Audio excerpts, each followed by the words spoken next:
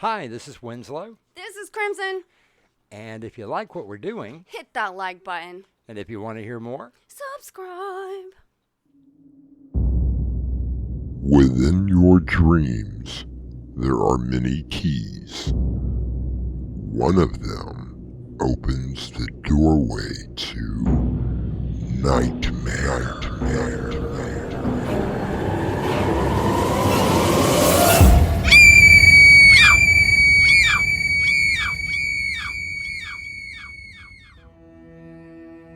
Come in.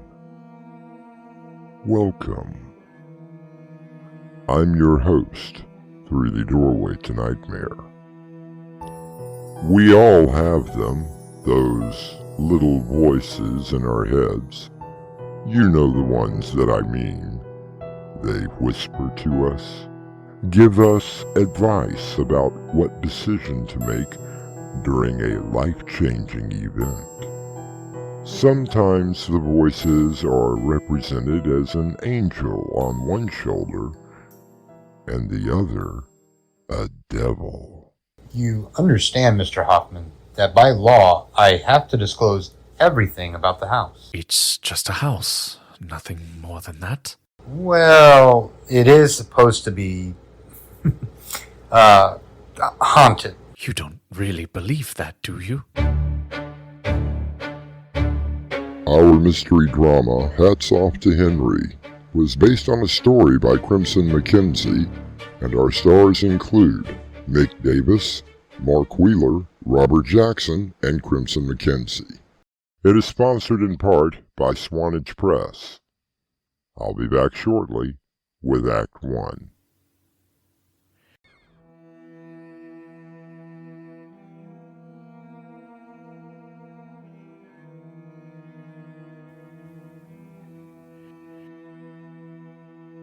Permit me to introduce to you Mr. Henry Harold Huffman, a nice agreeable chap who would do almost anything for anyone.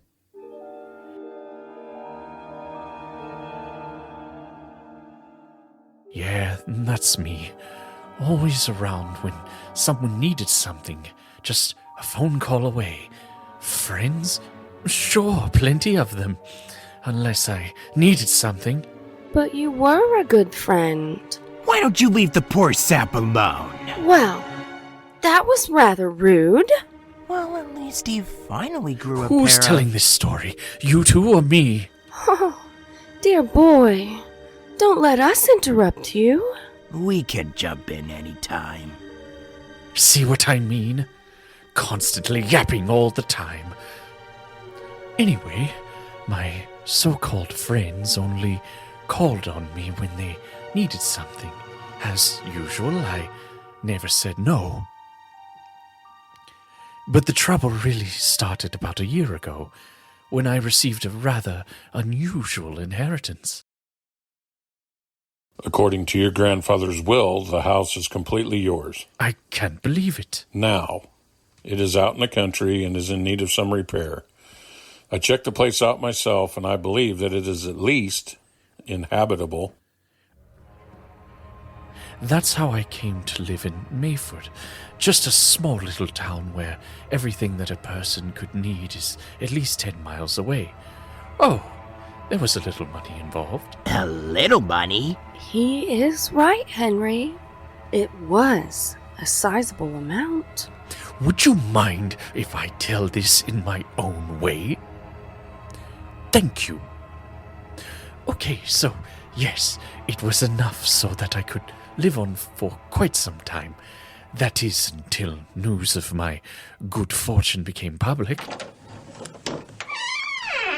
Oh, just a little bit of oil will fix that. When was the last time anyone lived here? Oh, I believe that would have been sometime in the 1940s. And it's been empty ever since?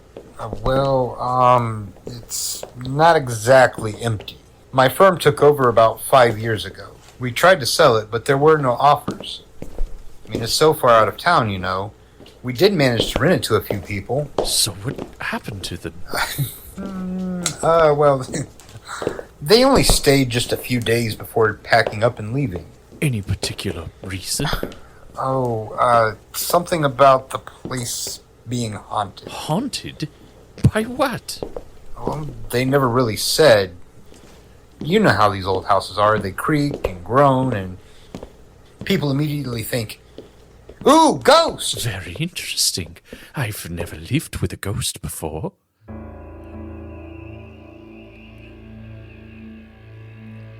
The first night in my new house was spent exploring.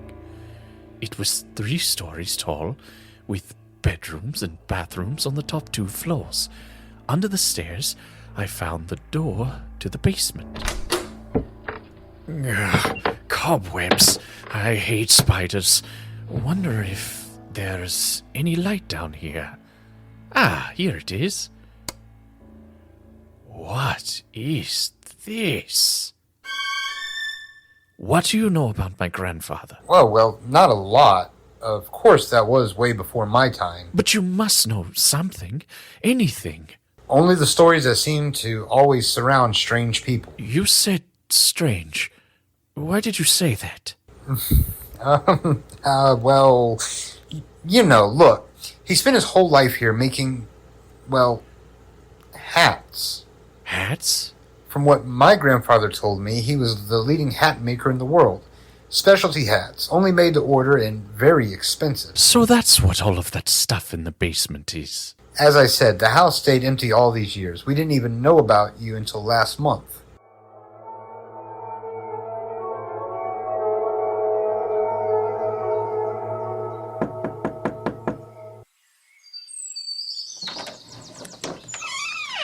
How do you do? My name is Martin Stewart, and I represent the Heartland Security Company. May I come in? Out here? In the middle of nowhere? How much danger could I be in? Oh, you never know. With everything going on in the world today, I don't believe that anyone is really safe. He's absolutely right. Just another salesman. All they want is your money, Henry. I beg your pardon? Well, I was just saying that one cannot be too careful nowadays. You really should consider what he has to say. You should consider taking a knife and cutting out his vocal cords. He's giving me a headache. Don't you hear that? I'm sorry? You mean you can't hear them? Perhaps I should come back at a more convenient time. Don't let him get away! No, you should invite him inside. At least hear what he has to say. Or at least choke him to death. Will you shut up? Yes, I think I will be going now. You idiot! Get him! No, you let him go. Wait, Mr. Stewart. It's okay, I'll come back. Whoa! Oh my God! Not the way I would have done it. Him falling down the stairs and breaking his neck. But it works. You are impossible.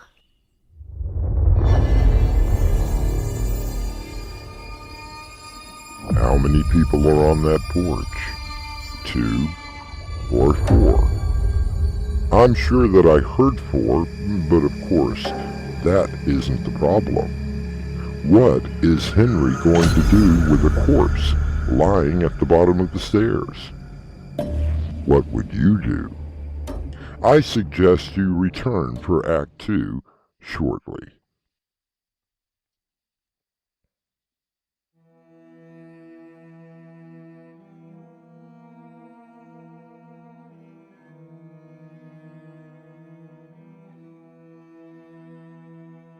I believe that we all have voices in our heads. That little devil that imagines us doing something truly evil.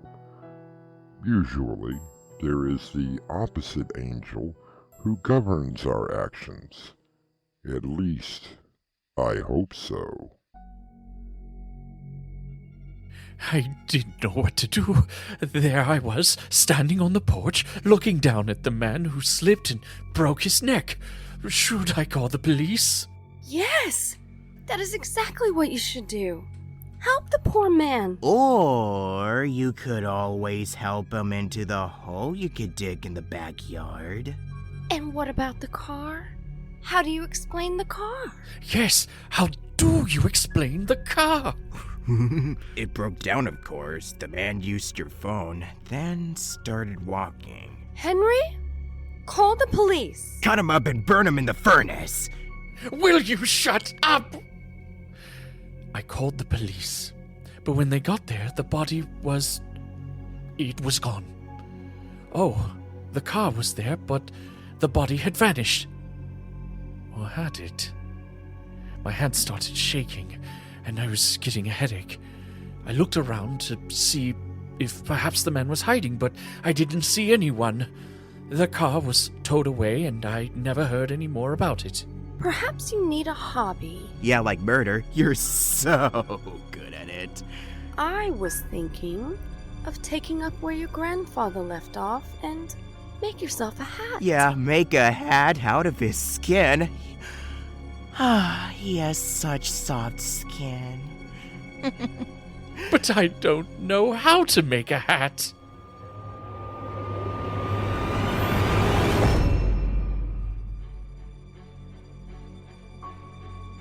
I went down to the basement to see what I could find.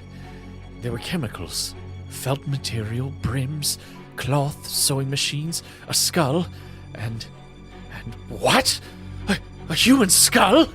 I found it in an old hat box, bone white, with leathered skin attached. I wanted to throw up. Hey, nice work. Oh, that's disgusting. Wonder who it was. Maybe I should call the police. Again?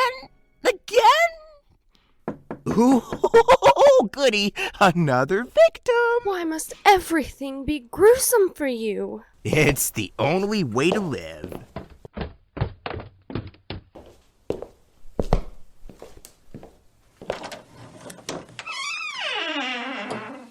Good evening, sir. Do you believe in the second chance? Oh, if you don't mind, miss. I'm Evelyn, and I was hoping that you... Evelyn, is it? Well, I have a splitting headache, and since it's Sunday, I plan on... Oh, no, sir. It's Tuesday. What? Yes, sir, Tuesday. That's the day we all go out and spread the word of the second chance. Perhaps you should listen to her. Or gut her like a fish. Exactly what are you selling? No, I'm not selling anything. I want to show you how your life would be better with the second chance. Is it some sort of religious thing? We of the Church of the Second Chance believe it is why don't you more just than push her a down the religion. stairs? It worked the last time. He tripped! I had nothing to do with it! I'm sorry, sir. No, I apologize. I shouldn't have yelled. I've not been sleeping very well, and I've had this headache for... Are you sure that it's Tuesday? Oh, quite sure, sir. It is Tuesday. Would you mind if I come in and we can discuss how your life could be so much better? At least inside you could slit her throat. Oh, no! That would stain the carpet. Maybe you could just strangle her. More fun, but no blood. That was kind of the point. Hey, whose side are you on? Oh, did I say that out loud? And very articulate at that. So what should I do? Well, we have some seminars coming Just up. kill her, Henry. Yeah, kill her, Henry, kill her. Now, of course, we cannot continue to operate unless we have some donations from... Money. I'm sorry? You want money, right? Oh, not right away. Perhaps a small donation would help. Always want money. Oh, it's only a small token amount. Oh, just kill her, Henry. Kill her! Murder her! But how? Oh, well, $100 is the usual Kill her. Strangle her. No, use the knife! But all that blood. Who cares? Just do it! Not on the Persian rug. Yes! Make sure to donate your finances.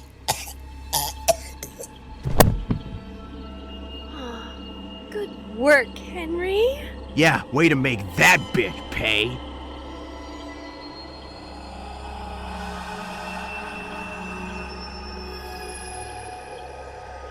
Isaac Newton once said, I can only calculate the motion of heavenly bodies, but not the madness of people. It seems that even the small voices have a touch of madness. I'll return shortly with Act 3.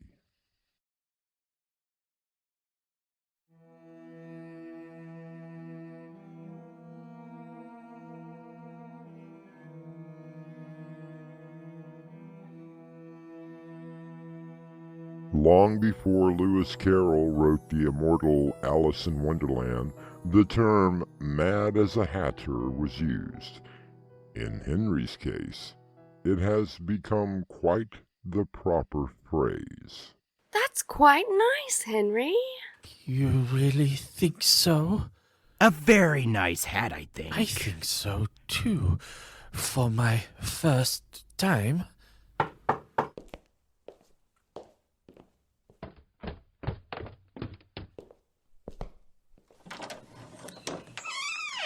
Well, it's good to see you're still here. Please, come in.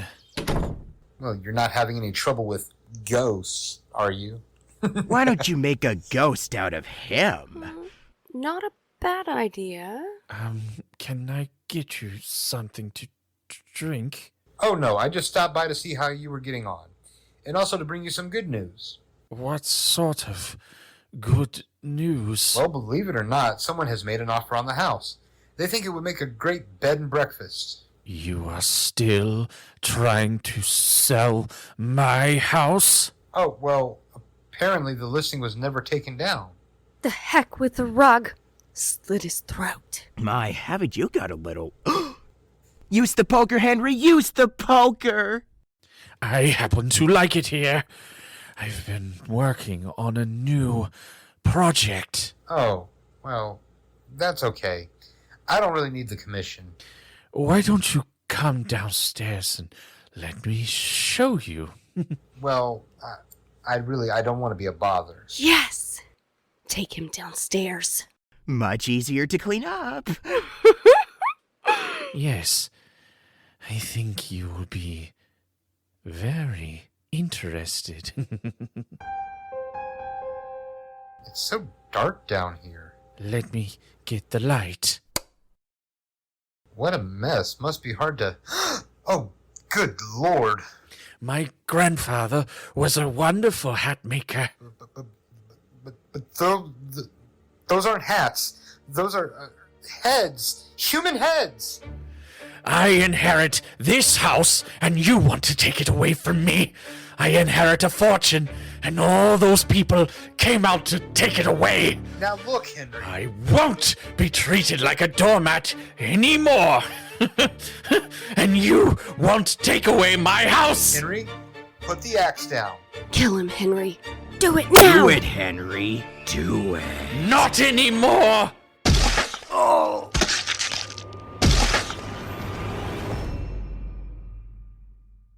I saw them. I truly saw them. They haunted me day and night, telling me to do bad things. I don't remember killing anyone, but they were there. You do believe me, don't you? Yes, Mr. Hoffman, I believe you. Well, Doc? Detective, did you find any remains of anyone? Not a soul. Tell me again what happened. Mr. Hoffman came into the station and started raving about heads and voices and murder. We didn't know what to do, so we brought him here. But you did investigate. Of course. Didn't find anything. What about the basement? Just a bunch of fabric and chemicals. Was there any mercury? Yeah, lots of it. And that would explain it. I don't follow. Mercury poisoning. I thought you got that from eating fish. In the 18th century, all the way up to 1941, hat makers used mercury on fabric. Exposure to mercury could drive you insane. So, what you're saying is that Mr. Hoffman is mad as a hatter? Fatally, Detective. I wouldn't be surprised if he lasts another week. We did discover one thing, though. What was that? In the basement, there was a hidden door. When we opened it, we found the remains of 27 people, and a notebook from what we gather was his grandfather. It turns out, Mr. Hoffman's grandfather really was a serial killer.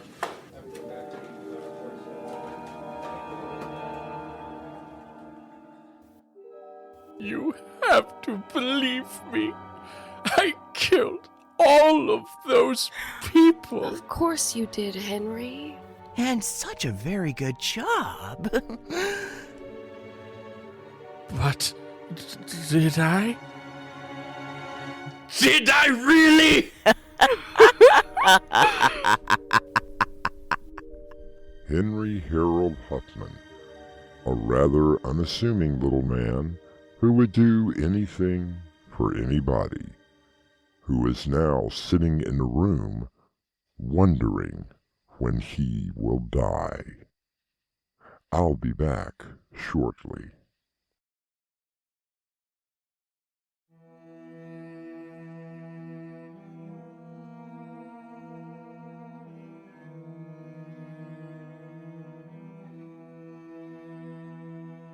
Mercury is not only found in seafood, but plenty of other things that we all consume on a regular basis.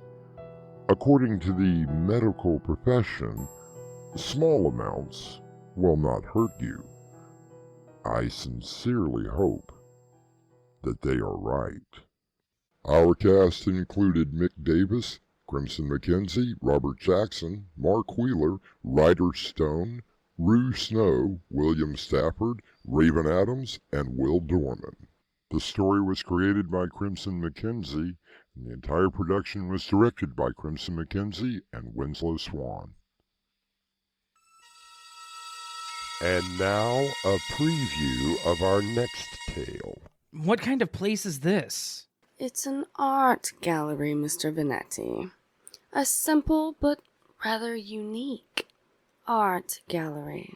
Nothing more. But these paintings, so grotesque. Demons, torture, blood in all of them. And the statues, hideous. You should look beyond the horror and see the inner mind of the artist. That is what art is all about. Isn't it? Doorway to Nightmare is brought to you in part by Swanage Press. This is your host, inviting you to return with us through the Doorway to Nightmare for another adventure into the world of your terrifying imagination. Until next time, slumber peacefully.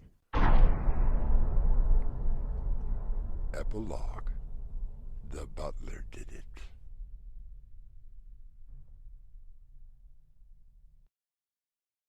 Hi, this is Winslow. This is Crimson. And if you like what we're doing, Hit that like button. and if you want to hear more, Subscribe. Within your dreams, there are many keys. One of them could open the doorway to nightmare, nightmare, nightmare.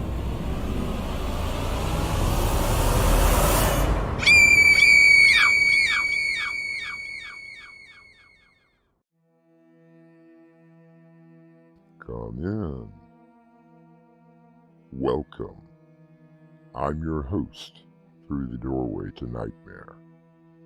The philosopher Aristotle once said, "The aim of art is to not represent the outward appearance of things, but their inward significance." What kind of place is this? It's an art gallery, Mr. Venetti. A simple but rather unique art gallery. Nothing more. But these paintings, so grotesque. Demons, torture, blood in all of them. And the statues, hideous. You should look beyond the horror and see the inner mind of the artist. That is what art is all about.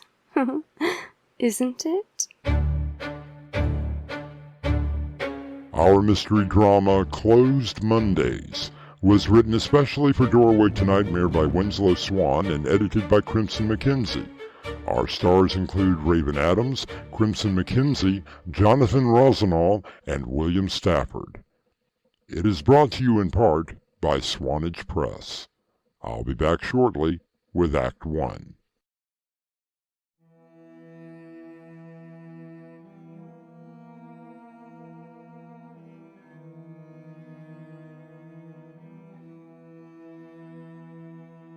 Have you ever visited an art gallery? The paintings and sculptures of past masters and up-and-coming artists can be quite exhilarating. It gives you a chance to reflect on the beauty of the world through the eyes of another.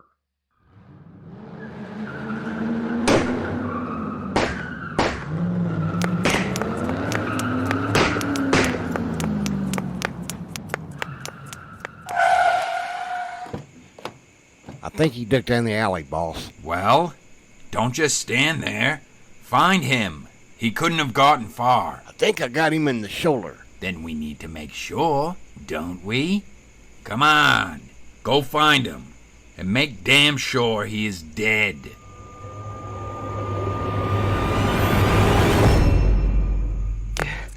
It won't get me. I'm smarter. It won't get me here. In here. Stay in here. They won't find me in here. I can wait them out. It won't get me. Excuse me? Yeah? Who are you? We are closed on Monday, sir. If you wish to come back tomorrow... Shut up! Now who are you? Sir, I can assure you that there is no need for a gun. All of our transactions are done by computer only. There is no money on the premises. I don't care about your money. Oh my, sir. It appears that you have had an accident. I guess you could call it that. I know I saw him come this way. Then find him. It appears that you are in need of some assistance, sir. Yeah.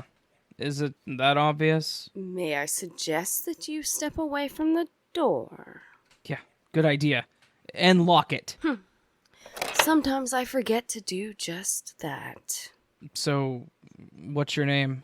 Dahlia. Miss Dahlia Salvador. Nice name. It suits you. In what way? Well, it's beautiful. Just like you. So, what is this place? What does it look like? Some kind of artsy museum? An art gallery, yes. Never did like these places. They always gave me the creeps. Really? Why would a place that displays the beauty of the world give you the, creeps? I don't know. I always felt that the people in the pictures were looking right at me. You know, like they were alive or something. You should give it a chance, Augie. Wait, hey, how did you know my name? Oh, I know everything about you, August Vitelli. Like what? You have been very naughty, haven't you? Then you should know that I'm not someone you should be messing with.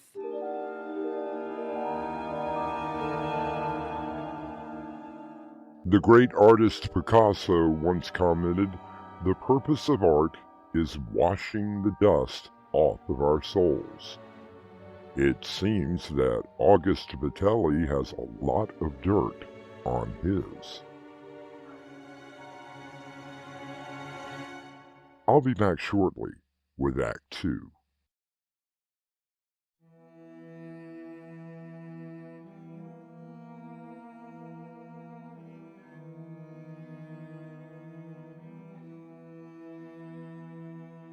August Vitelli, on the run from 2 assassins, has found his way into a most unique gallery. His hostess seems to know quite a lot about him, and he wonders how. Oh, I read the newspapers, see the news reports about your so-called exploits. Then you should know that I'm not someone you should be messing with. Believe me, Augie, I have no intention of messing with you. Perhaps you would like a tour of my establishment. Sure, why not? Say, why are you here anyways? I thought you said you were closed on Mondays. Close to the general public, yes. I choose to do my work when the gallery is quiet and peaceful. And what sort of work do you do? Besides being the owner and curator of this gallery, I am also an artist. Oh yeah? Any of your stuff hanging in here? All of my stuff is here. Would you care to explore? Okay, lead on.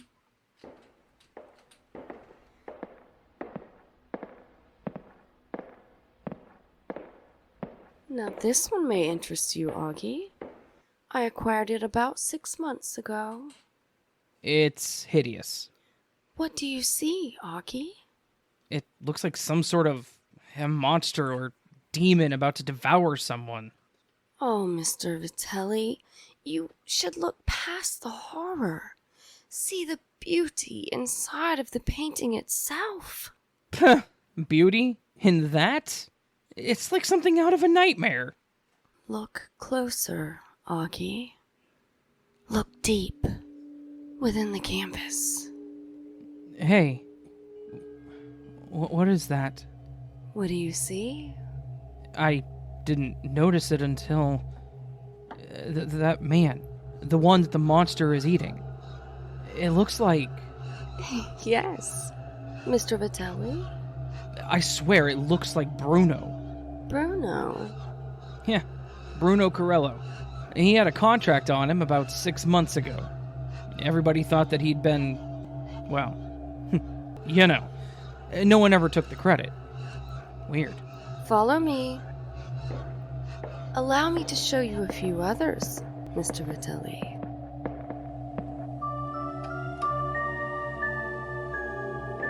Oh, now what sort of place is this? I've told you. A simple art gallery. There is nothing simple about this place. Every painting, every sculpture that you have, it's something grotesque. Beauty is in the eye of the beholder, Augie. If you choose to see horror, then that is what you will see. No, that's not what I mean. In every one of them, there is someone that I know or knew.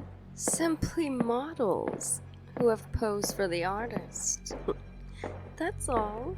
Yeah, but all of those people disappeared. Now how do you explain that? Mr. Vitelli, I am only an artist who happens to own an art gallery.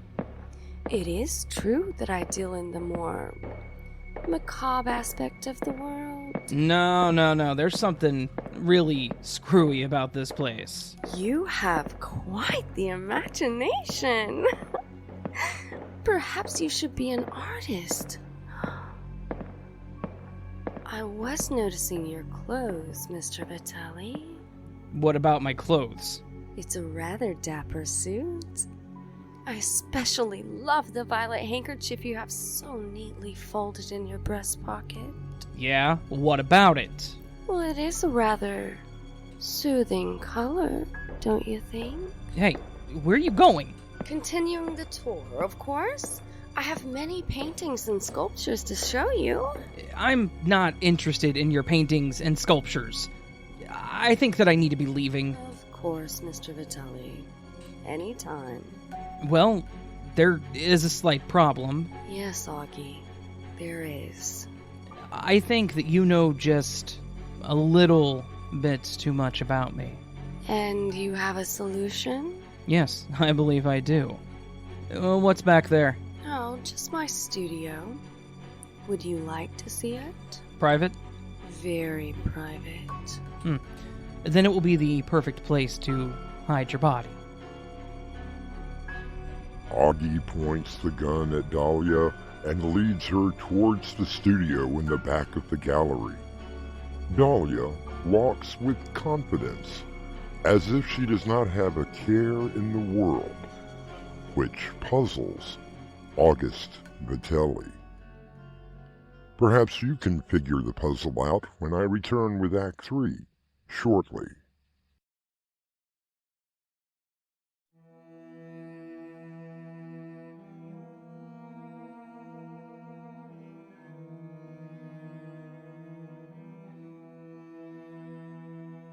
Art, in itself, is an attempt to bring order out of chaos, according to songwriter Stephen Sondheim. It seems that chaos has entered the gallery of Dahlia Salvatore. Now, say, what is this? This is my studio, where I create the works that you have already seen. You got nothing here. Only that black canvas in the middle of the room. No paints, no brushes, nothing. I am an artist, Mr. Vitelli. I use whatever materials that I find to bring order to the chaos. That is what art is all about. Look, lady, I don't care. In a second, I'm going to get out of here, and you... well, let's just say that your paintings will increase in value, since you'll be dead. I really do like the color of your tie, Augie.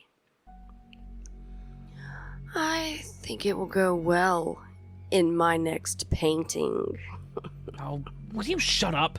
Yes, I believe that I will put you in a tree, in the middle of a green field. The contrast of your tie will be wonderful. Yeah, you asked for it.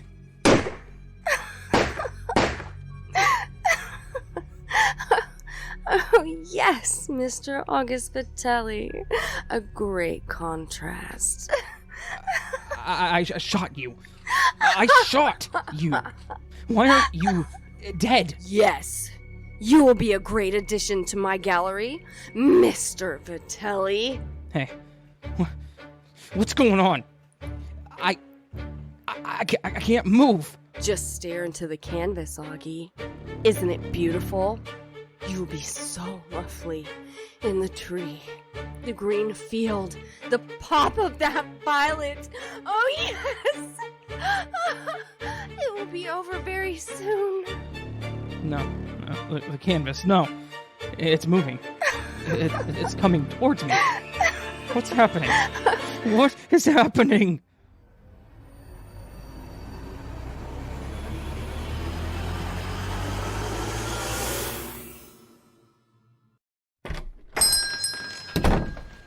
He had to have come in here, boss. It's the only place we haven't looked. Now, why would he come in here? Gentlemen, I'm sorry, but we're closed at the moment. Oh, excuse us. We didn't know. We will be open tomorrow if you would care to come by. Actually, we were looking for a friend. Yeah, a friend. We thought he might have come in here. I can assure you that no one has came in here tonight. Then you don't mind us looking around, do you? Well, if you would help me hang this painting, I suppose I could give you a private tour. Look, lady, We would be glad to help you, Miss... Salvatore. Dahlia Salvatore. And I would like to display this one right here by the door. Of course, Miss Salvatore. It's heavier than it looks. Yes, right there. Thank you, Anthony. Have we met before? I don't think so. Hey, boss, this painting. What about it? Well, look at it. See? All I see is a big tree with a guy. It's a guy hanging from a rope. What? No. That's just sick. That's not what I mean. Look at the guy. What about him? Don't you recognize the suit? That purple handkerchief? Hey, you know what? you're right. Miss Salvatore, where did you get this painting? I acquired it a few minutes ago. I call it Augustus. And I must say, it is so refreshing to see two men wearing ties. It's seldom seen today. Oh, I love the color. That crimson with the dark specks. Hey, boss. Something isn't right here. I wonder, would you two gentlemen help me in the back? I have two other paintings that I would like to hang tonight.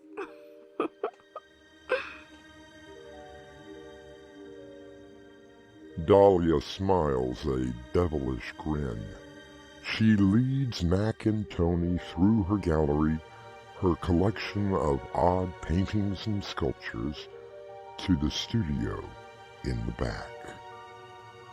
And I shall return shortly.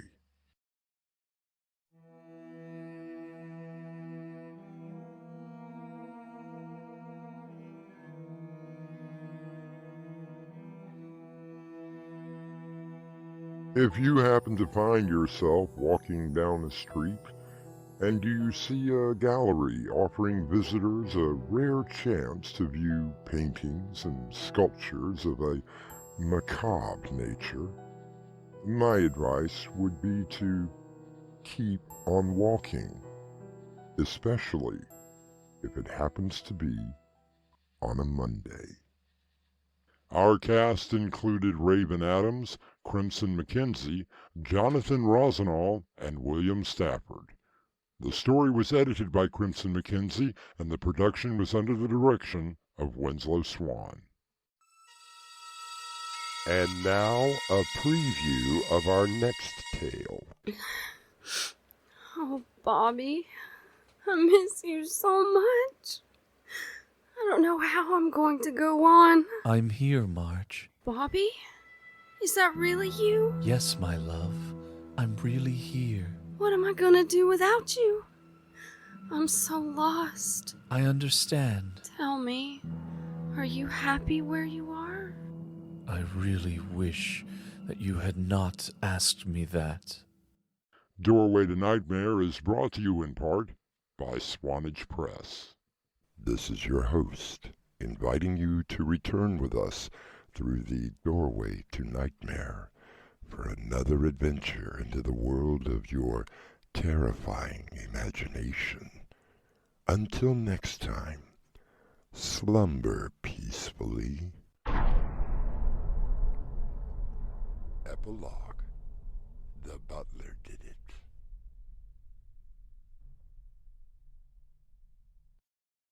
Hi, this is Winslow. This is Crimson. And if you like what we're doing, Hit that like button. and if you want to hear more, Subscribe. Within your dreams, there are many keys. One of them could open the doorway to nightmare, nightmare, nightmare.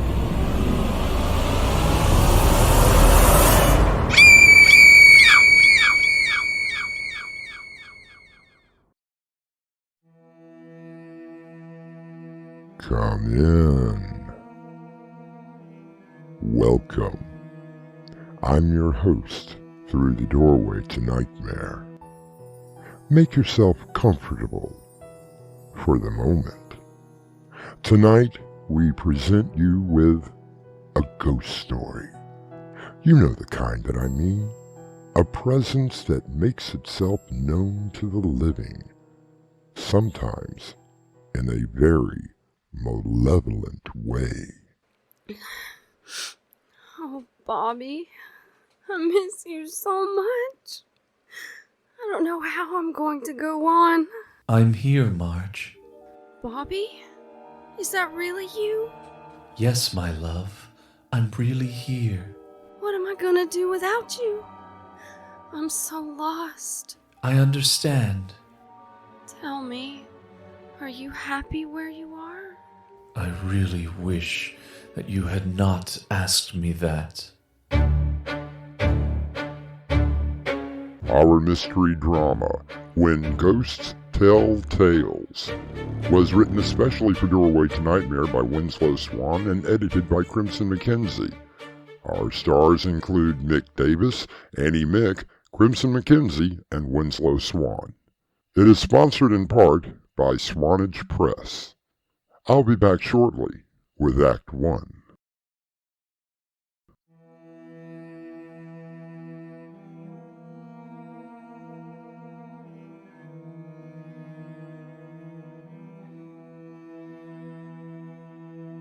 I have never understood the fear of ghosts. I have always found it a rather fascinating subject.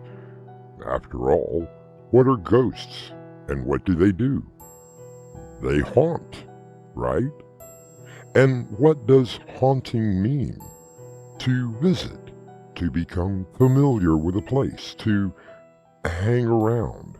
So ghosts merely hang around. I'm so very sorry, Marge. Thank you, Tom. I don't know how I could have gotten through this without you. If there's anything that you need, just let me know. I will. Thank you again. I'll call you tomorrow. Try and get some rest. Hello? Marge, are you doing okay? Oh, Angie. I just feel so damn lost. Oh, honey, I know. It was all so terrible. The crash, the inquest, and they never found the body? No! They said the fire was so intense that there wouldn't have been anything left, but I just can't believe that. Bobby was a good man. As long as you remember him, he isn't really gone. I just wish that he were here now. Do you need anything? No, not at the moment. Tom Akron just left. Who? Tom Akron, Bobby's attorney. Well, he's more of a friend than a lawyer. I take it he's handling the estate.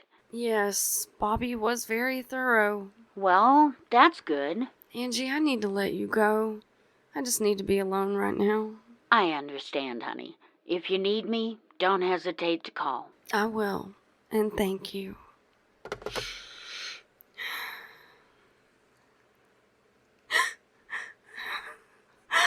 Why, Bobby?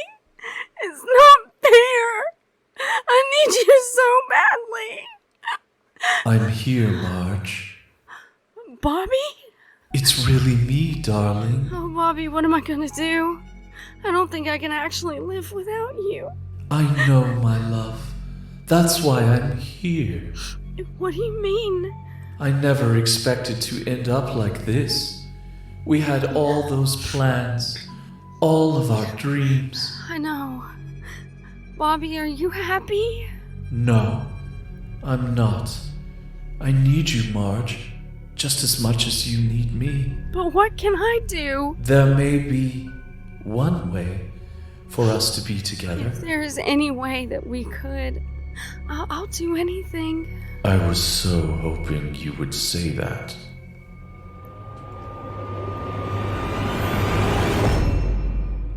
Marge, I know that it's been rough, but... Tom, he was here.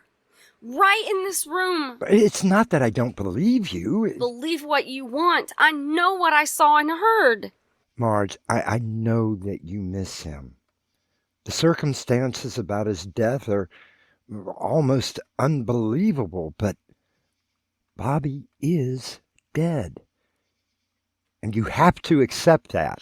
Tom, I know that he's dead, but the fact remains that he was here tonight. Oh, okay. Did he say why he came back? Yes, which is why I called you. Oh, Tom, he is so lonely over there. He's as lost as I am. Marge, what did he say? As our lawyer, I want you to do something for me. Well, that depends on what it is. I want you to give all of my money away. Specifically, a new charity. I have their information. Are you serious? Very. You see, I won't be needing any money. Not where I'm going.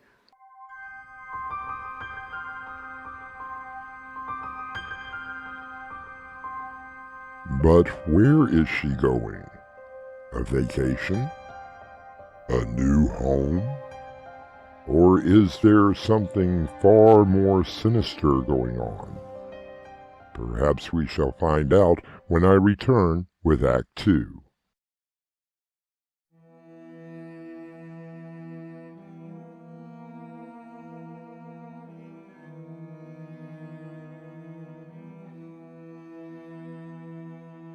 Compromise. It is something that we all do in any relationship. We compromise at work to get the job done. We compromise in the business world so that contracts can get signed. And in marriage, we compromise to keep the relationship intact. I guess you were wondering why I called you down to my office. It is unusual. I don't think that we've formally met. I only saw you at the memorial service for Bobby. Did you know Bobby well?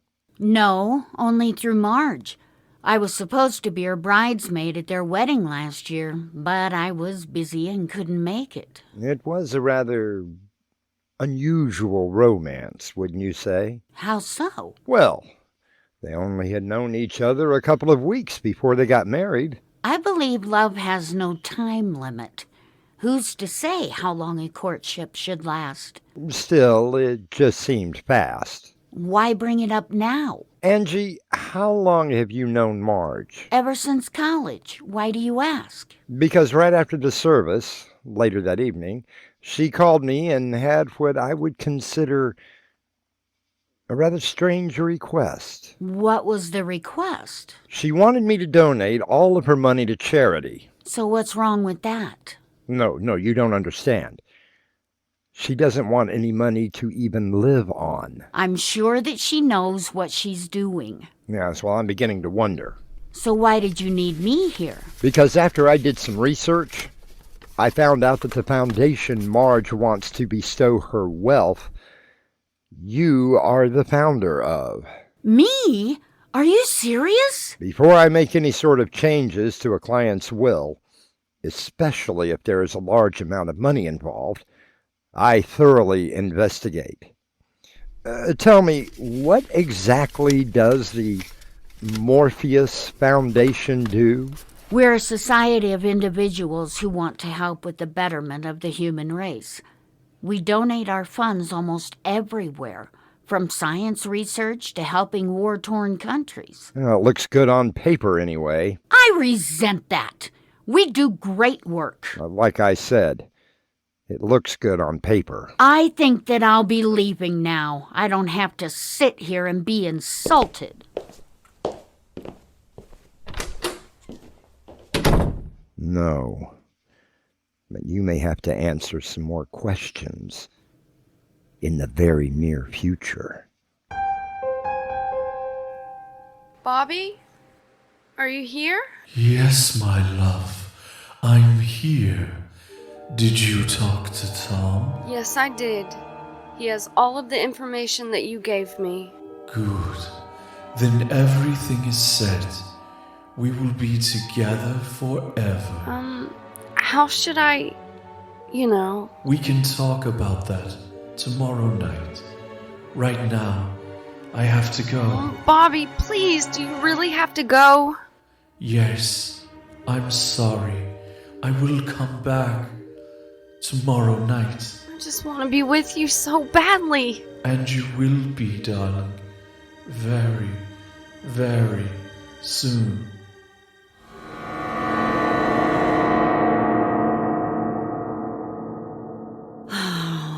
I hope this is over soon. Don't worry. It will be. Bobby! You scared the hell out of me. I thought you said it was dangerous to come here. Have you seen Tom? Yes, and I'm worried now. There's nothing to worry about. I told you. I have this all planned out. By the time Tom figures it out, we shall be living abroad, making 20% interest. No, I think Tom suspects something. Don't worry. It's going to work out perfectly. Oh, sure. Isn't that what every criminal thinks? Just one more night. One more night for my ghost to appear to Marge. She's close. Very close. How do you think she'll do it? Pills, more than likely. She was always taking pills, and she has enough medicine to open her own drugstore. What if someone finds out what we're doing? Who's gonna find out? Tom? Believe me, he was never the sharpest tool in the shed. Such a cliche, and very dangerous.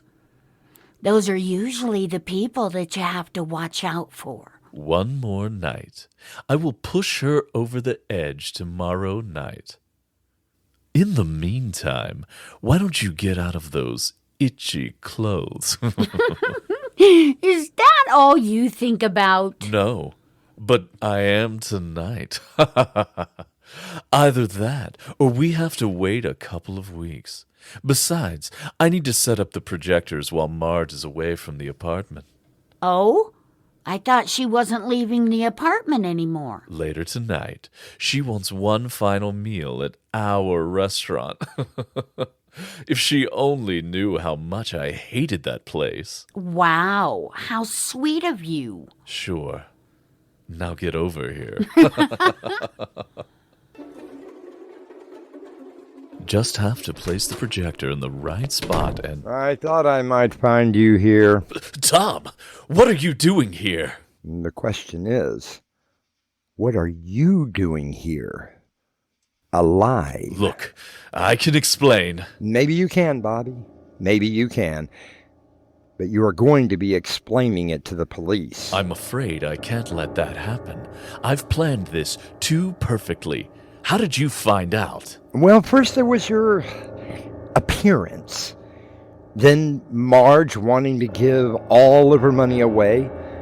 The clincher was when I found out that you and Angie had known each other in college. Guess I should have used another attorney. I'm calling the police, Bobby. No, Tom. I don't think so. You don't think I've known you have been in love with Marge? At least I can take care of her after they convict you for fraud and murder. Then I guess one more murder won't matter, will it? What do you mean? This. Problem solved.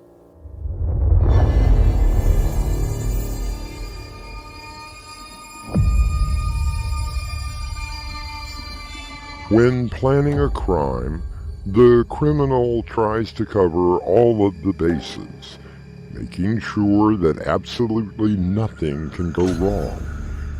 In the annals of crime, something always goes wrong. You don't go wrong and return with me for Act 3 shortly.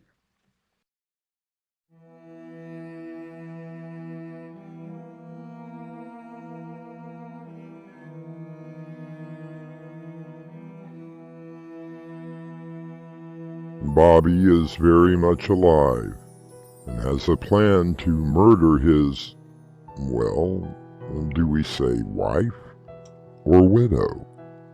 How would you characterize her now? How long do you think it'll take? Not long at all. I'm still worried about Tom. Tom will no longer be a problem. I've taken care of everything. And after tonight, we will be together forever. Well, about that. Bobby, what are you doing? Forever is such a long time, Angie. No! Bobby, put that gun down! You played your part very well. I no longer need you. But you said that you loved me. Of course I did. I told Marge the same thing. After tonight, I'll find someone else to love. Bobby, no!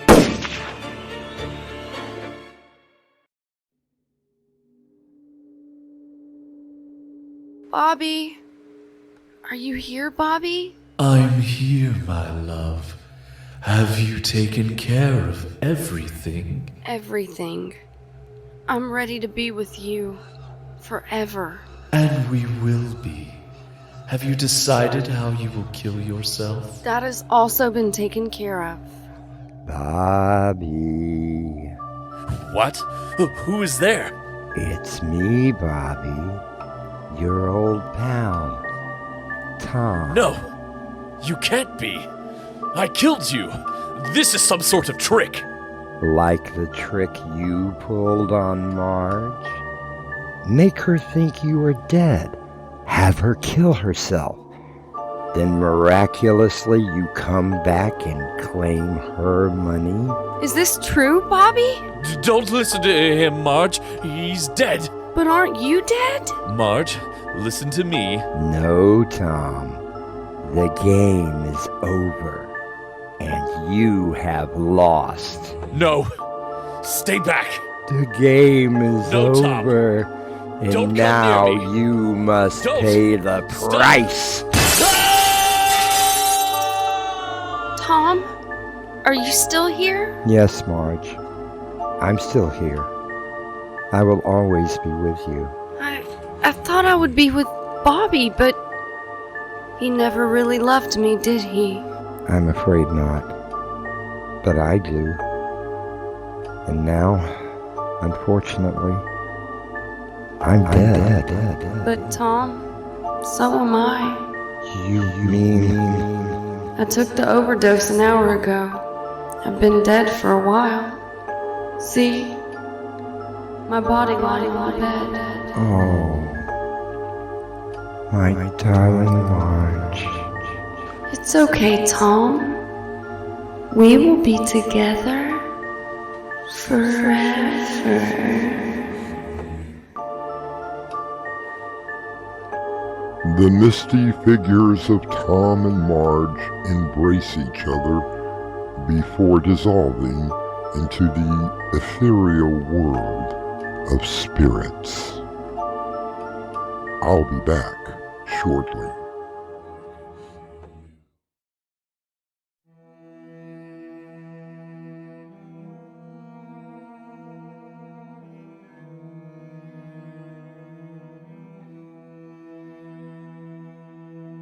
George Eliot once wrote, "Our dead are never dead to us until we have forgotten them." I like to think that no one really dies, that as long as they are remembered, they simply move on to the next great adventure. Our cast included Mick Davis, Crimson McKenzie, Annie Mick, and Winslow Swan. The story was edited by Crimson McKenzie, and the entire production was under the direction of Winslow Swan. And now, a preview of our next tale. No, I don't expect you to believe my story. I would be insane to expect that. Yet I still have my sanity. While there is still time, I feel that I need you to understand what has happened to me. It was just a series of household events that have tortured, have destroyed me, and put me in this position. Oh, perhaps someone less excitable, more logical than I could explain them, for I've not been able to. I can only tell you the facts. And that I have to do now, for tomorrow justice will be served, and I will be put to death. Doorway to Nightmare is brought to you in part by Swanage Press. This is your host, inviting you to return with us through the Doorway to Nightmare for another adventure into the world of your terrifying imagination. Until next time, slumber peacefully. Epilogue. The butler did it.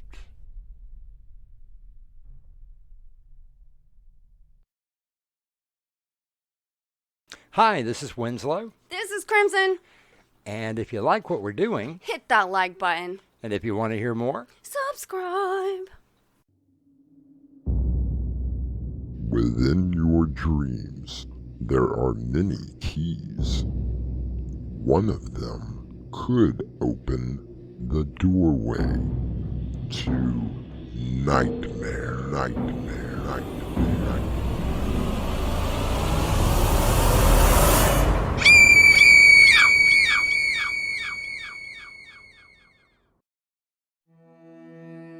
Come in. Welcome. I'm your host through the doorway to nightmare. Have you ever wondered about the small, seemingly inconsequential things that happen to you in your everyday life? While at the time they may seem unimportant, until they build up to a horrifying conclusion. No, I don't expect you to believe my story. I would be insane to expect that, yet I still have my sanity. While there is still time, I feel that I need you to understand what has happened to me. It was just a series of household events that have tortured, have destroyed me, have put me in this position. Oh, perhaps someone less excitable, more logical than I could explain them, for I've not been able to. I can only tell you the facts, and that I have to do now, for tomorrow justice will be served, and I will be put to death. Our mystery drama, The Black Cat, was adapted from the short story by Edgar Allan Poe and written especially for Doorway to Nightmare by Winslow Swan and edited by Crimson McKenzie. Our stars include Crimson McKenzie, Winslow Swan, William Stafford, and Jonathan Rossignol. It is sponsored in part by Swanage Press.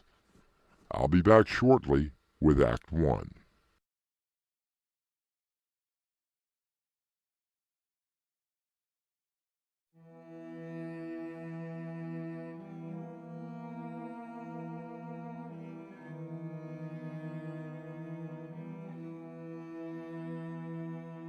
I am sure that you have heard the old saying about cat people and dog people, or that a person does not own a cat, but that they own you.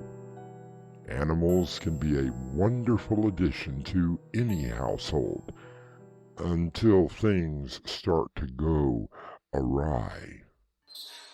No, there was nothing in my childhood that could have foretold of the events that I am about to relate to you. I was always a sweet and gentle child. I was kind to everyone and helped out when I could. Mostly, I liked animals, all kinds of animals. I married quite young and found that my wife also shared my interest. And very soon we had quite a collection. We had some birds and fish and a scruffy little dog and a cat, a beautiful cat.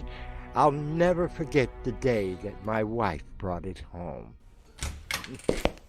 Hello, my dear. Hello. Well, you're home early. Oh, look what I just brought home, Charles.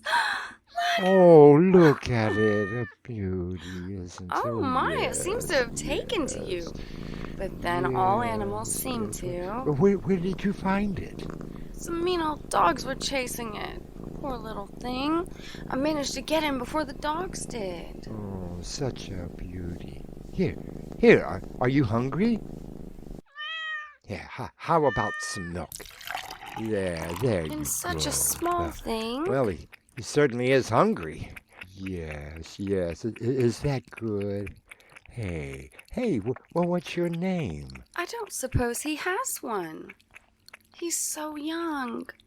I don't think that anyone owns him. Well, then, we have to give him a name. You mean we can keep him? Keep him? What are you talking about? Of course we can keep him.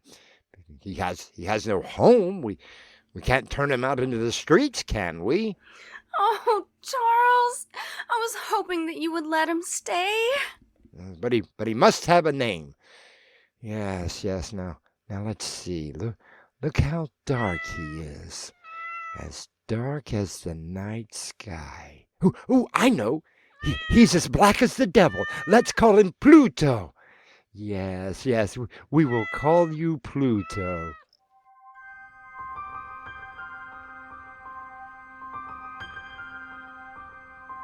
Pluto grew up to be quite a remarkable cat. Of all the animals in our home, he was my favorite. A constant companion to me, even to the point of trying to follow me out into the street. But as the years went by, there was a change in me, a radical change that I am now ashamed to admit. Yes, I began to drink heavily, and my temper was shortened. As drinking became more and more necessary, I became more moody and irritable. Charles? Charles, where are you going? I don't have to tell you where I'm going. Charles, please.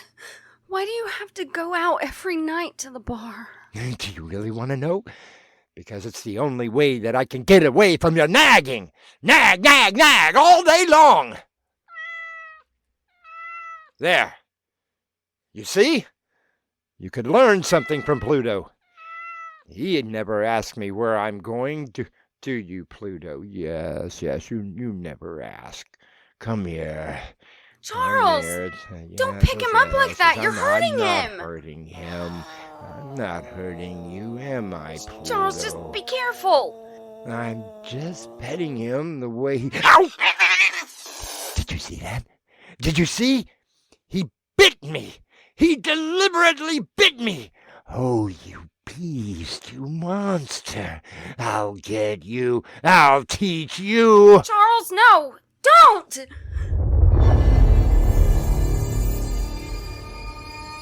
Yes, I hate to admit it, but my anger with the poor beast overwhelmed me. I caught him and held him fast, and pulling out my knife, I proceeded to cut out one of his eyes. After I had slept off the night's drinking, reason had returned to me by the next morning. Oh, I experienced half horror and half remorse for the crime of which I had committed. But that did not stop the drinking. In the meantime, Pluto recovered from his injury. The socket was indeed a ghastly sight, but he appeared to be in no pain. No, he would run from me, and this filled my heart with grief and remorse. That soon led to irritation, and one night, in a drunken madness, I slipped a noose around the poor creature's neck and hung it in the tree in the garden. I knew that it had loved me for no reason. This seemed to infuriate me. In my drunken stupor, I went to bed fully dressed. Charles! Wow, Charles! wow. Wake up! What's the matter? Let me sleep. Charles! There's so much smoke! What? Something must be on fire! Oh, good Lord, Lucy! It's our house! Our house is on fire! Come on, quickly! Quickly, darling, or we will be burned alive! Come, this way! No, breathe! Quickly, this way! I can get you through the flames! Here is the door! Come on! Charles! Our house!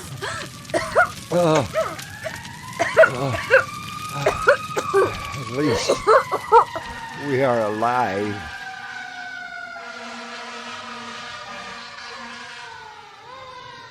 I went by the ruins the next day and noticed a small crowd of people staring at something. Will you look at that? A cat. Yeah, that's what it looks like.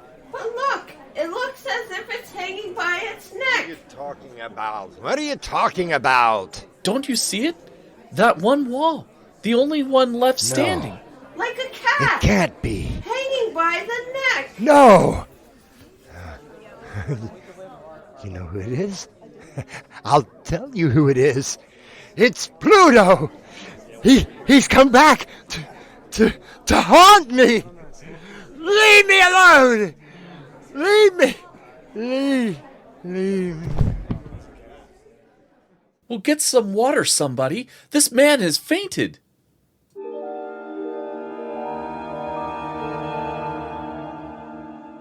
It is said that our actions, no matter how small, may have consequences. Charles would say that the fire was the consequence of the murder of his cat. Why don't you hang around until I return with Act 2?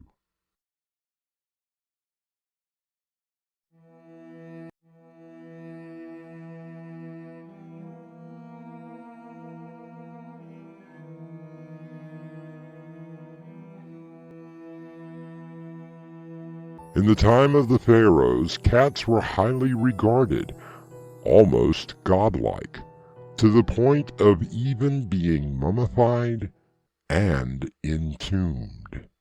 You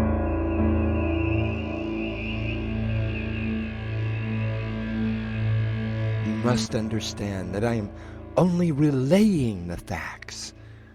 A simple chain of ordinary events that led up to, well, what will happen to me tomorrow.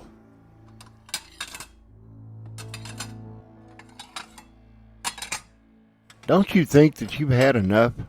Just give me another one. Yes, sir.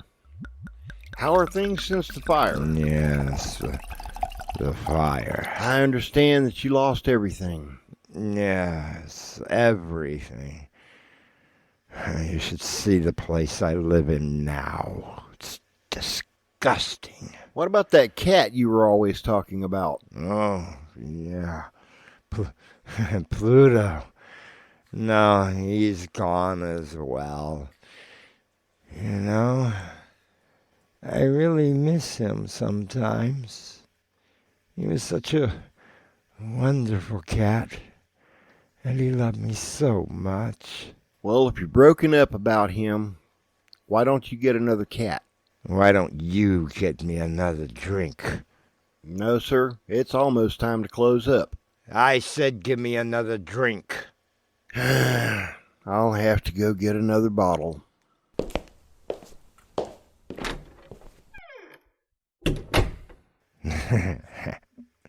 Why don't I get another cat, he said. Well, why don't I get another cat? Well, there's nothing that says I can't get another one. Hey, where did you come from? I've been staring at that table for 5 minutes and didn't see you. Come here. Yes, pretty kitty. Yes, come here and sit on my lap. There's a good cat. You know, you look a lot like Pluto. Only you have a small ashen patch on your chest.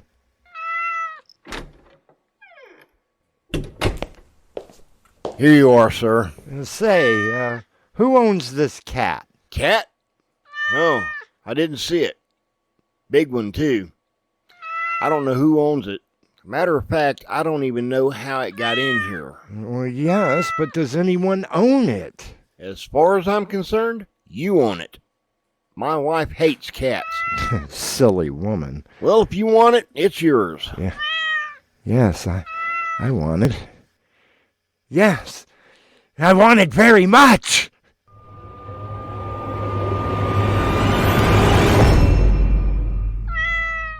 Charles, this is such a wonderful cat. Just since last week, it's made itself so much at home. You would have thought that it lived here always. Yes, I've noticed that. And it reminds me so much of Pluto. Yes, but this one has a patch of white on its chest. Don't forget that. Yes, dear, that's right. But I can't help wondering, whatever became of Pluto? He disappeared the day of the fire, and... I know he disappeared. Well, maybe he knew that the house was going to burn down. See how it loves you? It's rubbing up against your leg just the way Pluto did.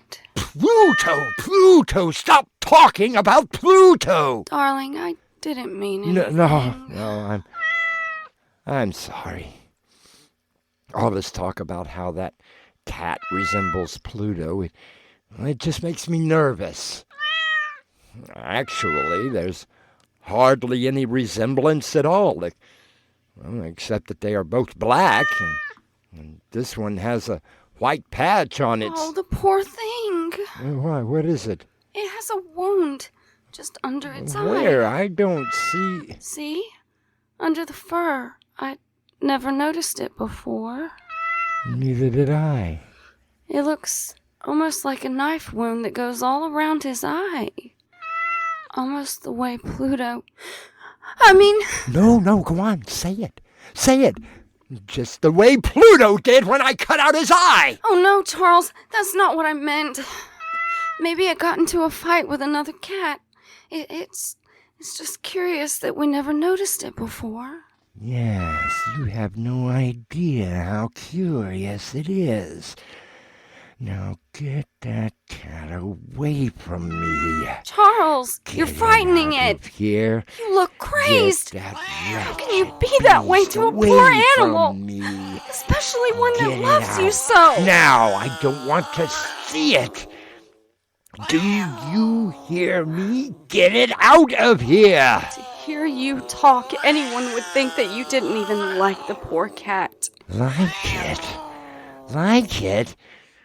I can't stand the sight of it. I loathe it.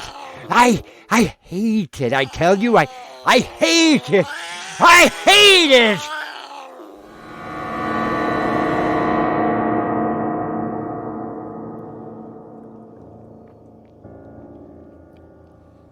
And the more that I hated it, the more affectionate that it became toward me.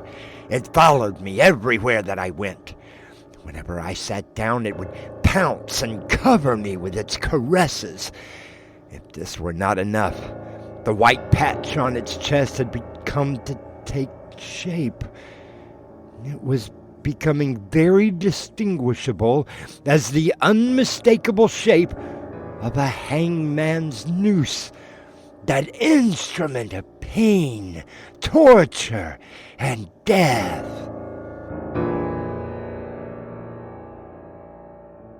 Charles, are you going out again tonight? Yes, I'm going out, and I don't know when I'll be back. Before you go, do you think that you could help me bring up some wood from the cellar? Why do you need more wood? The house is very cold, and you know that I've been sick. I can't carry the wood by myself. Please, Charles. Oh, all right, come on. You could have asked me earlier.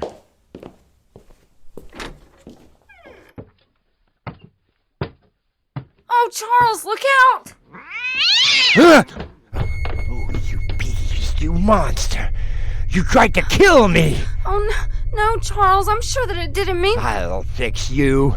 What are you doing with that stick? I'll show you, you wretched little... Please, don't! Let go of my arm. No, Charles, please, don't! Let go of my please, arm. Charles, don't do Are it! you going to let go of my arm? Let go of my arm!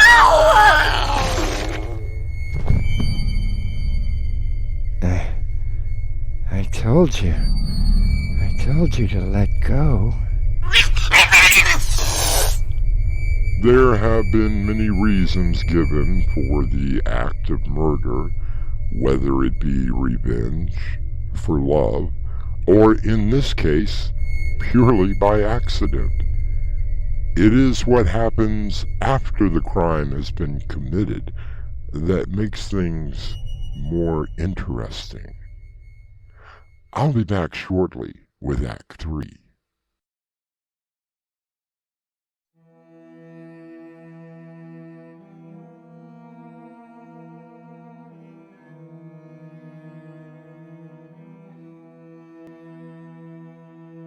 A series of incidents in the life of Charles has led up to the murder of his wife Lucy. Incidents, when taken apart, seem to be ordinary, but increasingly violent in nature.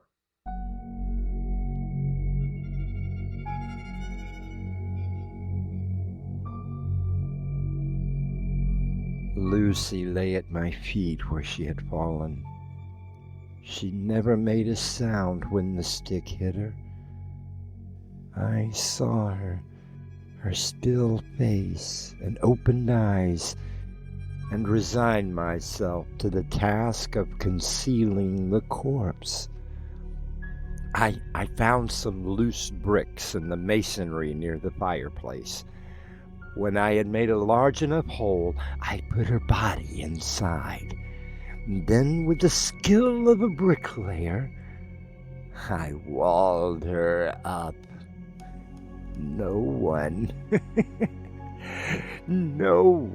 would ever know. Naturally, questions were asked about her.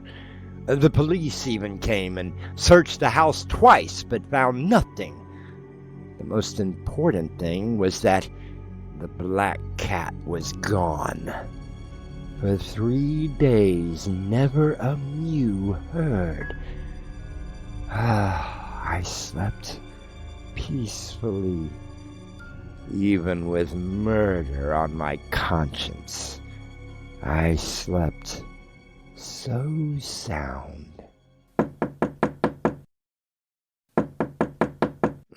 Yes. Just a minute. I'm coming. Oh, Sergeant. To what do I owe the pleasure of your company again? This is Officer Joe Andrews.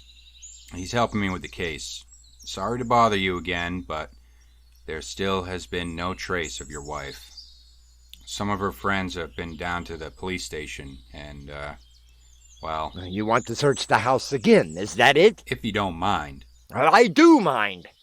You've already searched it twice. She's not here.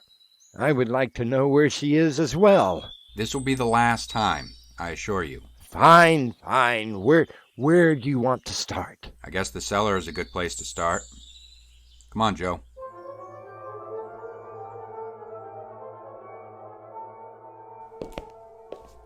Well, there's nothing down here. Guess we can start upstairs. You know, Sergeant, this is a very well-built house. Yeah, it seems to be. I don't think that there has been a better built house than this one. Well, you're not leaving, are you, gentlemen? Why, look at this wall. So finely crafted that it will probably last 100 years. Hey, do you mind if we... Well, here, let me show you. I can take this stick and beat on it all day long, and there will not be a... What in the name of God was that? I don't know. Maybe it was the wind. That wasn't the wind. Whatever it was, it's behind that wall. Joe, take this crowbar. I want you to knock that wall down.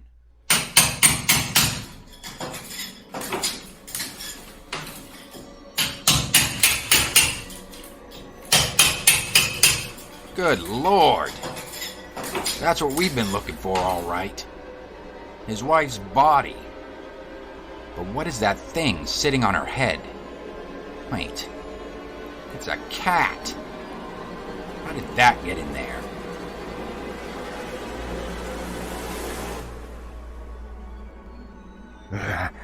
I know how it got in there. Look, you see? It's been feeding off of her body. I must have walled it up with Lucy. I never even noticed.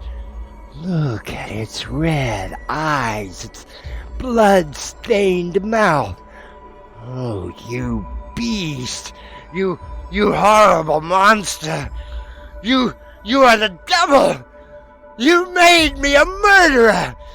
For 3 days you've been in there waiting and waiting to send me to the death chamber.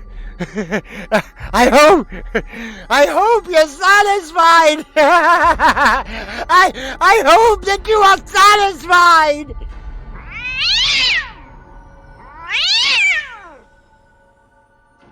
Charles collapses to the floor as he is handcuffed. As he looks up at the black cat, he notices that it seems to smile at him. I'll return shortly.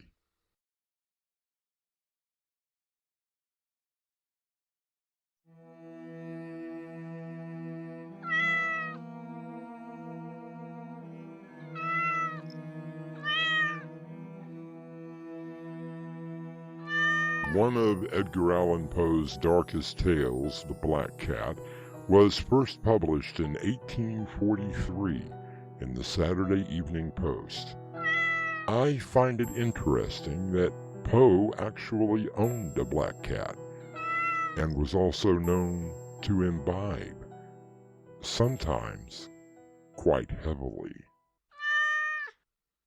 Our cast included Winslow Swan, Crimson McKenzie, Mick Davis, Rue Snow, William Stafford, and Jonathan Rossignol. The story was edited by Crimson McKenzie, and the entire production was under the direction of Winslow Swan. And now, a preview of our next tale. Are you absolutely sure that you are home, Fred? Oh, I swear. I haven't left the house. I promise. Okay, so if you are home, what is that dark shape in the corner?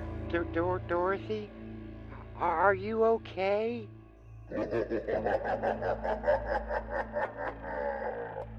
Fred, I think the Carsons have a very serious problem. Doorway to Nightmare has been brought to you in part by Swanage Press. This is your host, inviting you to return with us through the Doorway to Nightmare for another adventure into the world of your terrifying imagination. Until next time, slumber peacefully. Epilogue. The butler did it.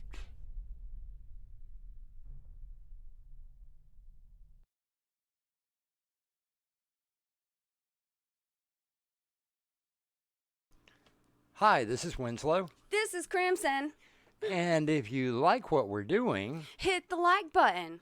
and if you want to hear more, Subscribe.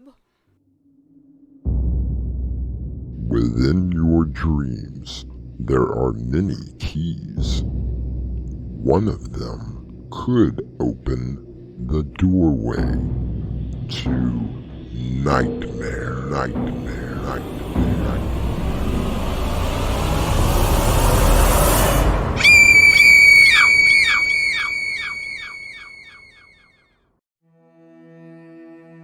Come in. Welcome. I'm your host through the Doorway to Nightmare. Algernon Blackwood once said that it is, alas, chiefly the evil emotions that are able to leave their photographs on surrounding scenes and objects. Are you absolutely sure that you are home, Fred? Oh, I swear. I haven't left the house. I promise. Okay, so if you are home, what is that dark shape in the corner? Dorothy, are you okay?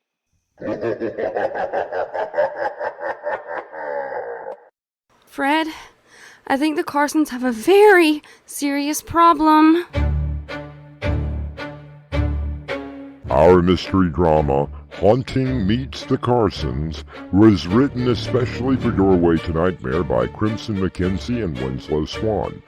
Our cast includes William Stafford, Annie Mick, Dave Archipov, Mick Davis, Crimson McKenzie, and Winslow Swan.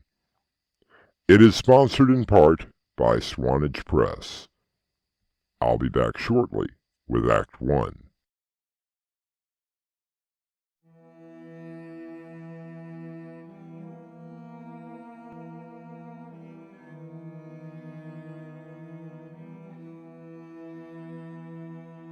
If you are a regular listener to these plays, you will undoubtedly know about our resident ghost, Frederick Washington Davis. It has been quite an adventure for him and his hosts, Stan and Dorothy Peters. They have managed to get around most of the difficulties of having a permanent ghost in their home. Maybe we can all eat in peace tonight. Unless one of Millie's ghosts appears. That's not funny, Dot. Oh, Stan, it's okay. Fred swore he would stay at home while we had dinner with the Carsons. He swore he would stay home while we took a vacation. Look how that turned out. Now, Stan, it was his first time home alone, and he got a little scared. It wasn't his fault. Let's just try and enjoy ourselves tonight. Besides, being invited by the boss to dinner is quite an honor. I'm proud of you. Well, it is Labor Day. I guess they decided to have a party.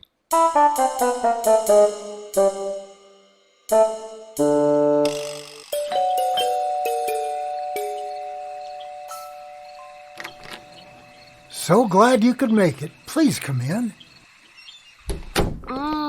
Something smells good. Oh, it's nothing special, just a pot roast. Well, it still smells delicious. Thank you. Would you two like something to drink? Thank you, Mr. Carson.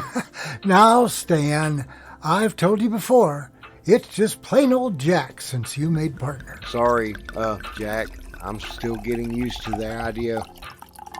Ooh, a very nice wine, Jack. Jack prides himself on his wine, don't you, dear? Glad you like it, Dorothy. Now, Stan, about that new contract. Now, Jack, no shop talk tonight. Remember your promise? Yes, I remember. You don't forget your promise. Don't worry. No ghost tonight. Amen to that. Oh, Millie, would you mind if I use your bathroom? Of course, dear. It's just down the hall to the left. I just need to wash up a bit. I'll be back in just a minute. I'll freshen your drink.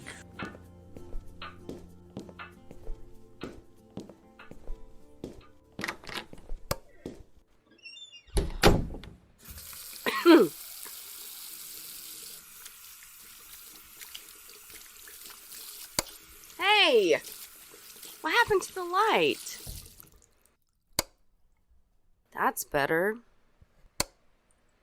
What is going on?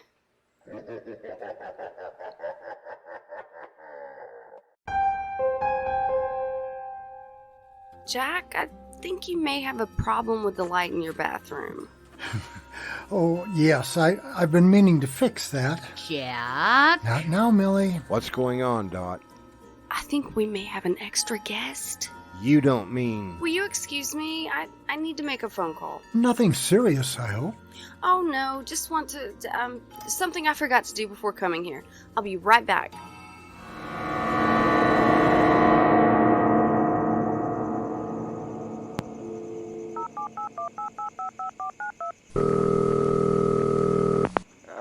Hello? Hello? Can you hear me? Hello? I think I pressed the right... Fred, it's me. Oh, hi, Mrs. Peters. I wasn't sure if I was working this thing right. Never mind that. Are you at home?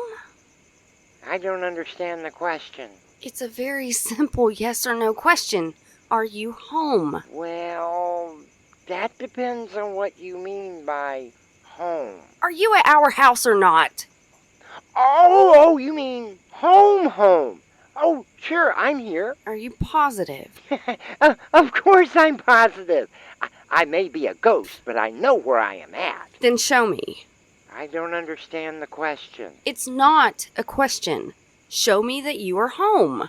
But how do I... Just hit the button that has the little camera on it. But you told me... I know what I told you. Look, Fred, I know that you're not used to a cell phone. And you told me never to answer it unless it was you or Stan. Yes, you did a good job. Now I'm telling you to forget all of that. Just hit the video button. Where is it? It's the bottom one. On the left side, right at the bottom. It looks like a tiny camera. Is this it? No, not that one. The other one. That's the music player. Wow. Oh, this thing plays music too. Fred, will you focus? Now press the video button. Oh, I'm sorry. Here. Is this it? Yes. How did you get in that tiny little box? Are you okay? I'm fine, Fred. We'll talk about it later. So you can see me okay? Yes, yeah, I can see you. Wow, this is awesome. Yes, very awesome. So, how is dinner? We haven't eaten yet. Is Millie still seeing ghosts? Fred, I need you to... I know she sort of saw me last Christmas, but... Fred, will you shut up? I'm sorry, Mrs. Peters. It's okay. I'm sorry for saying shut up. What I want you to do is turn the phone around and show me exactly where you are in the house. You mean like this? Yes! Good job. Okay, just go a little slower. Well, I'm just in the kitchen. I see that. And you swear that you have not been out of the house. Dorothy, what's going on over there? Oh, I'm beginning to think that Millie isn't crazy after all.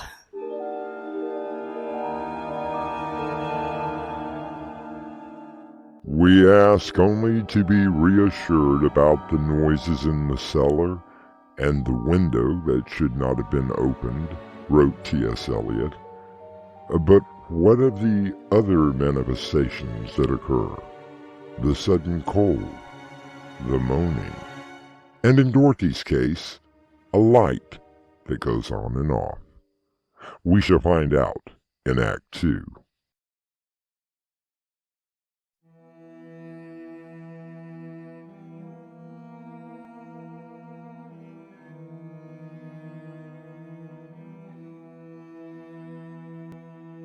Dorothy and Stan Peters have been invited to his employer's home for a dinner party.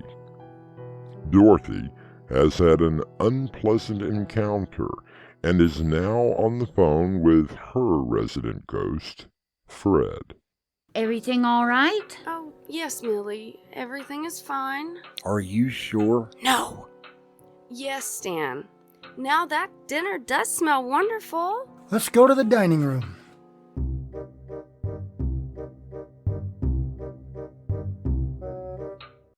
That was delicious, Mrs. Carson. Thank you, Stan. A little more wine, Dorothy? Oh, I think that would be lovely. What was that? Jack, it's starting again. Millie, I warned you.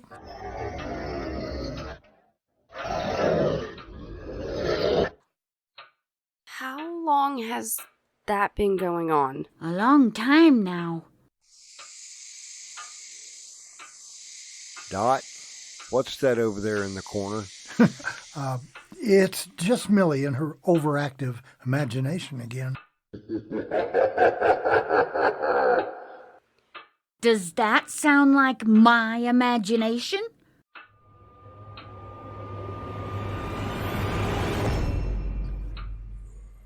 I'm sorry, honey. It's okay. I just thought it was too many 3-martini lunches and nightcaps. If you saw and heard that all the time, you would be drinking as well. Agreed.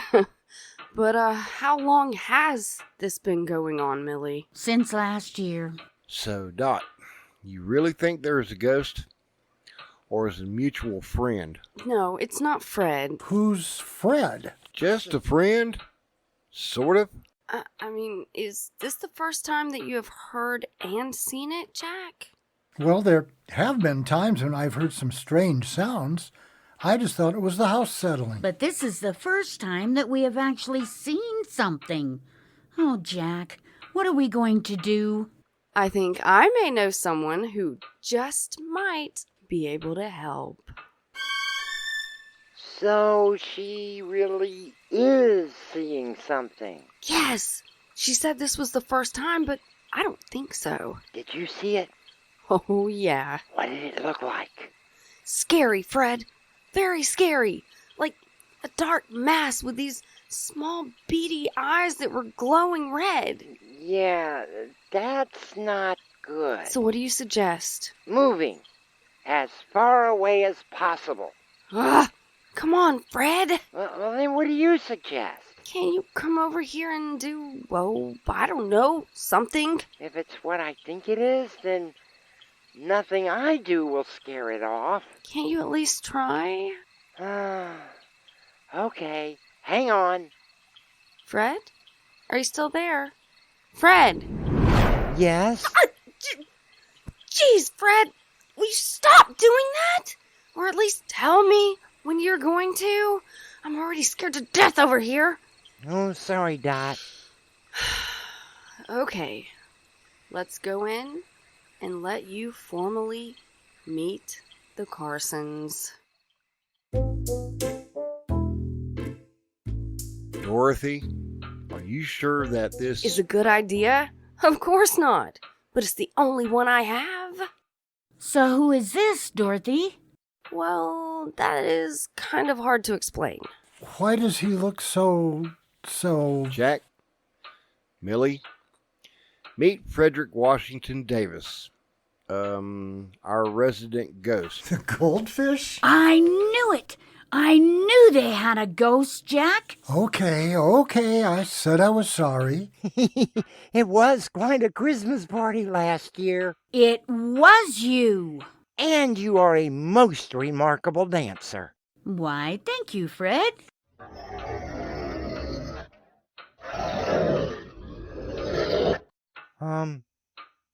Dot? Is that it? Just do your magic. Okay. Here goes nothing. Are you prepared to meet your fate? Beware. Is that the best you can do? Oh, well, I wasn't really trying, but... Give it another go. Are you prepared to meet... No. Methinks that you could do better, Varlot. Wait a minute. What did you just call him? I think he said Varlet. I know who that is. A friend of yours? Much more than a mere friend. I have finally been able to break the veil, and now, my dearest Millie, I have come for you.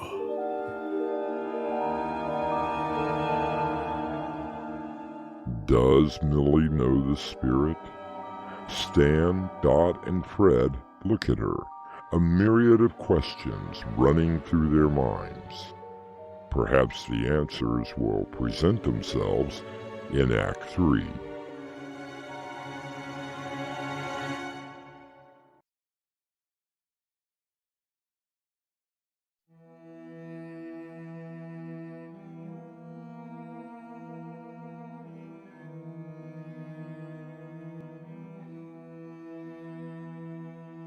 There have been many sightings and reports of ghosts, both good and bad. But as Mark Twain once said, everyone is a moon and has a dark side, which they never show to anybody. Millie, is there something you'd like to share with the rest of the class? Dorian? Dorian Michaels? The one and only. Ah, my sweet Millicent, how I long to hear my name emit from your lips. Who is Dorian Michaels? We went to college together. Such happy times. Exactly what happy time? This was long before I met you, Jack. We had such plans, Millicent. You had plans, Dorian. I told you that I didn't want anything to do with you. I knew that you were only joking. I don't think she was joking. Quiet, Fred. Get it through your thick, whatever you call that, skullish blob that I never wanted you. I waited at the little restaurant for you for over 3 hours. I told you I wasn't coming. You didn't lie, but now everything can be the way it was. I think I may have something to say in that. You dare defy me! Jack, I don't really think we should make it angry. No, Stan, that's exactly what we should do. I don't understand. Come on, you big blowhard. You're just a puff of useless smoke. Thank you, Fred. Really helpful. Fred, what are you doing? It's okay, Dorothy. The angrier he gets, the more energy he uses. Oh, I get it. You're just an ugly blob that wishes he were human so he can have his precious Millie back. Boo-hoo.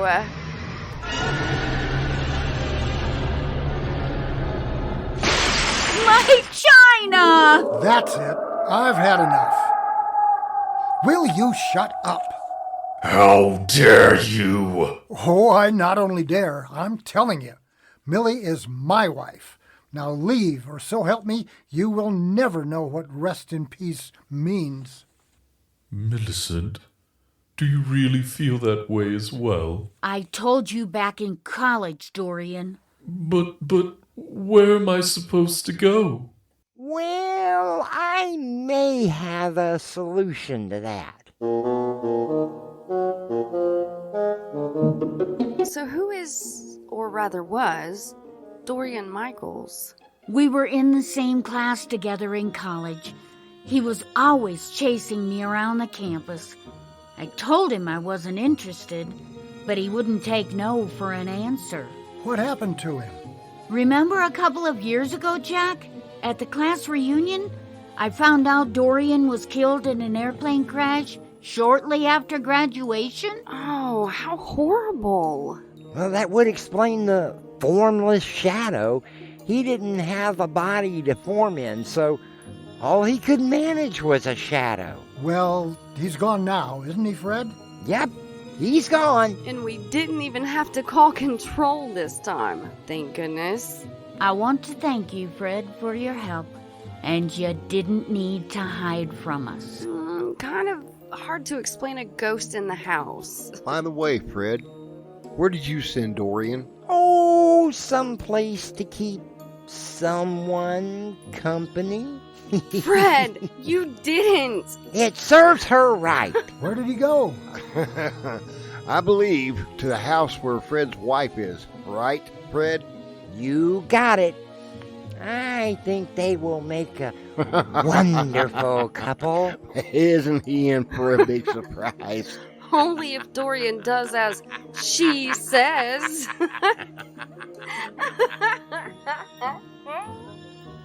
Of course, now that the Carsons have met Fred, Jack is more apt to believe Millie whenever she says that she has seen a ghost. Well, most of the time. I'll be back shortly with a final word.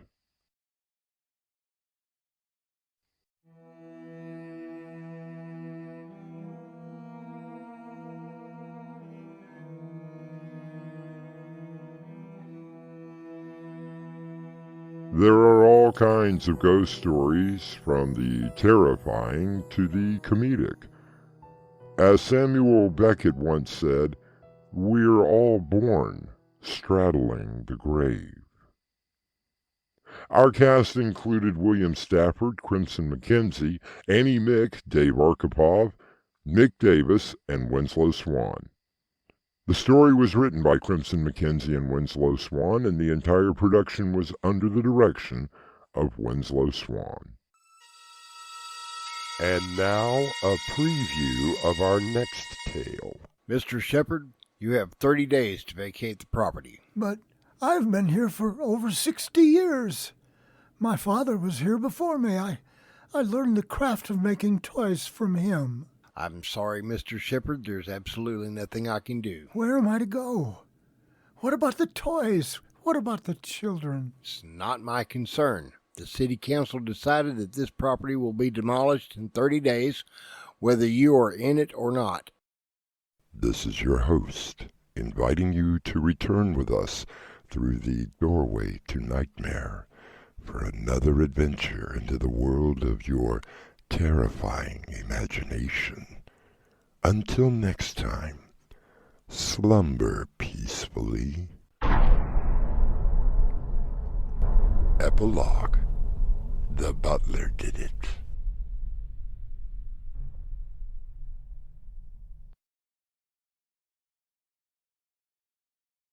Hi, this is Winslow. This is Crimson. And if you like what we're doing, Hit that like button. and if you want to hear more, Subscribe. Within your dreams, there are many keys. One of them could open the doorway to nightmare.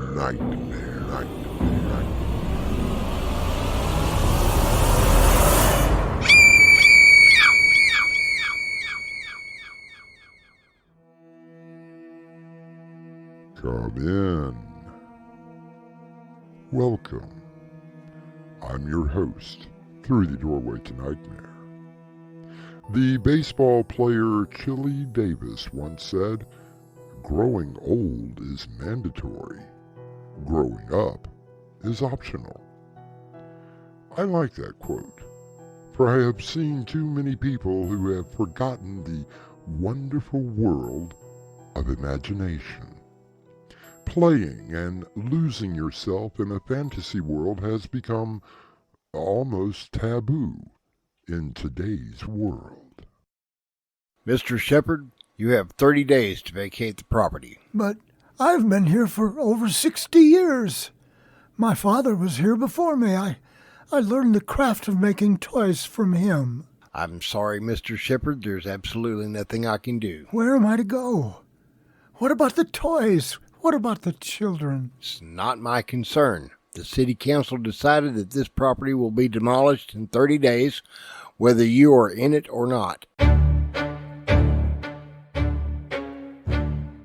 Our mystery drama, The Toy Maker, was written especially for Doorway to Nightmare by Winslow Swan and edited by Crimson McKenzie. Our stars include Dave Archipov, Jonathan Rosignol, William Stafford, Nick Davis, and Annie Mick. It is sponsored in part by Swanage Press. I'll be back shortly with Act 1.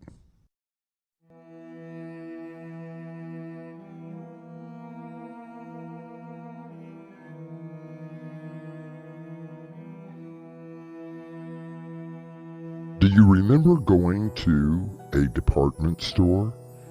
You would wait patiently while your parents shopped for, well, whatever it is that grown-ups need or want. Eventually, you would find yourself surrounded by toys. Ah, the wonderful world of toys. Now, if you will join me and just look across the square of this small town, you will see a rather old man. His name is Joshua Shepard, and he is a toy maker. Oh, he is a little slower now. His eyes do not work as well as they did. His muscles ache a little more, yet he still makes toys by hand with an attention to detail. Currently, he is opening the toy store that his father built up many years ago.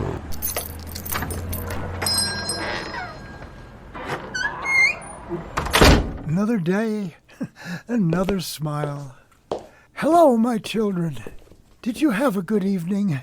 Ah, Mr. Jingles, I must take you to the back and repair that small tear in your costume.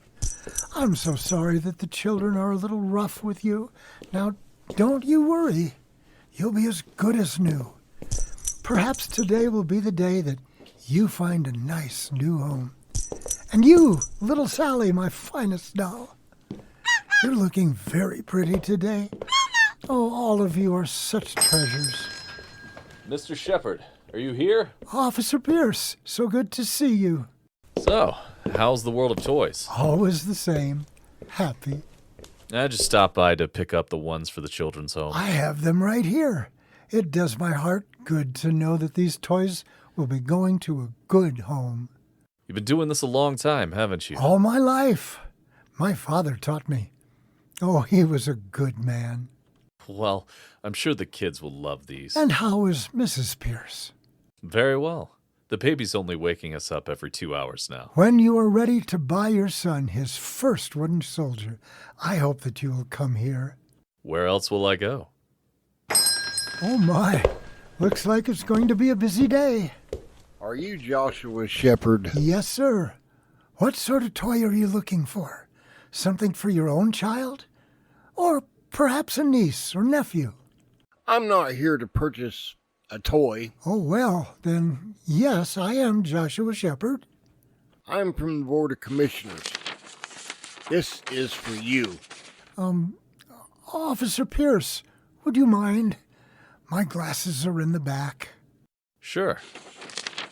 Now, wait a minute. This is an eviction notice. Eviction?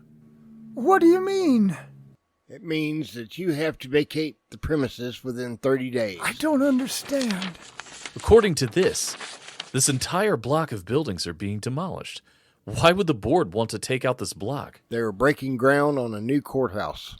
What's wrong with the old courthouse? The board felt that it was becoming obsolete. How can a building only 7 years old be obsolete? Please, excuse me, but is there something I can do? Someone I can talk to?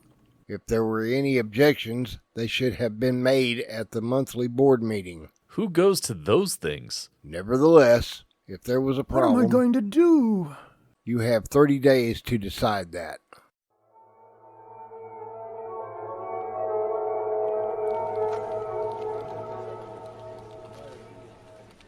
Yes, sir. What can I do? Oh, Mr. Joshua. I'm sorry, dear lady. Do I know you? It's Nancy. Nancy Lawrence. Well, Nancy Wilkins now. My dad used to bring me to your shop every Saturday. Oh, yes. Little Nancy. Now, let me see. You received as your first toy now, don't tell me. Oh, yes. Marvelous Mavis. That's right. I can't believe you remember that. I always know where my children go. Tell me, do you still have her? No, my daughter took her when she turned 5. She loves her. That is wonderful. So why haven't I seen you at the shop? Well, you know, between the job and trying to raise 2 boys and a girl, things get a little tight. I completely understand. Business has not been so good lately, but I am always hopeful. Now, what can the clerk of court do for our resident toy maker? Oh, yes. I almost forgot. I received this today. Is there anything that I can do? Oh my. I am so sorry, Mr. Joshua. They voted on this last week. There really isn't anything I can do. You might want to consult an attorney. I do not have the money for such things. Well, I suppose that I will just... Mr. Joshua? Are you okay? Do I need to call a doctor? No, my dear. I'll be fine. Tell me, I don't really know these sort of things. Who is on the Board of Commissioners? Now that I can help you with. Here. Thank you. Oh, and I will bring the kids to the shop this Saturday. I promise. I look forward to it. Now, let's see. Yes, Mr. Jingles, you have a wonderful new suit. You understand that this is necessary.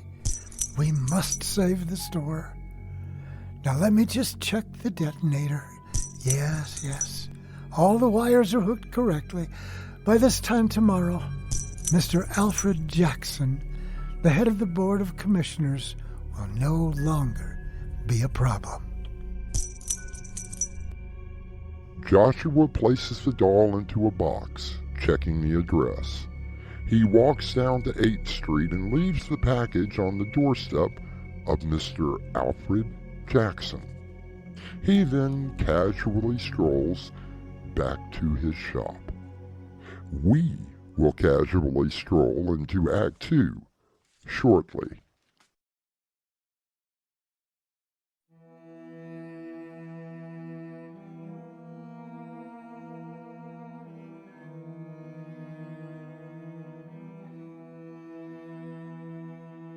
Joshua Shepard is a local businessman with a rather unique trade. He makes toys for children. He has been doing this since he was a child himself. Now he is looking at eviction from the building that has been his shop for over 50 years.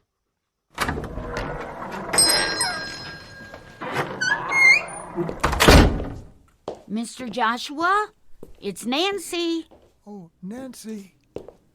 I was in the workshop. What can I do for you? After you stopped in yesterday, I just had to come and see you. Oh my, the place hasn't changed a bit. Oh, there's Sally. You remember? Yes, poor Sally. She's still here. I've not been able to find a home for her. Would you perhaps be willing to let me take her home? If you are willing to take care of her, she is yours. How much? For you, my best customer for so many years, take her. At least I will know that she has a good home before I... Oh, that reminds me. Did you hear what happened to Mr. Jackson? Who is this Mr. Jackson? Oh, he's on the Board of Commissioners. Anyway, he died last night. Oh my, how? Someone delivered a bomb. They say it killed him instantly. That is a shame. So what happens to the building? Well, I don't know. As far as the order, it's still valid. Oh, that is distressing.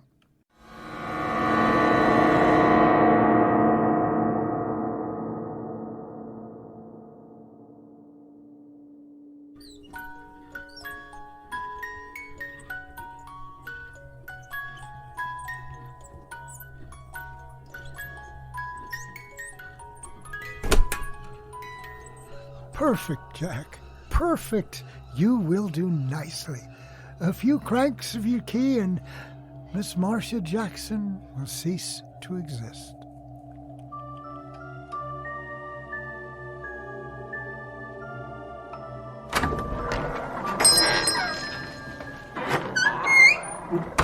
My friend, Officer Pierce, how are you today? Not so good, Joshua. Not good at all. Oh, what is the matter? Well, we've had 2 deaths in the last 2 days. You know our force. I walk a beat, but I'm also a detective. What happened? Martha Jackson was killed last night. Another bomb. Second one in 2 days. That's terrible. Yeah. So, listen. Did either of the victims ever come into your place? Officer, why would people like that come into my humble establishment? Oh, no reason. So you didn't know either one of them? Affairs of state are not my concern. Presently my concern is what to do with all my lovely children. I understand. Just want you to know that Frank Milken is being guarded. Who is that? The last of the commissioners. Is our little toy maker also a killer? I can understand his reasoning, but to go to such extreme measures? Perhaps we will find out more when I return with Act 3.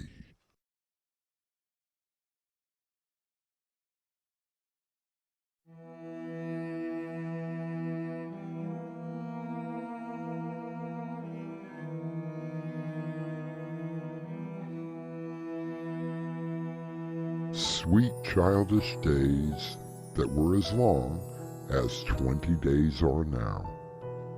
So said William Wadsworth. And when that magical time of childhood goes away, what are we then left with? Oh, my children, we have been through so much together, and here we are, the last day. They are going to build the courthouse whether I'm here or not. Hello? Who's there? Mr. Jingles, where did you come from? You must have been blown clear of the explosion. Yes, that's it. Oh, and look at you. Well, I can fix you right up, a few stitches, and you'll be as good as new.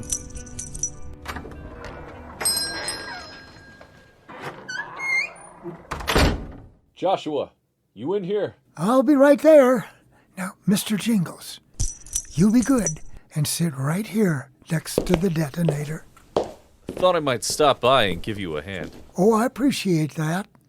I'm just worried about my children. You know, that was not the only reason that I came here. And what might the other reason be? This is Mr. Milken. That's Frank Milken, Mr. Shepard. He's from the Board of Commissioners. I just need you to sign these papers and then... I know, and then Officer Pierce, you must take me away from my children. Why, Joshua?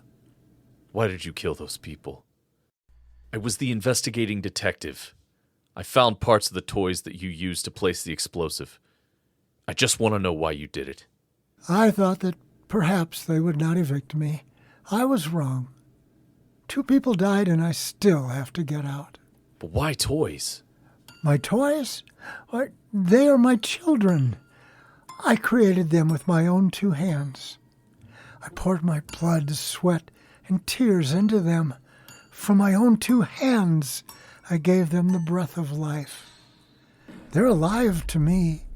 They're alive to other children. I suppose that you're going to arrest me. I'm afraid I have to. And about time, I say. This toy shop, it went out with buggy whips and radio tubes. Who would want anything like this anyway? I say good riddance. No! You will not talk about my children that way. You see, officer? Crazy as a bedbug. Arrest him. I'm sorry, Officer Pierce. You've been a good and kind friend to this old man. I cannot allow you to do that. Make it easy on yourself. I promise. I'll do everything that I can. I'll even hire a lawyer for you. I have committed murder. I have admitted it freely to an officer of the law. There's only one thing left to do. Hey, what is that? That is a detonator. I spent all night last night wiring all of my children together. There's enough explosives all around this shop to level the building. Come on, Joshua. You don't really want to do this. I knew you were crazy, but that's just insane. Please, Officer Pierce, take care of my children. I promise. Now let's go. Very well. Goodbye. I will miss each and every... Mr. Jingles! No! Don't...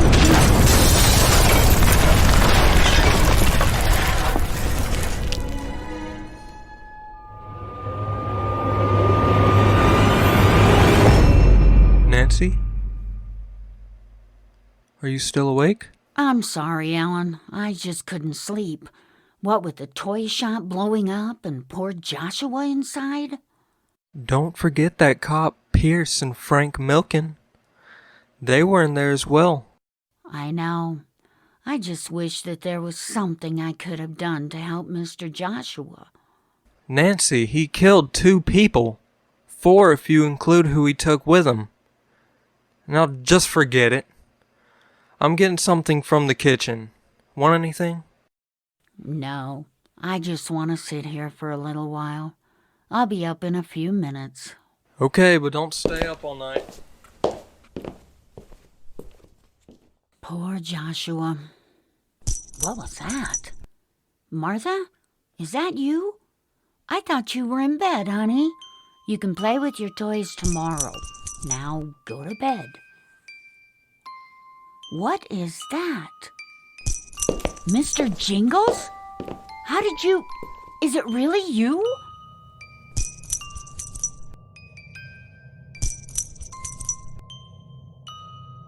Nancy stares at the doll, wondering how it managed to survive the explosion. She picks it up and cradles it in her arms, singing a soft lullaby. I will have a final word when I return shortly.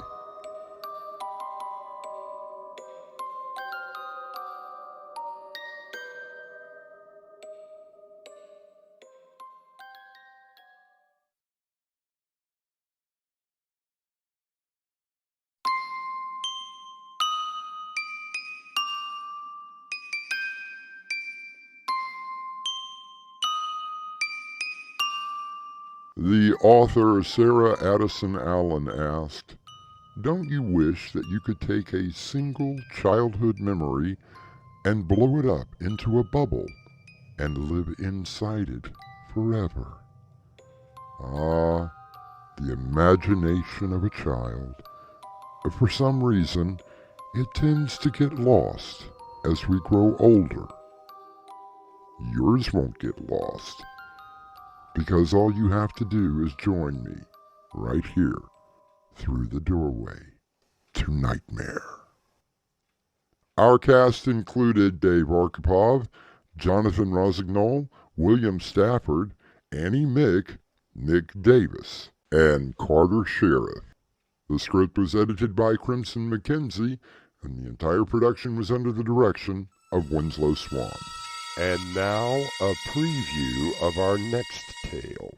But it has to be there. James, I know that you want to believe there really is an Atlantis, but no one has ever been able to find it. It's only a myth. I'm telling you, Ernest, I have found it. I'm so sure that I've already put together an expedition. But you've never dived in your life. But you have. That's why I need you. Doorway to Nightmare is brought to you in part by Swanage Press.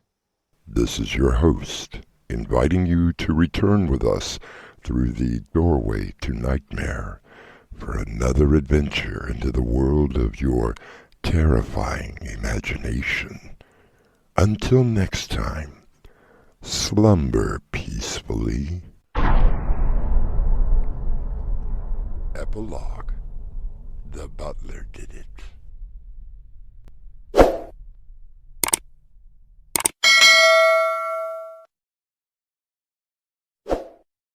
Hi, it's Crimson.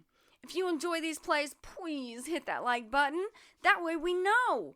Don't forget to subscribe and share it with all your friends. Within your dreams, there are many keys.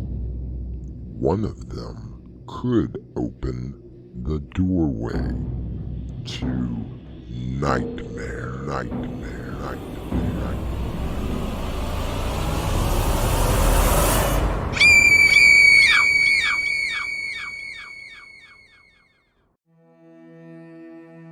Come in. Welcome. I'm your host, Through the Doorway to Nightmare. How does the poem go? Water, water everywhere, and not a drop to drink. In Samuel Taylor Coleridge's poem, The Rime of the Ancient Mariner, water is around us, but is often not clean or safe. But it has to be there. James, I know that you want to believe there really is an Atlantis, but no one has ever been able to find it. It's only a myth. I'm telling you, Ernest, I have found it. I'm so sure that I've already put together an expedition. But you've never dived in your life. But you have. That's why I need you. Our mystery drama, Water, Water Everywhere, was written especially for Doorway to Nightmare by Winslow Swan and edited by Crimson McKenzie. Our stars include Dave Arkhipov, Raven Adams, Crimson McKenzie, Will Dorman, and William Stafford. It is brought to you in part by Creepy Short Horror Stories to Read to the Creature in the Closet by Winslow Swan and available from Amazon.com. I'll be back shortly with Act 1.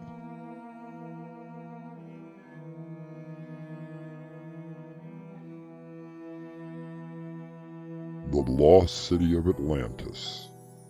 A place that no one, in our time, has ever seen. Oh, it has been written about in song, in books, and in movies. And it has not stopped James Reynolds from devoting his life to finding it. Ah, James, so good to see you. It has been a long time, Ernest. Glad you could come. Well, you sounded so urgent on the telephone. That's because it is urgent. I'm all ears, James. You know the research that I've been working on, right? Oh, now, wait a minute. You called me all the way up here to talk about Atlantis. Come on, James, it's only a myth. And I have found it. How? You never leave this place, at least as far as I know. How could you have possibly found the lost city of Atlantis? You're right, Ernest. I have devoted the last 20 years of my life to finding it. I've collected every scrap I could on the subject. And now, I really think that I've found it. James, this obsession of yours. Yes! An obsession! Imagine it, Ernest.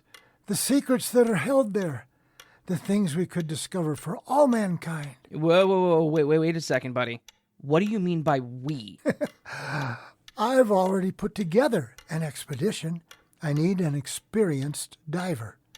Naturally, you were the first person that I thought of. Naturally. So, tell me, how many people are on this expedition to the land of Oz? Just you and me. I'm not trusting my find to anyone. But what exactly have you found? This. It's just an old book. Acquired at an estate sale by my agent. A first edition printing of the Rime of the Ancient Mariner. How appropriate. It was what I found inside the pages that interested me. Do you see? Looks like a map of the ocean, but I don't recognize it. I didn't either at first. But then, with a little research and fact-checking, I was able to discover the location. And you believe it to be the lost city. James, there must be hundreds of maps like that sold to tourists every year. So, you're not interested? Well, I didn't say that. Then you will come. Only to be there for you when your discovery turns out to be nothing.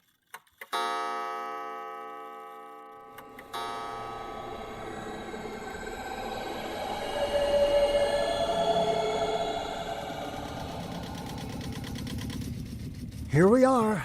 Drop the anchor.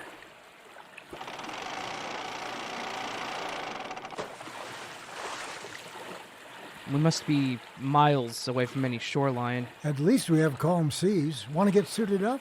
Yeah. Now, look, James, I can only stay down there for about 20 minutes. Just long enough to take some pictures. I'll be on the comm link with you. Yeah. What would I do without your voice in my head?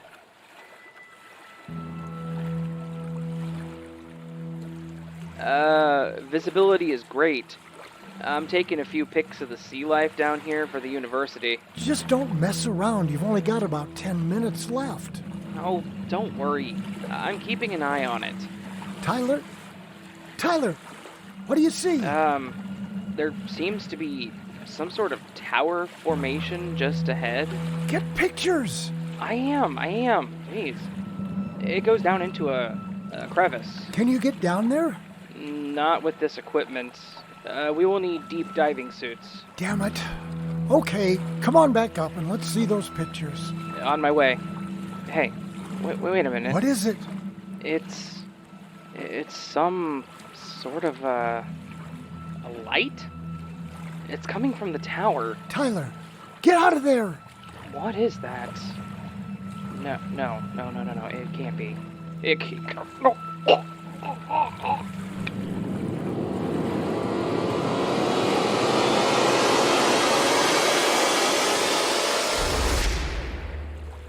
Ernest, you okay, buddy? Yeah, I'm okay, James. But how did I get on the boat? It sounded like you were choking, and then your radio went dead. I was just getting ready to dive in when you came up. No, that's not what happened.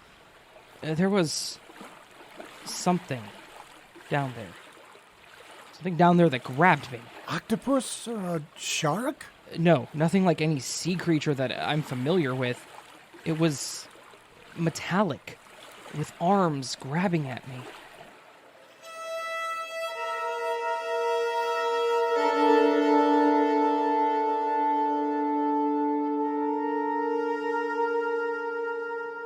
Out of all the places that humans have explored, the sea still holds many secrets yet to be discovered. But the question remains, were they meant to be found? We'll find out shortly with Act 2.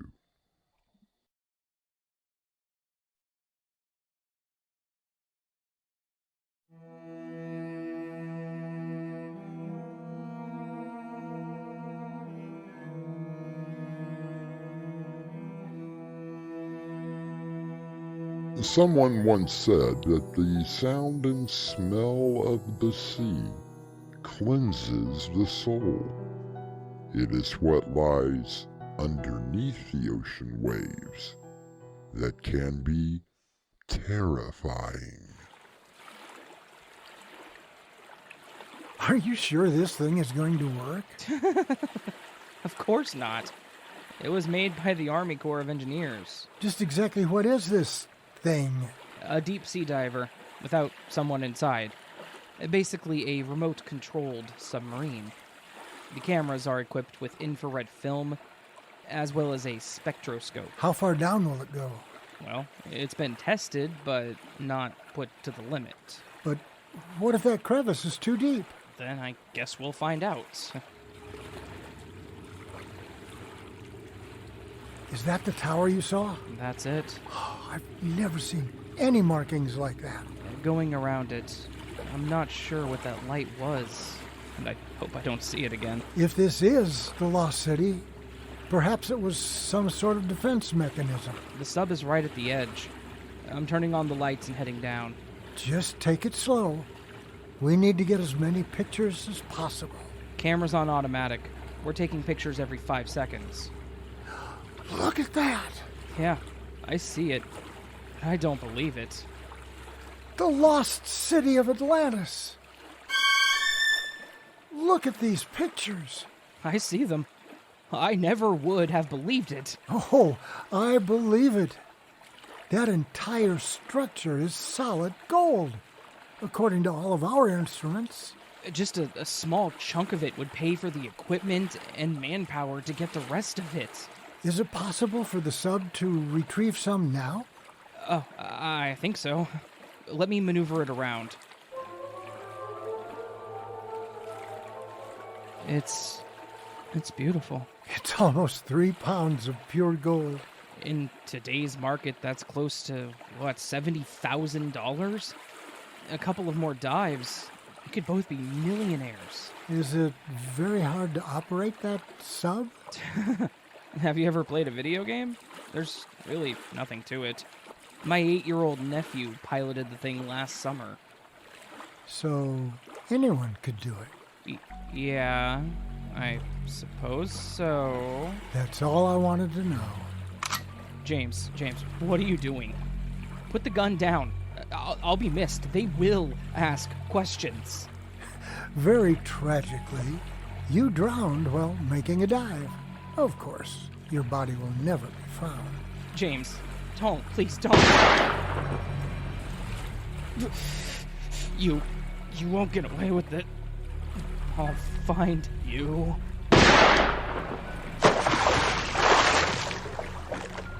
I only believed in Atlantis, not in ghosts. At least you had the decency to be standing by the railing. Saved me the trouble of throwing you overboard and mopping up all your blood. So you really found it? Yes, Gail. I really found it. What was it like? Wonderful. Everything that I could have dreamed of and more. Imagine! The lost city of Atlantis. Are you going back? Unfortunately, no, I will never go back. But why not? Seems to me you would want to explore the entire city. My best friend, Ernest Tyler, a very experienced diver, lost his life there. How dreadful. Yes, it was a terrible accident. So I vowed never to return. Is that why you live here? In the desert, I mean. Yes, it is. Even the sound of the ocean fills me with sadness. I found this place 6 months ago. It's a wonderful house, James. I'm very glad that you like it. What is it? Don't you hear that? Hear what? That water dripping somewhere in the house. I don't hear anything. Now come on. You promised me a fabulous dinner tonight.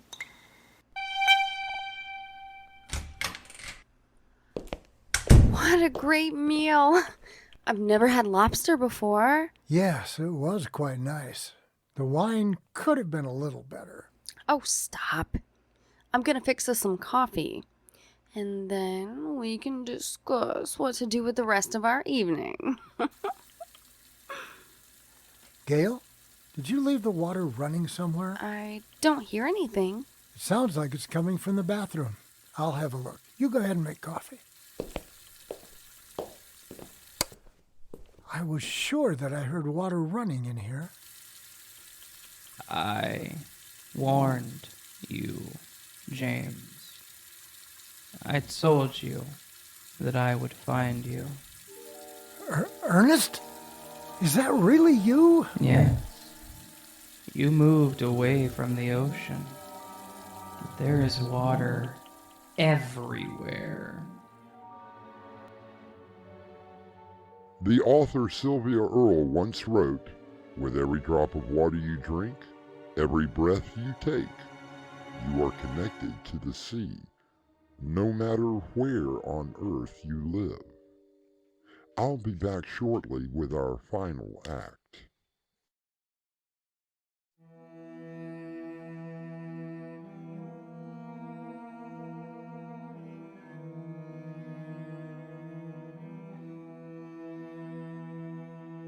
Many people have been pulled by the sea and its wonders, both above and below.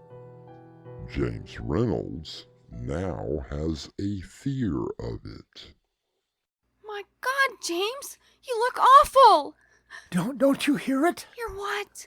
The constant dripping of water. But I've checked the entire house. There is no water running. And just look at you. When was the last time you had a bath? I can't go near the shower. I don't dare try to take a bath. Here, drink this. It will help. A glass of water? Are you insane? No, James. But I think that you must be. Don't you understand? No, I don't. Just tell me, darling. It's Ernest. He's come back to... Are you talking about Ernest Tyler? The diver who drowned? Yes, yes. Tell me the truth, James. Did he really drown? He's in the water, which means he's everywhere. No matter where I go. James, you're frightening me. No matter where I live, he can find me. There, do you hear it? James, I don't hear anything. I warned you, James. And now, it is time for you to join me. Deep below the ocean. Tyler, what are you talking about? That light that I saw, it wasn't a defense. It was them. They saved me once. They took me in. Now, they want you. Tyler, no! They want you. James, you're not well. Let me take you. No, Tyler, get away. Get away from...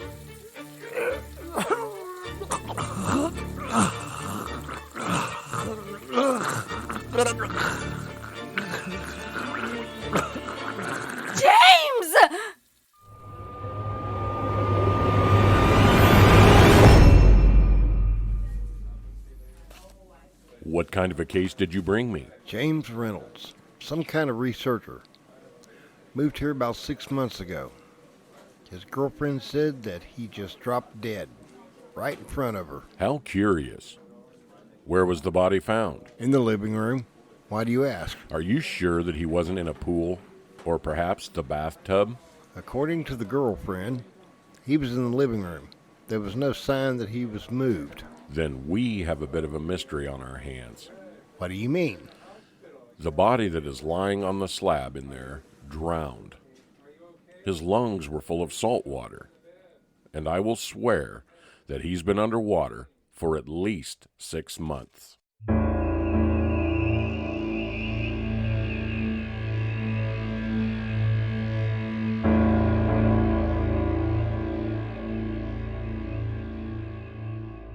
Officially, the death of James Reynolds was listed as heart failure due to shock.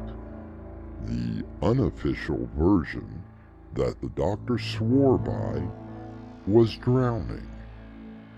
I leave it up to you to decide which is more plausible. Think about it until I return shortly.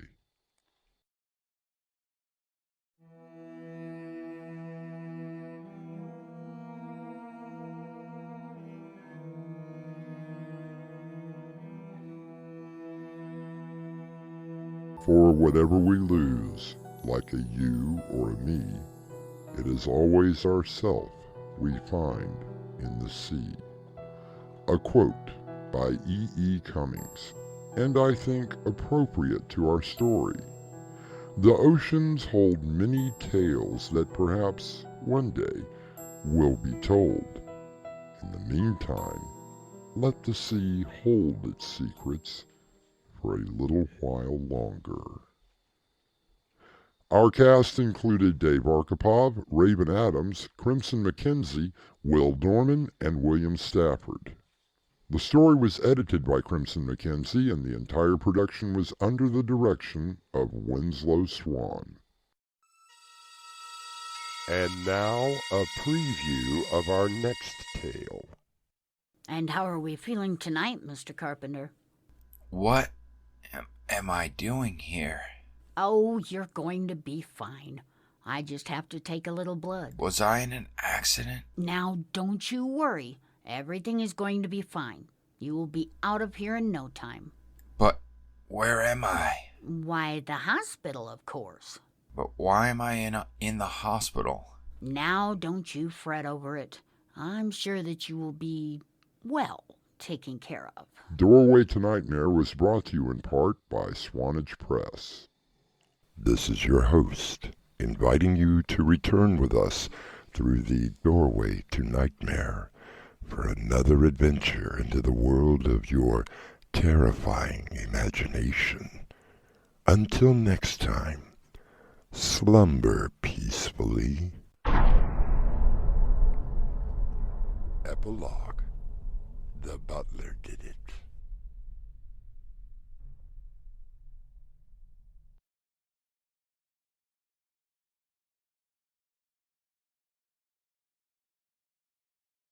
Hi, this is Winslow. This is Crimson. And if you like what we're doing, Hit that like button. and if you want to hear more, Subscribe. Within your dreams, there are many keys. One of them could open the doorway to nightmare, nightmare, nightmare.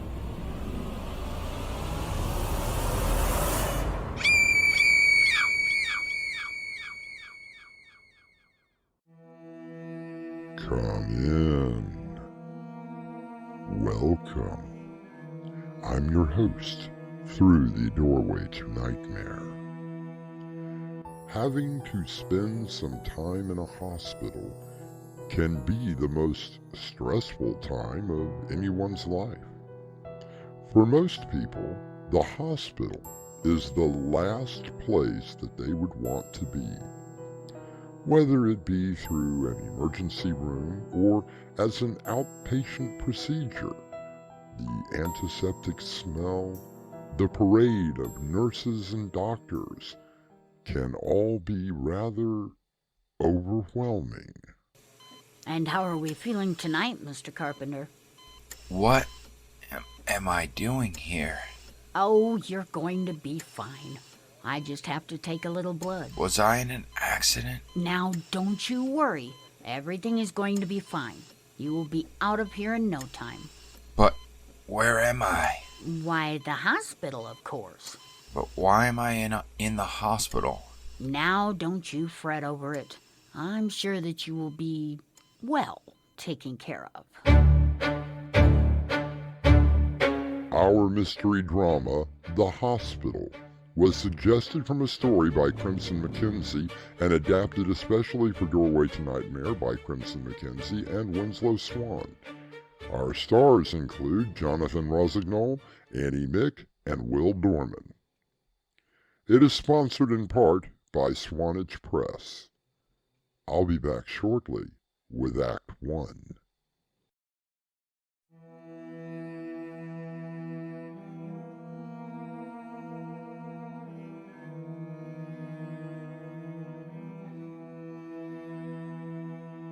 It takes quite a dedicated individual to willingly become a part of the healthcare profession. Whether it be a doctor or a nurse, the years of education and training are not for most people. Finding yourself among these professionals in an isolated building can be quite comforting to someone who is in need of their services. My name is Adam Carpenter. Until some time ago, I was a photographer for the Herald. I don't remember much. The last thing that I recall is being sent on an assignment by my editor. It was pretty simple. Get some pictures of the nightlife of the city. You know, bars, nightclubs, that sort of thing.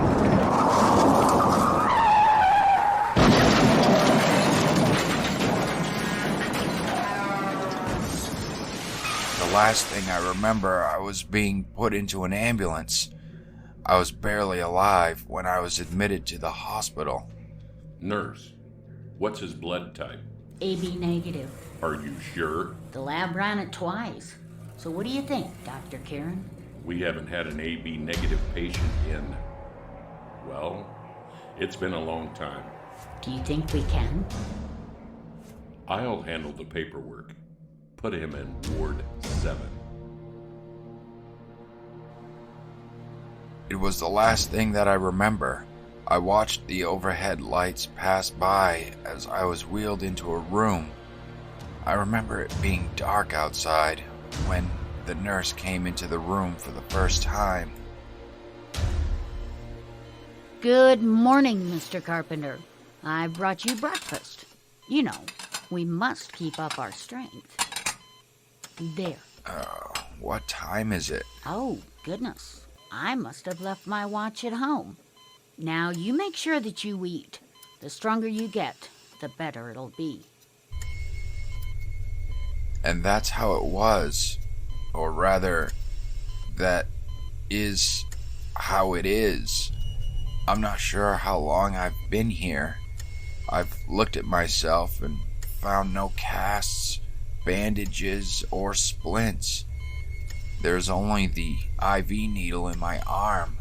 I stare at the drip as the fluid is delivered to my system. My eyes feel so heavy. So heavy. Time for your pill, Mr. Carpenter. Nurse, Beckett. But then I've told you that a dozen times. I'm sorry. I just can't seem to remember anything. Don't you worry about it. From what I understand, you were pretty banged up when they brought you in here. Can you tell me when they brought me here? Oh, well, I was on vacation, so I really don't know. I could check for you. Yes. and possibly find out what my prognosis is. Certainly. But right now, let's take this pill so that I can go and check on my other patients. Another pill? I do remember that. Always at the same time, every day. But I can't tell if it is day or night. The curtains over the windows are always closed. Not a single ray of light comes through. I take a pill, lay back, and watch the fluid from the IV bag drip. My eyes feel heavy, and I drift off to sleep.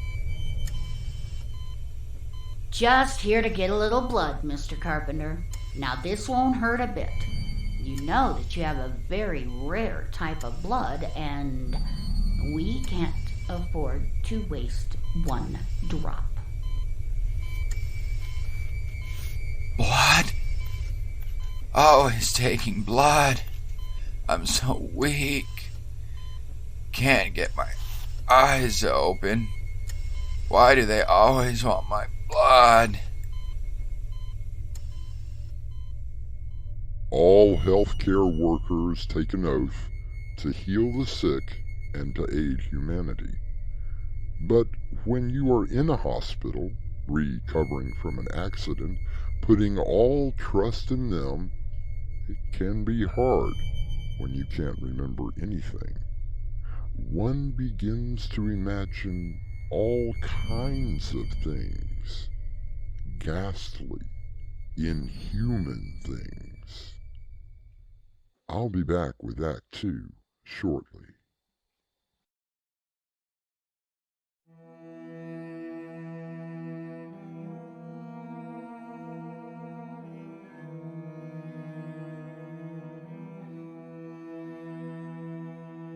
Adam Carpenter has found himself in the hospital after what he assumes has been a rather nasty accident.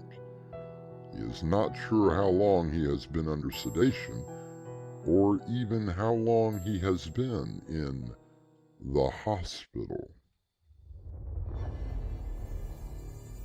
Another day?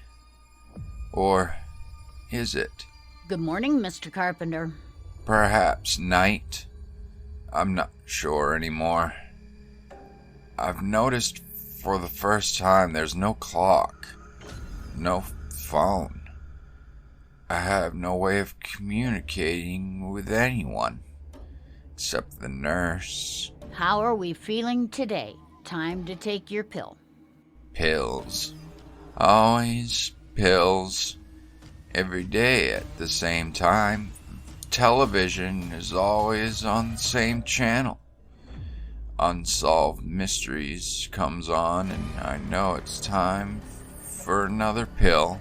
We need some more blood, Mr. Carpenter. Always taking my blood. Not just a sample, but a pint at a time, seems like. Oh, Mr. Carpenter. It may seem like a lot, but it's really not, sweetie. You have a very special blood type, one of the most rare. And we don't want to waste a single drop. Pills, blood, sleep. When will this nightmare end? Hey, buddy. Hey, wake up. Come on, man, wake up. What? Where am I? You're in the hospital. Where do you think? Who are you? Who, me? Oh, I'm just a day orderly. You were talking in your sleep. I just thought you might be having a nightmare, so I went ahead and woke you up, even though we have been told not to disturb the patients. It was a nightmare? Wait a minute. Did you say that you were the day orderly? Yeah, my name's Blake. I'm Adam. Adam Carpenter. Yeah, I know. I've seen your chart. Doesn't the doctor ever come around? Well, sure he does, all the time. I've just never seen him. Look, Blake, I'm a photographer for the Herald. Think you could get me out of this bed and to a phone? Look, Mr. Carpenter, I'm not even supposed to be talking to you. I got a really good thing going here, and I don't want to mess it up. Listen, I'll pay you. Anything you want. Look, you seem like a nice guy. Okay, I know why you're here. What do you mean? Well, you're in Ward 7, and that ain't good. Why? Yeah, look, I've already said too much. You go on back to sleep. The nurse will bring you breakfast up here in a little while. Blake, please. What's going on? Mr. Carpenter, you got a family? No. I'm a confirmed bachelor. Yeah, well, you should really get a family. You see, that way you're not alone. What does that have to do with me being here? You were in some kind of accident, right? Yeah, so? And you got a special blood type, right? I suppose so. Believe me, a single person here in the hospital with your blood type, you are a perfect candidate. Candidate for what? Ward 7. Good morning, Mr. Carpenter. Now here's your breakfast. Nurse, Beckett. Nurse Beckett. That's right. When do you think that the doctor will be seeing me? The doctor? Oh, I'm sure he'll be in sometime today to see you. I wouldn't worry too much about it. You just eat and get healthy. After all, you don't want to stay in the hospital forever, do you? 3 meals, pill, more blood. It seems like it takes 8 hours for me to get food. I'm starting to count down when Unsolved Mysteries comes on. That way I know how many times I'm being fed. It only comes on once a day, and yet I'm only being fed once or twice before it comes on again. There goes the IV. Drip, drip. Hey, Mr. drip. Carpenter. Mr. Carpenter, wake up. Blake? Yeah, it's me. Look, you seem like a pretty decent guy, so I think it's time you know where you really are.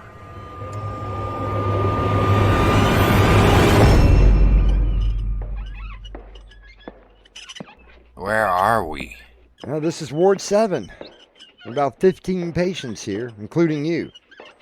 Down at the end of the hall there, that's the lab. Where is everyone? Well, there isn't anyone else. Only me. During the daytime, anyway. Look, if you want to know what's really going on, don't take the pill when the nurse gives it to you. And whatever you do, be careful. Time to take your pill. I was pretty good at sleight of hand when I was younger. The nurse didn't see me hide the pill in my hand as I acted like I took it. I waited for what seemed to be forever, perhaps an hour, before I managed to get out of bed.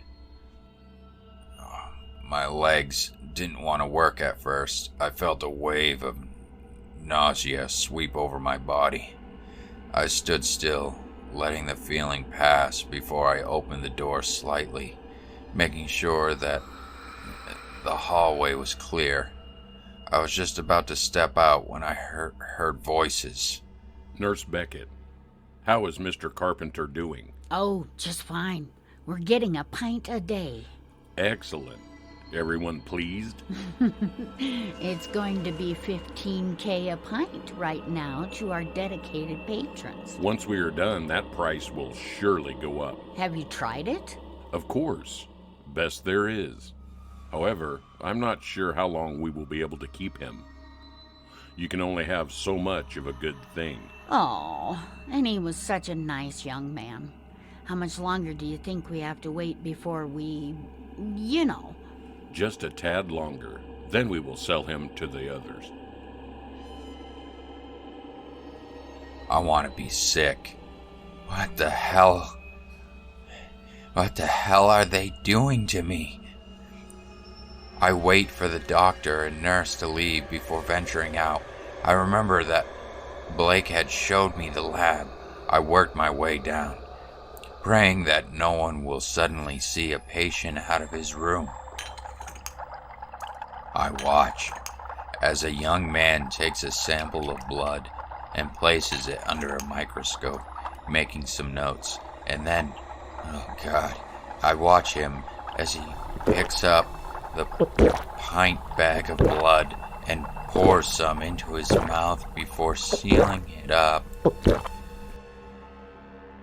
Adam grips his stomach, willing the contents not to come up. He makes his way back to his room and collapses onto the bed. The word that brings up horror and terror swims into his mind, and he wonders if perhaps he is slowly going insane. I'll be back with Act 3 shortly.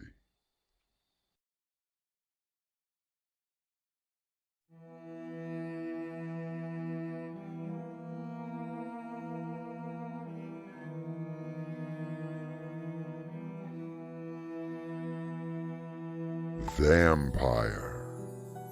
While the word is normally associated with a rather famous count dreamed up by Bram Stoker, a hospital, I would think, would be the last place on Earth where you might find such creatures. For Adam Carpenter, it is the spiral that is sending him downwards to madness.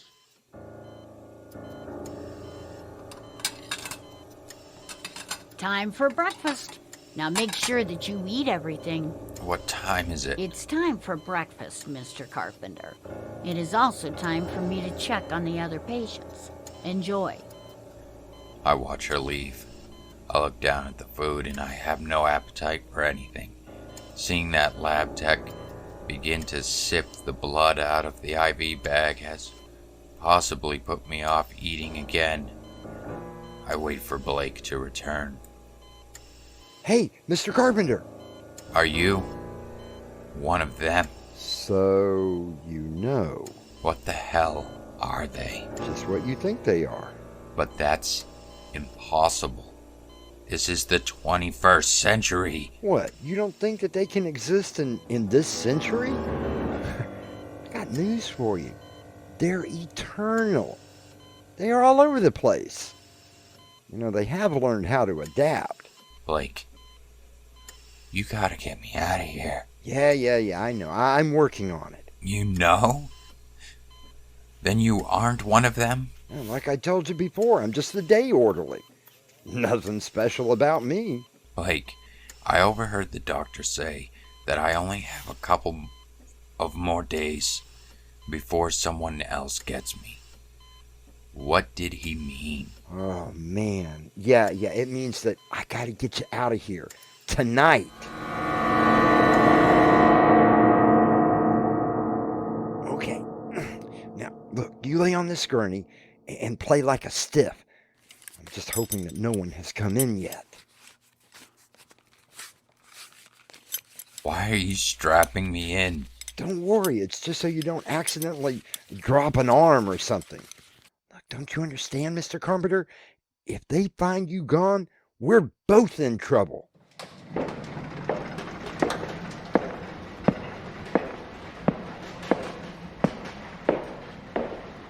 Blake, lose one today? Huh? Oh, hi, Nurse Beckett. Yeah, but not from this wing.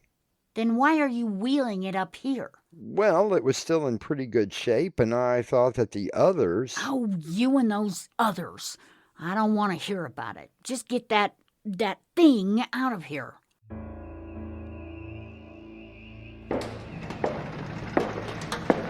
Man, I thought we had it. Are we safe? Yeah, Mr. Carpenter. We're safe. Well, at least I am. Undo these straps and let me get out of here. No, I don't think that's such a good idea. What are you talking about? Blake, Let me up now. No. I don't think so. Oh, God. You are one of them. Me? No, man. I ain't no bloodsucker. Oh, they think that they're the best of the best. Us? We should be lucky to get whatever they throw to us. What are you talking about? Well, you see, Mr. Carpenter, they keep the rarest blood types, such as your AB negative, to supply them and others their little delicacies, like a fine wine.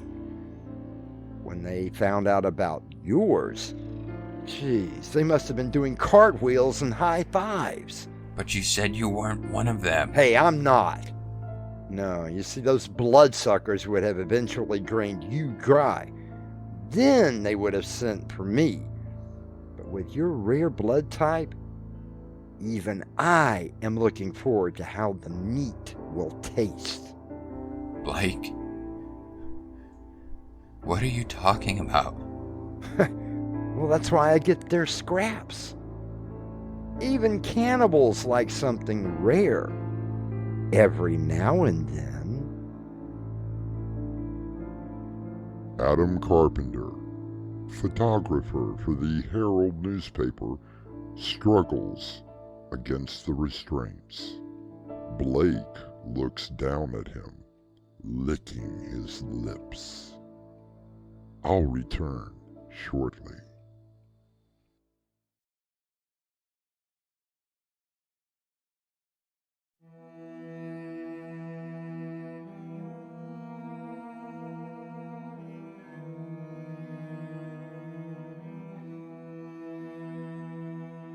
While our story may seem a little on the extreme side, it in no way reflects the efforts of our healthcare professionals to provide the care that patients need. But it might make you think a little if you ever have to go to the hospital. Don't forget your watch, and always, always be able to see out the window. Our cast included Jonathan Rosignol, Annie Mick, Will Dorman, and Winslow Swan. The story was edited by Crimson McKenzie, and the entire production was under the direction of Winslow Swan. And now, a preview of our next tale. What are you doing here, Ma? I just happened to be in the neighborhood. You said you were going to go shopping. Does this look like Saks Fifth Avenue to you? No, it looks like the Texas Chainsaw Massacre. Doorway to Nightmare is brought to you in part by Swanage Press. This is your host, inviting you to return with us through the Doorway to Nightmare for another adventure into the world of your terrifying imagination. Until next time, slumber peacefully. Epilogue. The butler did it.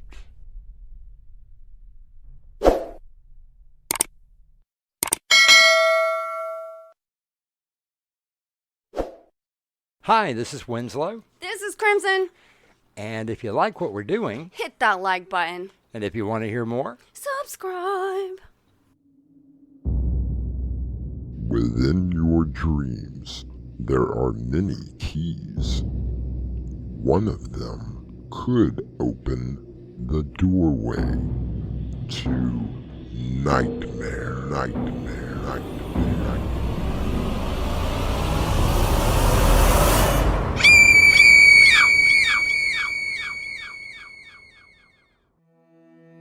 Come in. Welcome. I'm your host through the Doorway to Nightmare. Comedian Gilda Radner once said that motherhood is the biggest gamble in all the world, an act of infinite optimism. Moms all over the world have such high hopes for their offspring, they are always there for them and are willing to do anything to protect them. What are you doing here, Ma? I just happened to be in the neighborhood. You said you were going to go shopping. Does this look like Saks Fifth Avenue to you? No, it looks like the Texas Chainsaw Massacre. Our mystery drama, A Good Boy, was written especially for Doorway to Nightmare by Winslow Swan and edited by Crimson McKenzie. Our stars include Nick Davis, Rue Snow, Crimson McKenzie, and William Stafford. It is sponsored in part by Swanage Press. I'll be back shortly with Act 1.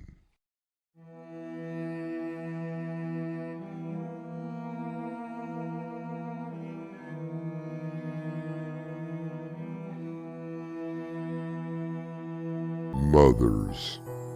Even the word elicits memories of childhood. For some, they can be happy. For others, bittersweet. And then there are the few that remember nightmares. Yes, Mother, I'm fine. How are you? Yes, the weather is fine. How's the weather there? Hello, Mother. And how did you know it was me? It's the 21st century, Ma. Haven't you ever heard a caller ID? Oh well. How are you, dear? I'm fine. How are you?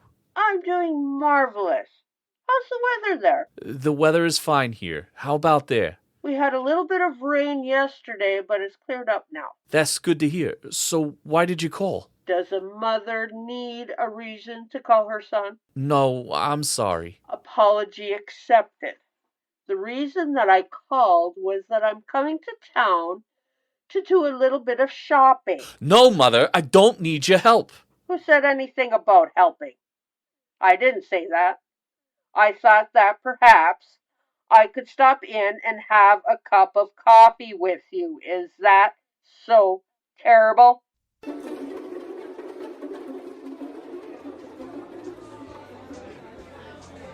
Hi there. Well, hello yourself. So what's your name? Sunny. Sunny Melbourne. Sunny? What's so funny? Well, you gotta admit, it sounds more like a nickname or a weather broadcast. It's sunny in Melbourne today. My parents were not very imaginative when it came to giving me a name. I'm Debbie. Starling. My friends call me Star. Am I considered a friend? Buy me a drink? Hey, bartender. Margarita.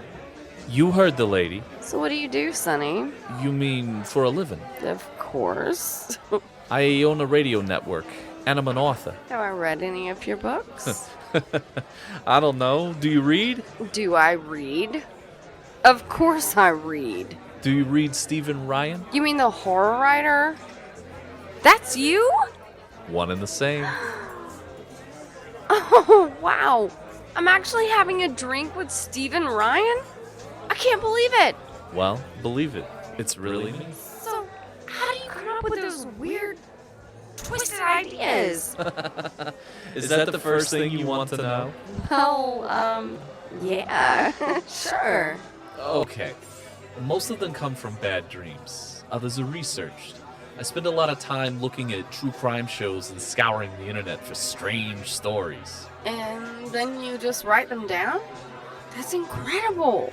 Would you like a personal autographed copy of one of my books? Really? Are you kidding? I live nearby. Why don't you come with me to my apartment and I'll get you one?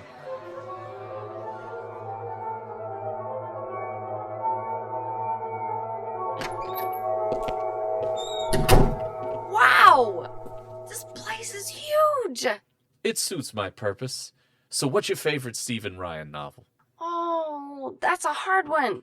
You have so many. Although some aren't as good as others. Really? Like, which ones? Well, Monster on Maple Street, for one. And what's wrong with Monsters on Maple Street? Oh, come on. You have to admit it wasn't your best work. I mean, it was like you were forced to write it. It took me 8 months to write that novel. Oh, you have got to be kidding. It read like an old TV movie. Stop it. Yeah, like you saw some old movie and just copied it to paper. I said stop it. Is that how you get all of your ideas? Just from old movies that no one ever watches anymore and you just steal it? Shut up! And it wasn't even scary. I said to shut up! No! Please! Stop it! No! Are you scared now, Debbie? Are you scared now?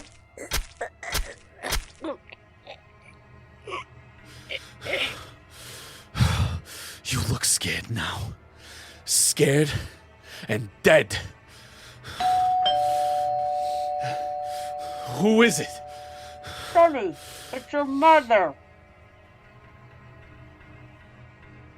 Mothers are a very special breed of human being. They seem to instinctively know when their child is in trouble, and somehow always have a solution. I'll be back shortly with Act 2.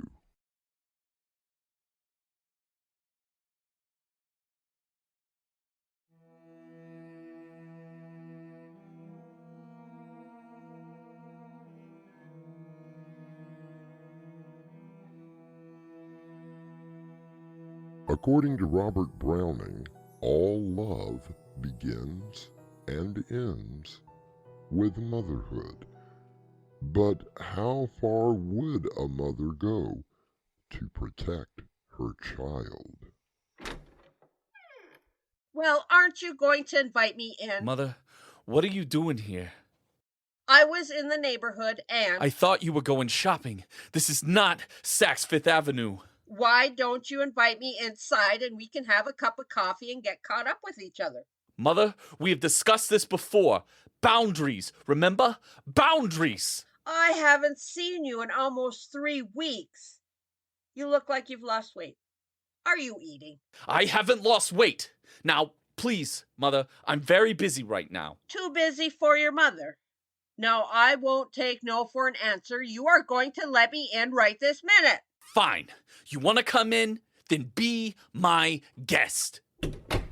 Now are you happy?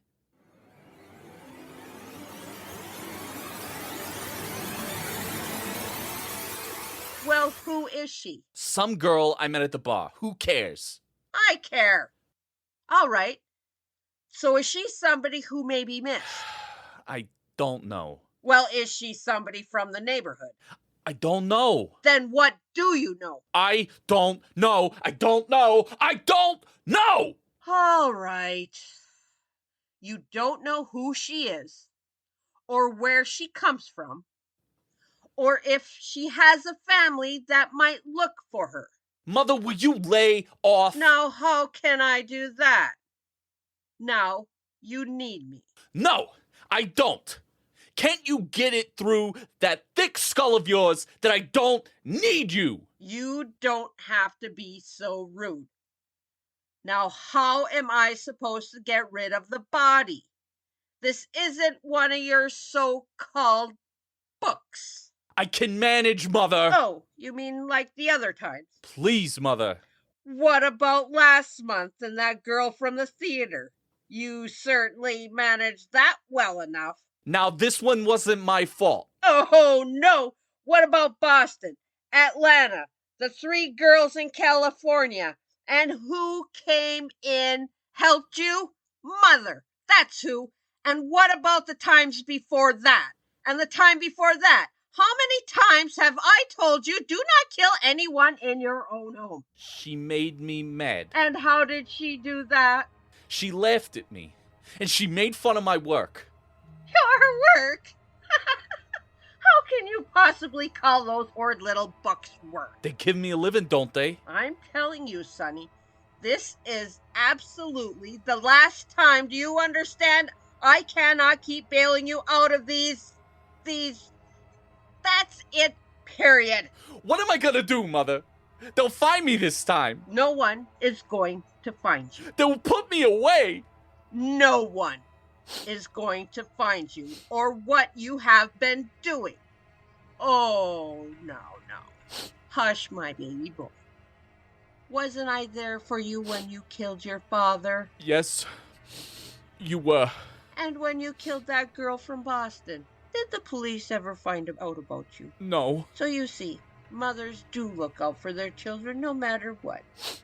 Yes, you do. You've always been good to me. And that's why it pains me to do what I have to do. What do you mean? Sonny, I have already contacted the police. You what? I am tired of cleaning up after you. What have you done, Mother? I did the only thing that I could do. The only sensible thing that I could do.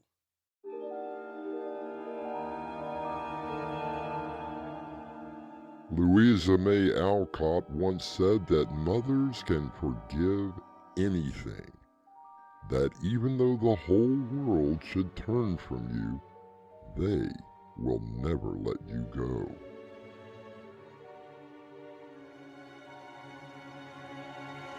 You don't let go until I return with Act 3.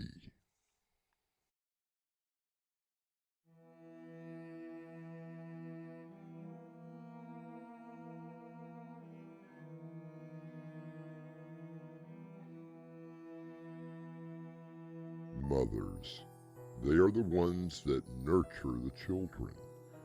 When someone gets into trouble, it is usually the mother that is called upon to help out.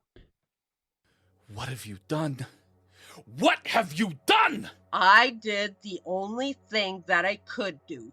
The only sensible thing that I could do. You have a problem.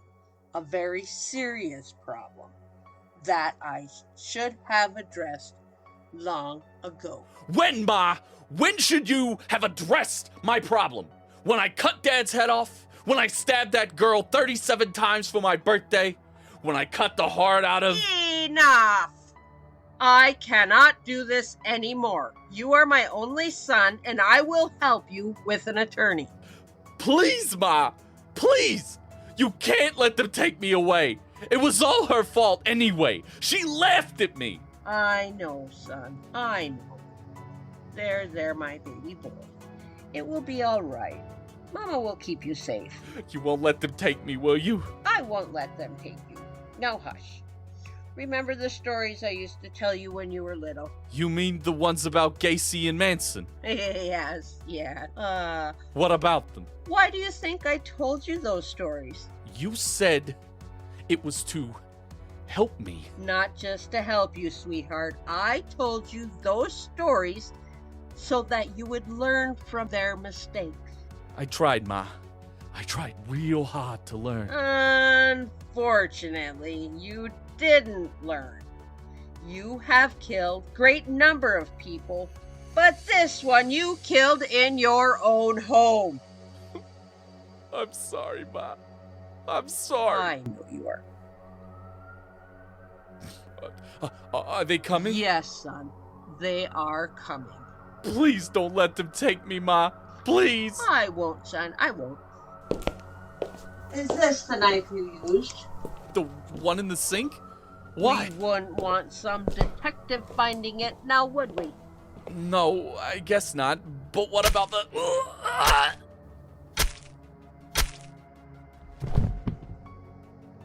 They will never take you away. Would never let that happen. I am so sorry, son. Just a minute.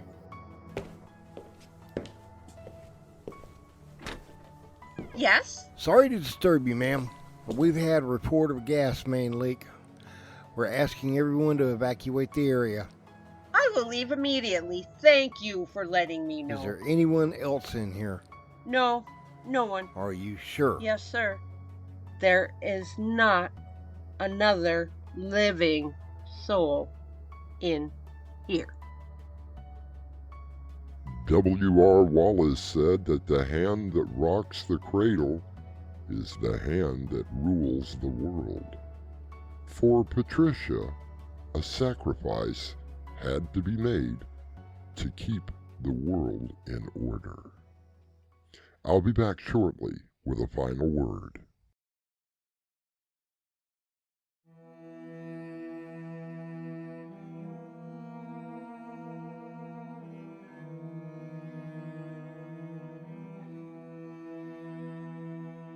Ask yourself, what would you do to protect your child? Could they tell you anything, even if it was something bad? Would you listen? Would you help? Our cast included Mick Davis, Rue Snow, Crimson McKenzie, and William Stafford. The story was edited by Crimson McKenzie, and the entire production was under the direction of Winslow Swan. And now, a preview of our next tale. She was my life, my one shining star. We were inseparable. Mr. Ravenscroft, I'm here to bring closure to your grief.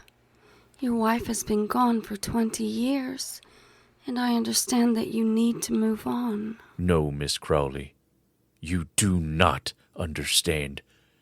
You were here to bring Amber back. Of course, her spirit.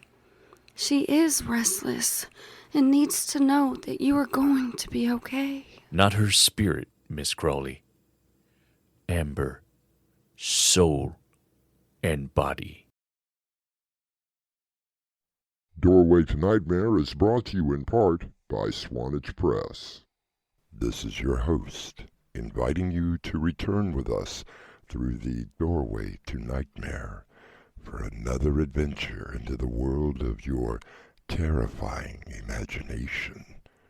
Until next time, slumber peacefully. Epilogue. The butler did it.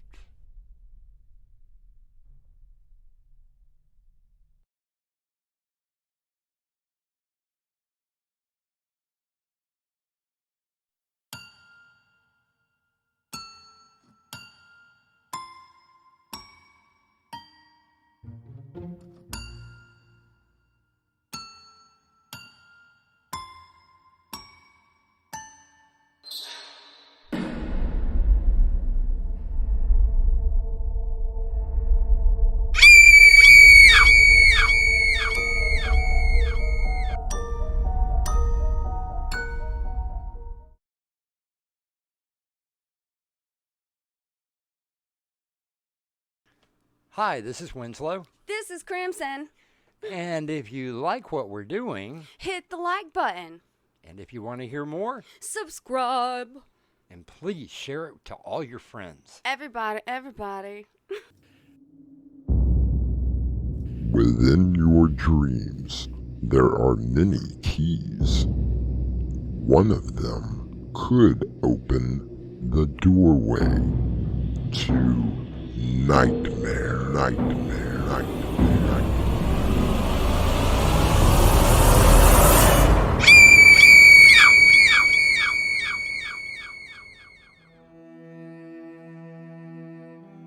Come in. Welcome.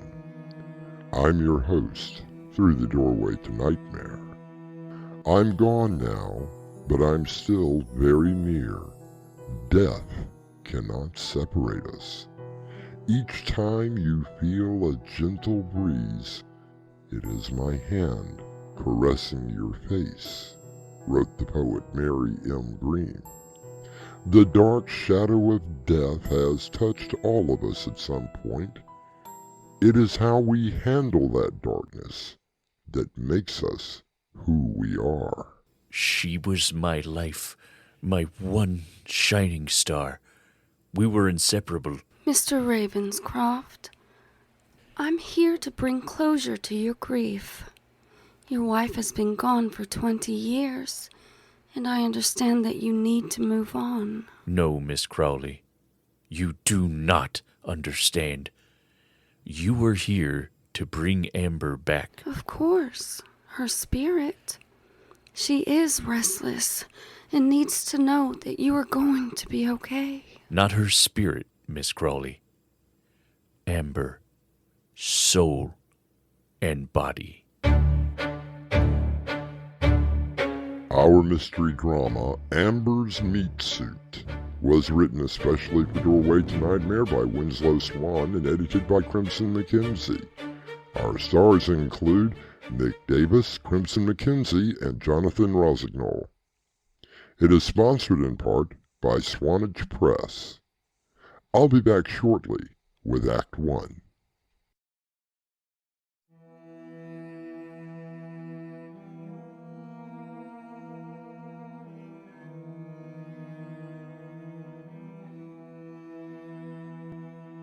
They say that there are only two guarantees in life, death and taxes.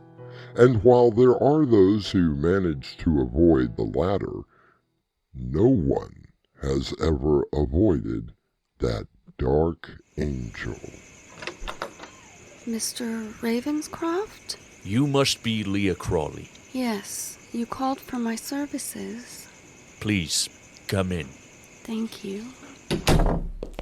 You have quite an impressive home, Mr. Ravenscroft. Please, call me Ken. Yes, most impressive, imposing, and empty. I am so sorry for your loss. Thank you, Miss Crawley. Amber was my life. She was everything that I ever needed. How long has it been since her passing? This Friday, it will have been exactly 20 years. 20 years? You have been grieving all this time? You poor man. No, Miss Crawley, not grieving. I've been preparing. I don't understand, Mr. Ravens. I mean, Ken. Preparing for what? For Amber's return, of course. Her return? Oh, yes. Her spirit coming to you from beyond. No, Miss Crawley. I've been preparing for the last 20 years for the return of my wife, Amber. But that is not what happens, Ken. This Friday night at 11:13, the very minute that she passed away, she will return. Where are we going? To her final resting place. Temporarily. Oh my God. You have buried her on the property? Of course not. Her beauty could never be buried in the cold, ugly ground. I had this mausoleum built special for Amber. Her body has been perfectly preserved. So, what would you like for me to do? Miss Crawley, I've checked into your work. You are the most honest, sincere medium that I have ever come across. How many spiritualists have you consulted? Several, Miss Crawley. I'm sure that you will find the majority of spiritualists, as you call them, are nothing more than magicians with a fancy bag of tricks. You, on the other hand, are not. I like to think of myself as a conduit to the spirit world. Now, don't be modest. I've read the accounts of your extraordinary abilities. So, why did you seek me out? Because, Miss Crawley, you are real. You do not seek publicity. You work out of your home. You do not advertise. People come to you as I'm coming to you now. I appreciate that.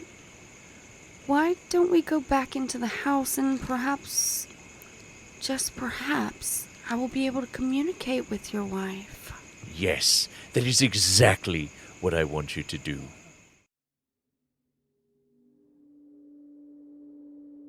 Spirits, we call upon you to reach out to us. Gather your forces together. We are here to contact Amber Ravenscroft. Seek her. Bring her to us. Why have you disturbed my slumber? We are seeking the spirit of Amber Ravenscroft. Her husband needs desperately to speak with her. The veil cannot be broken. She is at peace and wishes him a good life. My time is short and I must leave. We thank you for the message of hope and peace. Love and light be with you.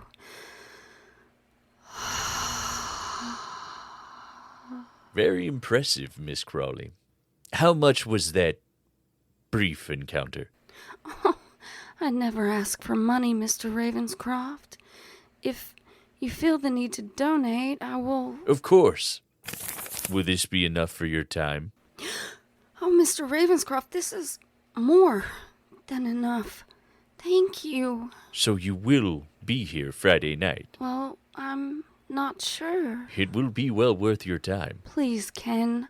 I'd rather not discuss any... Half my fortune. I beg your pardon?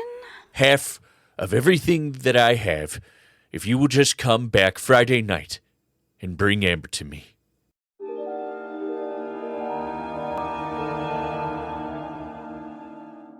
Death leaves a heartache no one can heal. Love leaves a memory that no one can steal. And while they say that love can conquer all, it has yet to conquer the cold grave. I'll return shortly with Act 2.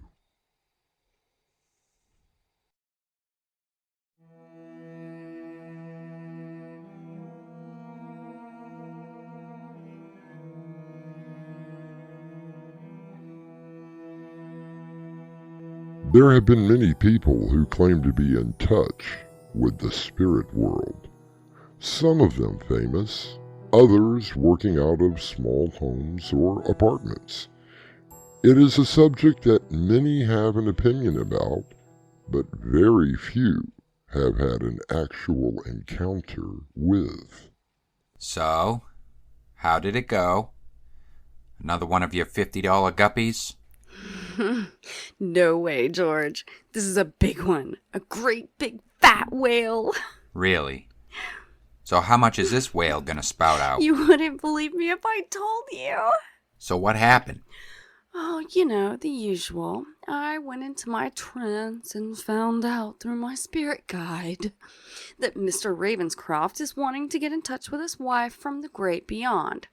It's been 20 years since she died, and now he's been having trouble sleeping thinking about her. Aha! So all that information I got from the local pharmacist paid off. What information was that? You know damn well what information. How Ravencroft was trying to get sleeping pills without a prescription. That would have been very, very useful to me. Why didn't you tell me that? I did tell you that. No, you always think that you told me things. I have to go through heaven and hell with my spirit guide to find things out. Spirit guide my ass. It's me. It's always me. Regardless, Mr. Ravenscroft has convinced himself that I will be able to bring his poor departed wife back this Friday. And he is willing to pay handsomely. Well, come on. How much? Half of his entire estate. Half? Of everything? That's right. Dollars? Yes, George. Good old-fashioned cash. Now, wait a minute. Did you say this Friday? Yes, this Friday. Is that going to be a problem? 2 days to prepare. I suppose I could move the projectors into the front room and... Oh, no, George. This time it won't be at my place. He wants the seance to be at his home. For Christ's sake, his place? There's no way I can have everything wired for sound and picture at his place. Not in 2 days. For half an estate worth millions? I'm sure that your skills are up for the challenge.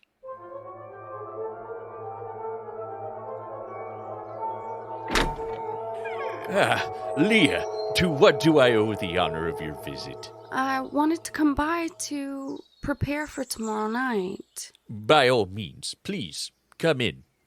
You see, Ken, the area in which I am to contact the other world must be cleansed of all negative energy. It does take some time to make sure the room is clear. I understand. Well, here's the living room. Will this be sufficient for your needs? This is perfect. Now, I've brought some white sage and a few other incense. You do not object to me burning these, do you? That is fine. Do you need anything else from me? Oh no. Tomorrow night I will cleanse you as well as myself from any negative energy. That way it will be easier to contact the spirit world. And I shall leave you to it. Unfortunately, I have to make a few preparations of my own, which means a trip to the city. Will you be all right on your own? Oh, yes. This does require a bit of time and patience. My trip should not take more than a couple of hours. Please, just lock the door on your way out. And thank you again.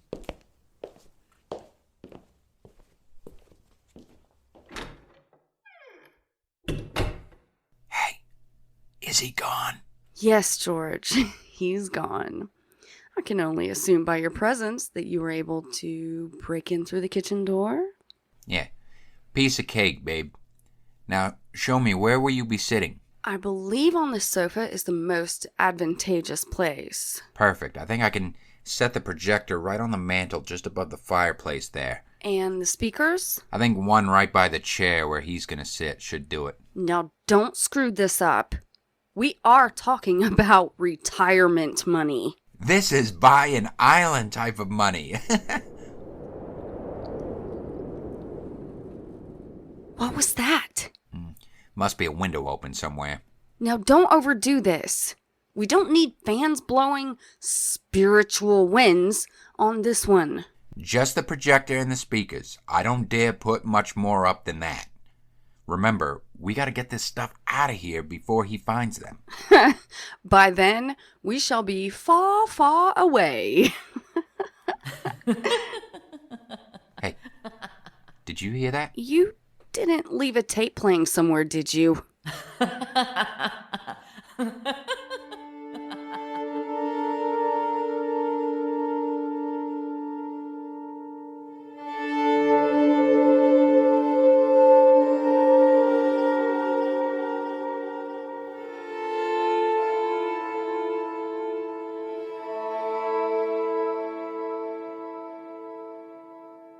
There has never been any scientific evidence that someone can contact a spirit from the other side, but there have been many who claim that they can do it. I'll be back with Act 3 shortly.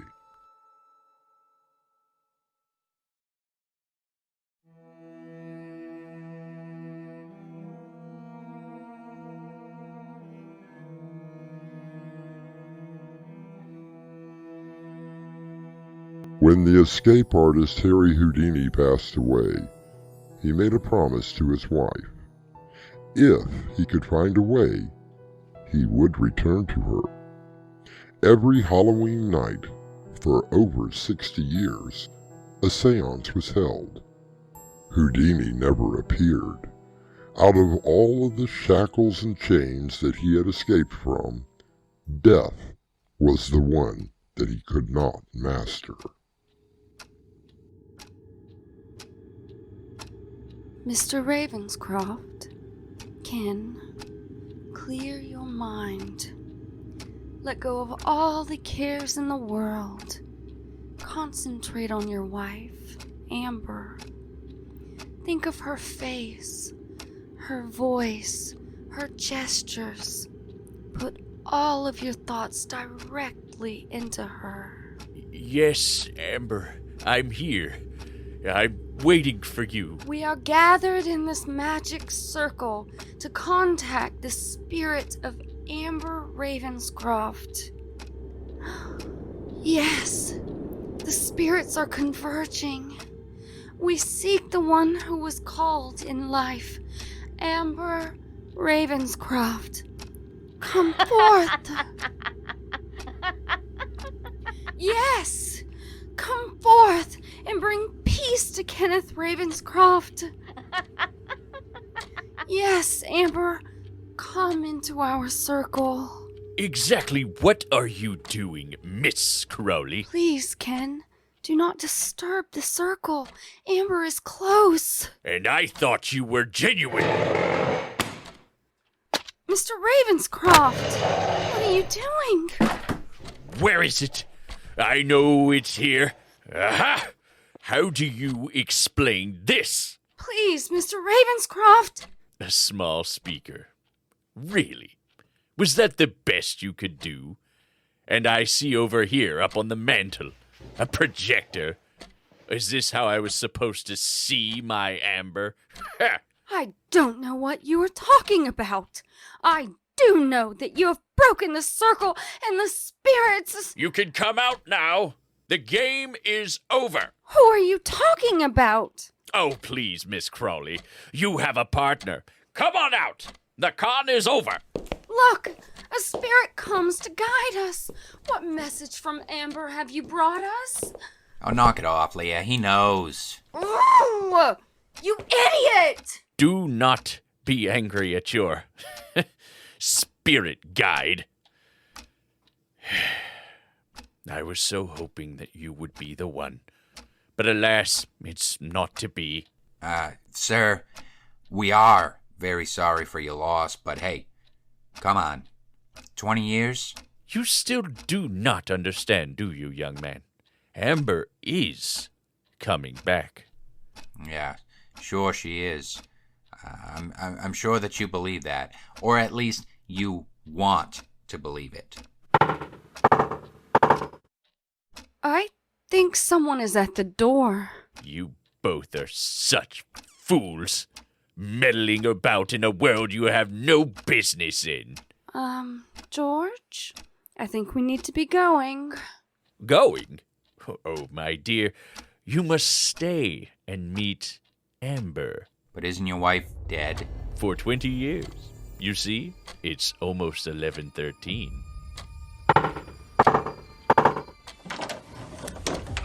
Why, Miss Crowley, do you think that I picked you?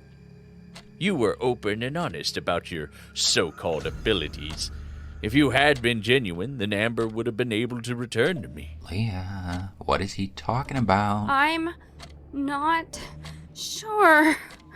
Each year, on the anniversary of her death, I try to find a subject, a female subject who will be suitable for her. For 20 years I have searched. You were supposed to be the one. Do you mean you actually believe that your wife was coming back and taking over Leah's body? It would have worked. But that's crazy. Come on, George, let's get out of here. I'm afraid it's too late for that. You see, Amber is coming, and now she is hungry. Oh, Jesus. Leah, look out! What the hell is that? It is exactly 11:13. Ah, Amber, so good to see you. I hope that your meal is satisfactory. You even have a second course.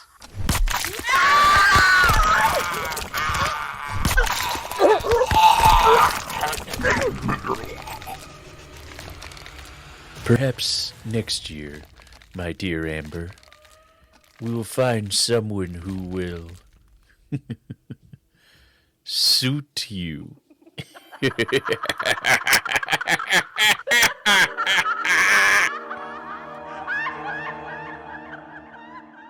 Kenneth Ravenscroft shakes his head sadly. He knows that another year will pass by before he can try to bring Amber back from her grave. You make it back here for a final word.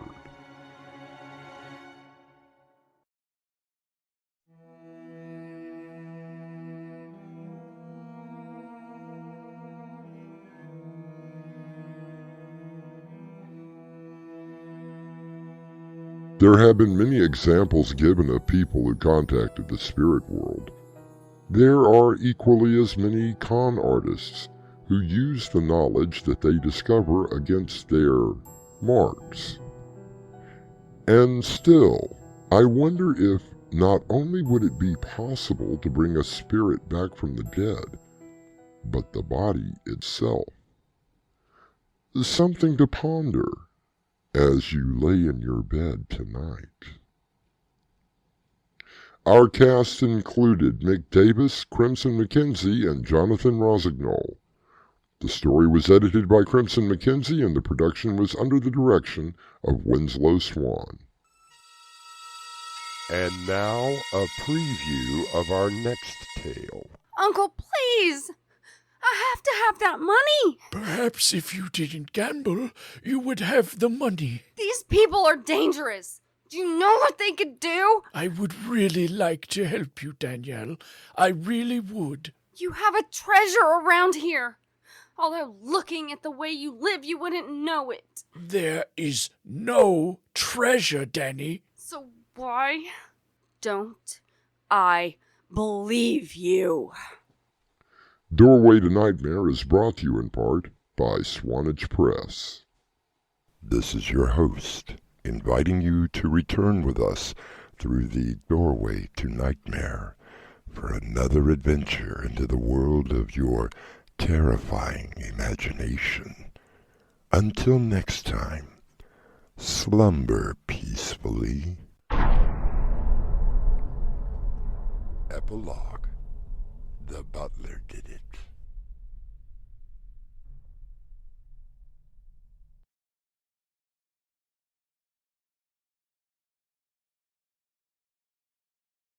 Hi, this is Winslow. This is Crimson. And if you like what we're doing, Hit that like button. and if you want to hear more, Subscribe. Within your dreams, there are many keys. One of them could open the doorway to nightmare, nightmare, nightmare.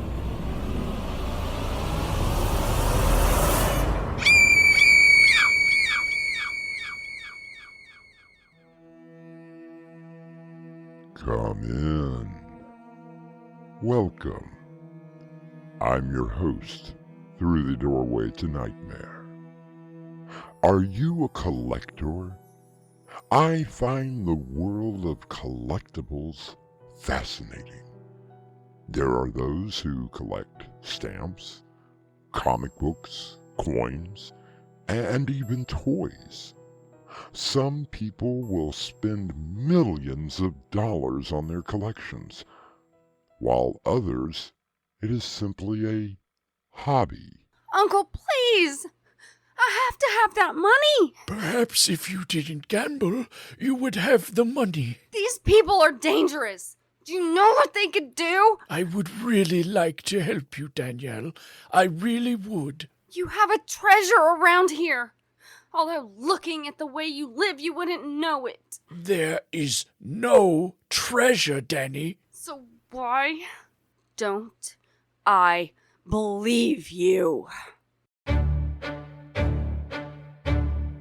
Our mystery drama, One Man's Treasure, was written especially for Doorway to Nightmare by Winslow Swan and edited by Crimson McKenzie. Our stars include Crimson McKenzie, Mick Davis, Raven Adams, and Jonathan Rosignol. It is sponsored in part by Swanage Press. I'll be back shortly with Act 1.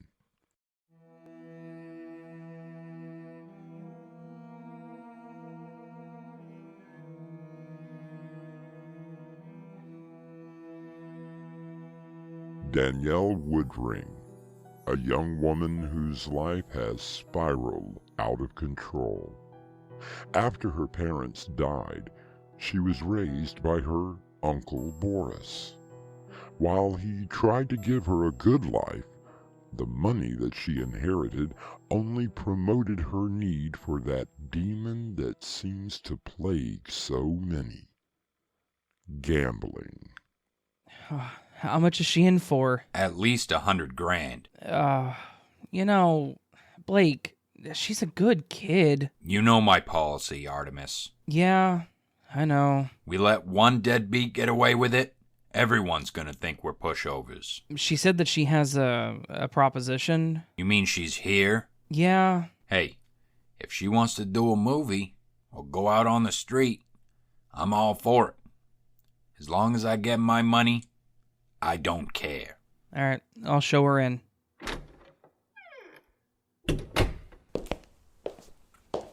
Mr. Blake? Sit down, Danielle. Danny, if you don't mind. Whatever you say. Now, Danny, Artemis tells me that you have a proposition to pay back your loan. I have an uncle, my Uncle Boris. He's got money. I'm going up north to see him, and I'm sure that he will help me. Why am I under the impression that there's a butt coming? It is gonna take a few days. I see. A week at the most, I promise. I think we both know about your promises. Please, Mr. Blake, I can get the money. I just need a little more time. Artemis, what are you doing? Oh, sorry, Mr. Blake. Doing those antiques. It's just a hobby. Some hobby. You couldn't afford to get any anyway. I just like to read about it. Try a book. A real book. With words and no pictures. I'm sorry. Sorry. You're always sorry. Yeah, I'm sorry. Enough already. Now, Danny, how sure are you of this, Uncle Boris? I'm positive. He loves me. I sure hope so. For your sake. I'll give you 1 week. Thank you so much, Mr. Blake. Don't thank me yet, darling. 1 week. After that, your time is up. Capiche?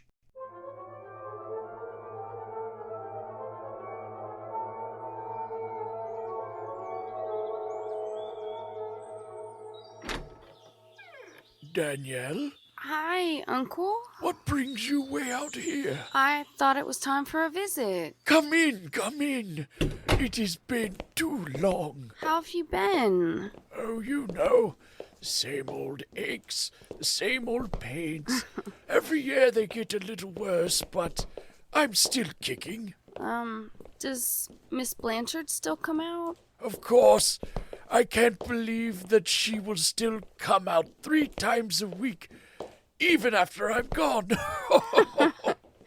Oh, Uncle, you always knew how to make me laugh. You have a beautiful smile, Danielle. You should always wear it. Come, in here. Can I pour you a drink? If you don't mind. Usual? Is there any other? There you go. Thank you, my dear.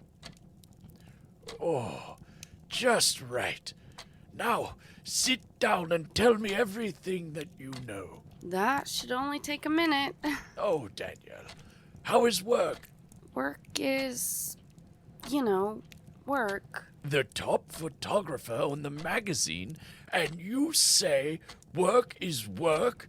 What exciting places have you been? I don't work for the magazine anymore. Danielle, what happened? Oh, a stupid argument with a publisher that didn't know how to keep his hands to himself. Tell me you gave him a swift kick right in his... He won't be singing bass for a while. That's my girl. So, what are you doing with yourself? Just some freelance work. I sold a layout to Wonder magazine last month. Well, you look happy. I am. What about... Oh, what was his name? Don't even mention him. Out of the picture? Out of the world as far as I'm concerned. I am sorry, Danielle. Now, why is it that you are the only person that I will allow get away with calling me Danielle? Because you love me. And I love you. Which is why I have waited so long to ask the question. What question is that, Uncle? What really brought you all the way out here?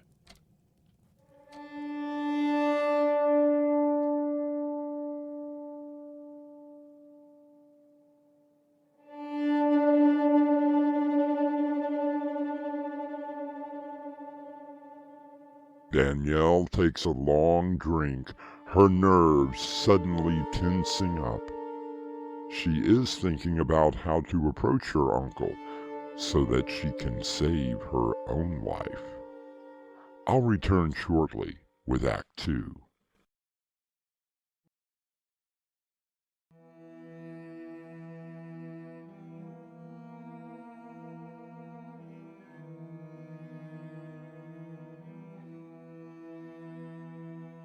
Danielle Woodring has made a trek to the country to visit her Uncle Boris. She has only 1 week to pay back a rather dubious character named Blake $100,000. Boris has now confronted Danielle to find out why she has chosen to visit him. Uncle, what makes you think I want to ask you anything? Child, I know you too well. Ever since I answered the door, I knew that there was something troubling you. I could never hide anything from you, could I? Now why would you try? You know that when your parents died, I promised to take care of you. I've never forgotten that promise. And you do want to help me, right? In any way I can. Okay, I might need some money. Of course. Is that the only problem? How much do you need? Uncle Boris, I would need a lot. Anything for you, Danielle. 100,000? $100,000? Danielle, why so much? Oh, Uncle, I'm not doing well at all. I lost my job, my fiancé, my apartment. What happened? I don't know what happened. You can fool some people with that talk, Danielle Woodring, but not your Uncle Boris. I don't understand. It's the problem again, isn't it? Yes. Gambling. I have told you and told you. And what about you? What about me? You and all of this junk. How much have you spent? That has nothing to do with... You have a problem, and now you want me to pay for it. I just need a little. Just a little of my inheritance. That money is safe, and it will remain that way. I need it. You don't know these people. They're dangerous. Then you should call the police. Let them protect you. God. You don't understand. Danielle, I do understand. You don't understand. I have no fortune. What? I'm not sitting on a mountain of wealth. But you told me. I told you that I was comfortable, and I am. Look, old man. I need that money. Danielle, please listen to me. You have it. You know you do. I need it. Please, Danielle, Uncle? Danielle, please, my medicine. I need. What medicine? On the desk. Over there. Please, Danielle. All the way across the room. Please, Danielle. Silly place for something that can help you, isn't it? Danny, please. Is it this? Oh, it's very hard to open. Please. Oh, Danielle. there we go. Please. Oopsie. Please. Silly me. Danny, please. Why don't you just come over here and help me? Danielle. I'm doing my best, Uncle. Just like you said that you would help me. I'm doing my best to help you. Like you were supposed to help me. Danny, please. Oh, Danny, is it? You could have just got it yourself. Danielle. Now, I can look for your hidden treasure. Huh? Uncle? Things have certainly taken a turn for the worse. Danielle looks at the body of her uncle lying dead on the floor. She begins to think of places not to hide the body, but to look for a treasure. We shall look into Act 3 shortly.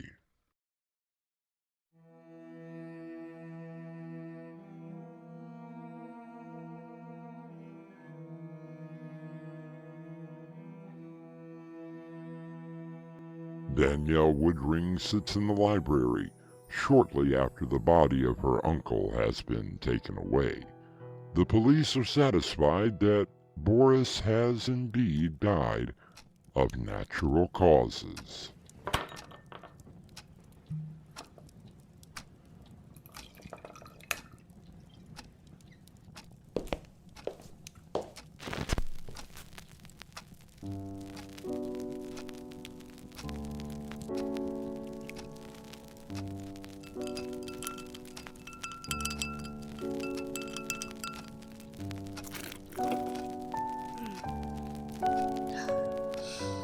All right.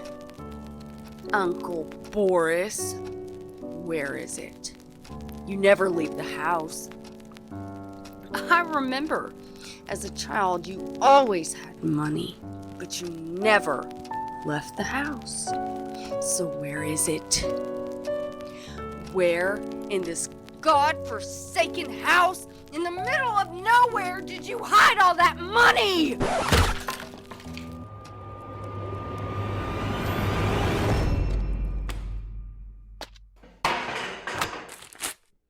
It has to be here. Somewhere! Where have you hidden it?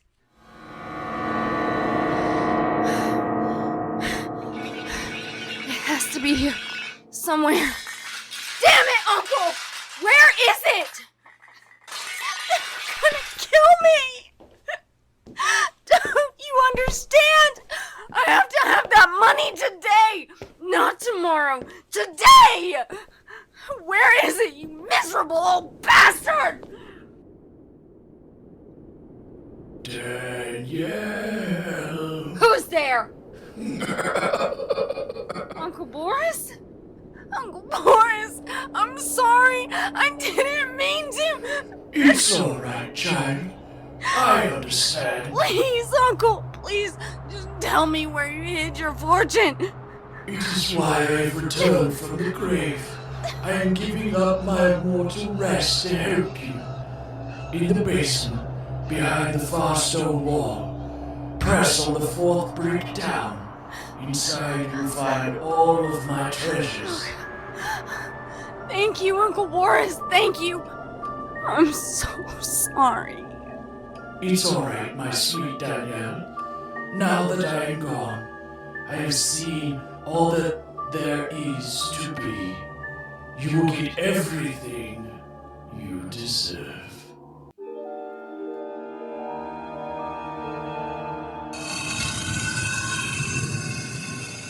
What is this? What is this? Looks like a room full of junk. Blake! Yes, Mr. Blake. Well, I'm here. Exactly 1 week later. Do you have my money? It has to be here somewhere. All I see is a whole lot of junk. Look, an old oil lamp. Bunch of dusty books. Hey, you found the mother lode. A little red wagon. You know, I used to have one of these when I was a kid. Now where's my money? I just need a little more time. I'm sorry, Danny. I'm afraid your time is up. Artemis? Artemis, please. It's just business, Danny. No! Let's get out of here. Hey, Mr. Blake. Come on, I need a shower. Oh, wait a second. Look at this. Artemis, I'm tired. I am very, very tired. You know how I get when I get tired. Will you just look at this for a second, please? What? Did you find the Holy Grail? I think I did. Congratulations. You found an old dusty book. Not just a book. This is a first edition Edgar Allan Poe. A book is a book, so what of it? No, I was just reading about this. Blake, one of these just sold at auction for over $600,000. Well, isn't that a shame? What do you know? I guess Danny could have paid me back after all. And then some. Let's go. Neither a borrower or lender be, according to Ben Franklin. And when and if you borrow, you should always read the fine print. I understand that the interest rate can be quite high.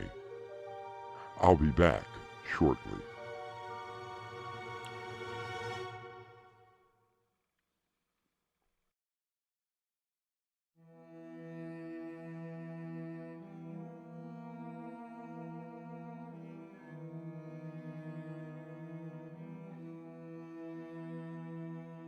And how does that old adage go? One man's trash is another man's treasure. What some may perceive as junk may well be worth a lot more. Our cast included Crimson McKenzie, Mick Davis, Raven Adams, and Jonathan Rosignol. The story was edited by Crimson McKenzie, and the production was under the direction of Winslow Swan. And now, a preview of our next tale. Dot, this is costing us a fortune. I know, Stan. I know. Dorothy, there's a small problem in the backyard. Nothing about this is small. What is it? Well, it seems the werewolves were not too keen on the ground round. They had better be thankful they got that. I mean, who do they think they are? Something has got to be done about this. And I mean now. Oh, Control swore that the head office was working on the problem. They need to work faster. I don't know how much more of this I can take. Doorway to Nightmare is brought to you by Swanage Press. This is your host, inviting you to return with us through the Doorway to Nightmare for another adventure into the world of your terrifying imagination. Until next time, slumber peacefully. Epilogue. The butler did it.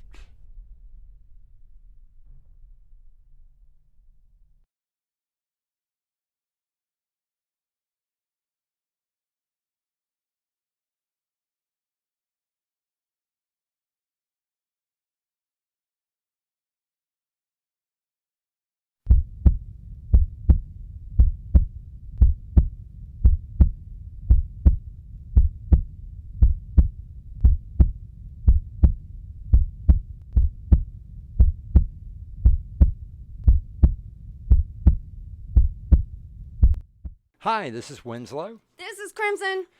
And if you like what we're doing, Hit that like button. and if you want to hear more, Subscribe. Within your dreams, there are many keys. One of them could open the doorway to nightmare, nightmare, nightmare.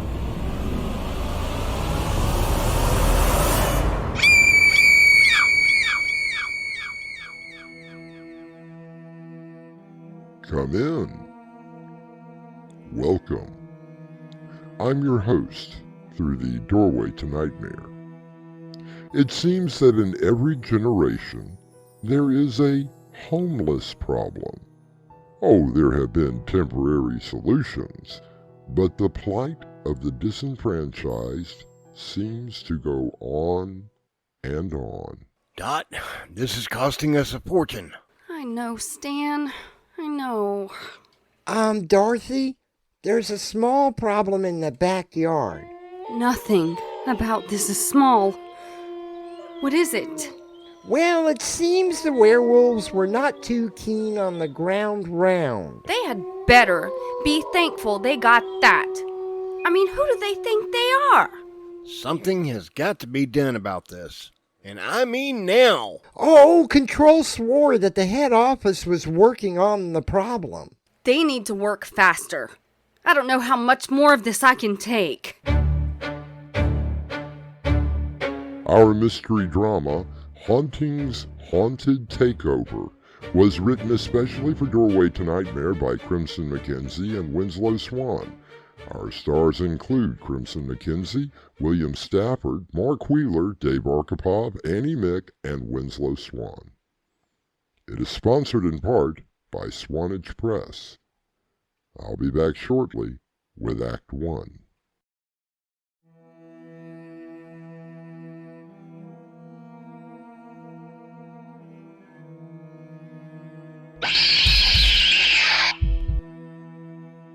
Our story begins on a quiet evening at the home of Stan and Dorothy Peters and their resident ghost, Fred.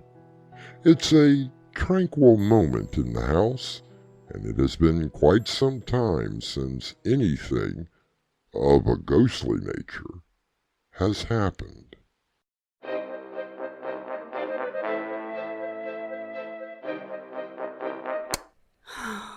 That was a wonderful movie, Stan. You are most welcome, my beautiful angel. Well, wait, what happened to Fred? I think he dropped off about 20 minutes into the movie. I guess he doesn't like romantic comedies. Well, he can't expect us to watch horror movies all the time, can he? No, I guess not. I can't believe nothing has happened for some time now. Don't even say that. What? You might speak something into existence. Besides, I rather enjoyed the quiet. Well, even Fred hasn't been practicing his tricks lately. Suits me just fine. But it's so close to Halloween. I want him to be ready. I have so many plans this year. I'm sure he'll be ready. He hasn't let you down yet, has he? No, I guess not. And this year is going to be the best ever. I thought last year was. There is always room for improvement. Now, who could that be this time of night? I knew it. I knew the quiet wouldn't last. Oh, Stan, don't be like that. Maybe it's the neighbor needing something. Nosy Nellie? That is not very nice. Neither is she. Maybe if we were very quiet, they'll go away.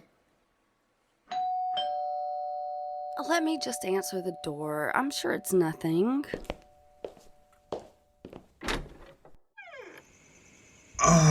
Mrs. Peters. All right, single file. Right through there into the kitchen. Don't crowd. Control?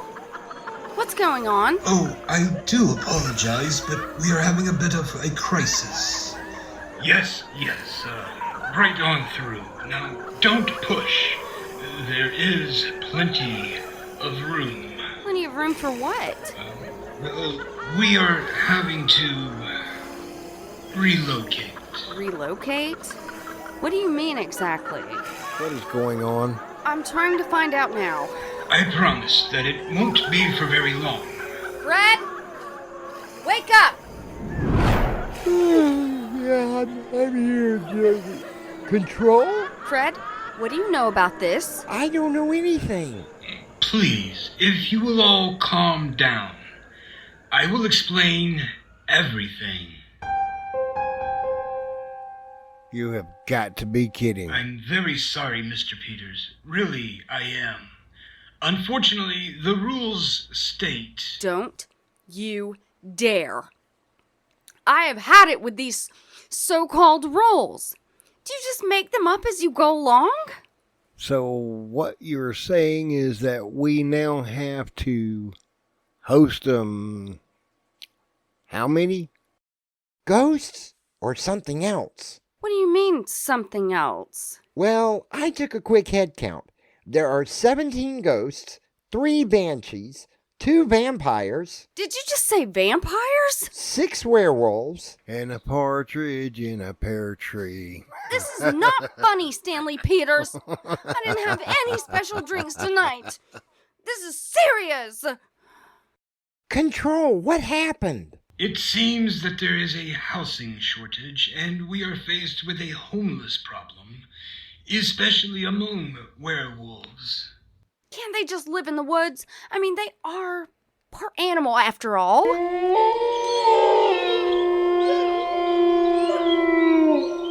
Dorothy, they don't like the word animal. Oh, really? What would they rather be called? Transformed Americans. You have got to be kidding. Think you're taking political correctness a little too far. So what are we supposed to do? We are working on the problem now. It shouldn't take too long. Oh, no. No. It took Fred almost 150 years to get transferred here. You guys are worse than the government. I understand your misgivings. I can assure you that I will work very hard on finding a place for every creature here. In the meantime... Yes? Do the best you can. I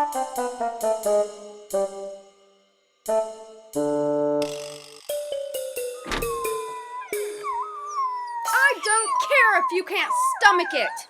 Be happy I'm feeding you at all. You okay? No, Stan, I'm not okay. Between feeding the animals out back and trying to keep the vampires off my neck, I'm definitely not okay. Well, I've talked with the vampires, and they promise to behave while they are here. They had better. I've already carved out wooden stakes, and I'm not afraid to use They them. did want me to thank you for not hanging up any crucifixes. I'm not getting any sleep.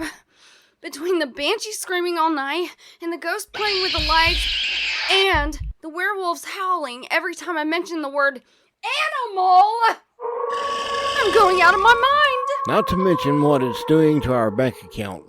Do you have any idea how much 60 pounds of ground round cost? And that's just a week. Stan, I'm sure that the head office will reimburse you. They had better. Hello? Dorothy, can you talk? Yes, Millie, I'm okay. Is there anything wrong? Well, I guess you could say that. What's going on? It's a little hard to explain.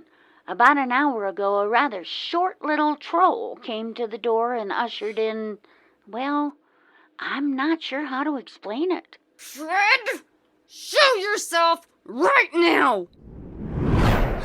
The ghoul swore that he would never spy on you in the shower again. I beg your pardon? Not now! Not now! I can't do it! Just explain to me why Control was over at the Carsons! Oh, no. I didn't know who else to call, Dorothy. I'm really scared. How many do you have?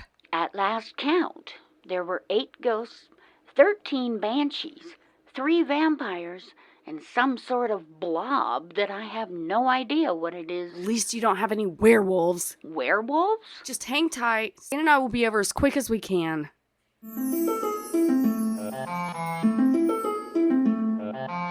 Ghosts? I could deal with a few ghosts flittering about, but vampires and werewolves?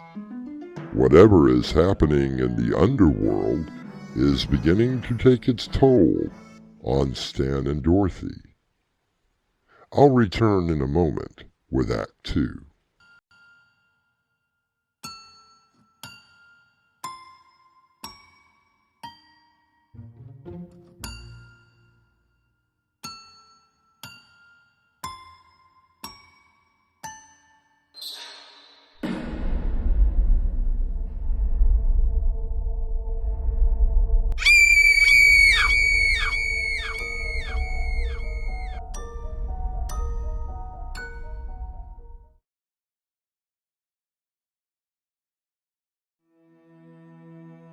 At one time, the Peters found out that Fred, when asked, had to host any ethereal creature that came along. Dorothy never expected to have an entire house full of manifestations, let alone have them invade the home of Jack and Millie Carson. So happy that you were able to come so quickly, Dorothy. Never mind the amenities, Millie. Please, Stan, Dorothy, tell us what the hell is going on. Maybe I should let Fred explain it. Hiya, Jack, Millie. How are things going with you two? How do you think? I've got ghosts coming out of my ears. Well, there really isn't anything that I can do about it. But you ran off that other ghost. Oh, but that was different. And since you had one ghost, well, your house now falls under the rules and regulations of the head office. What head office? Calm down, Jack. Let me mix you a drink.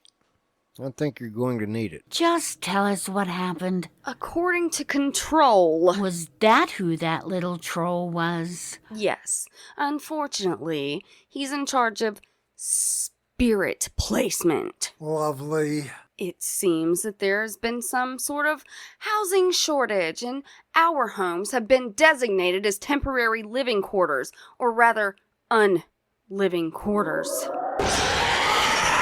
Will you knock it off? I swear if that thing does that one more time. It does take a little getting used to. How long do we have to put up with this? Control did say that they were working on it. Which means it could take forever. Oh! This is... What the hell is that? That is that blob I was telling you about. What is it doing? It just slides along the walls. It's making a mess of the wallpaper. That does it. We're going to a hotel. Stan, if you and Dorothy want a room, I'll be happy to get you one. A lovely thought, but I do have werewolves to attend to. You must be joking. Better they have ground round than start munching on us. There has got to be something that we can do. Well, unless you have an empty house stashed away somewhere, there really isn't anything that we can do. Wait a minute. Fred, would any house do? Jack, you're not thinking... You bet I am. You mean you actually have an empty house somewhere?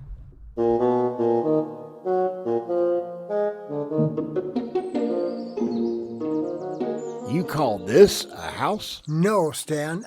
I call it a castle. Jack always called me his queen and said that I deserved a castle. So, as a wedding gift, I had a castle built out here. It's beautiful. How many rooms? I think somewhere around 50, but I've never really been sure. It's perfect. Yes, but do you think the head office will approve? Only one way to find out. Jack, are you sure that you don't mind all of these, things living here? We only used it one summer, a long time ago. And that was over 10 years ago. I mean, it was nice at the time, but the cleaning... Oh, I can imagine. If the head office is willing to buy it, I'm willing to sell. Wait, don't sell it. Dot, I don't like that look in your eye. What look, Stan? That look tells me you have an idea brewing. Well, of course I have an idea, Stan. And I promise you won't regret it. Famous last words. Want to let me in on it? Yes, Dorothy, what are you thinking? Jack, how would you like to own a real haunted mansion? That is the craziest idea that I have ever heard of. But you have to admit, it would solve the housing problem. I'm just not sure that I could get it past the committee. You listen to me, Control. I've come up with a perfectly great place for everything you brought to us and the Carsons. There's enough room for a whole lot more.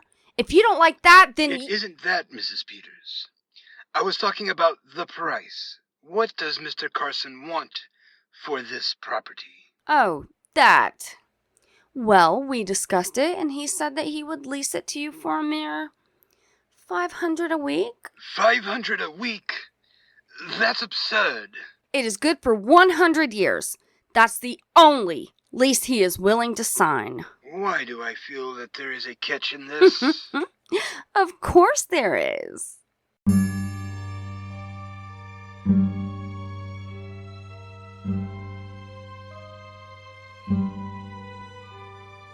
I wonder what plan Dorothy has cooked up now.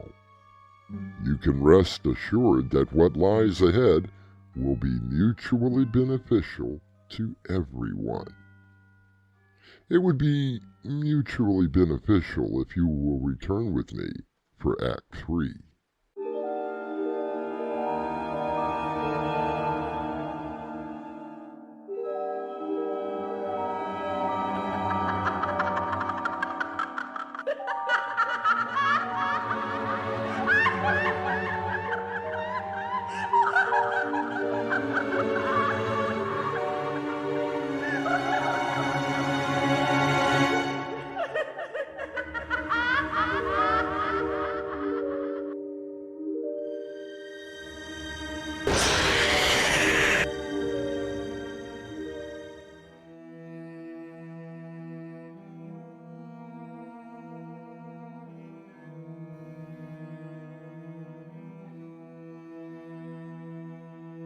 There is a rather famous song that goes something like this.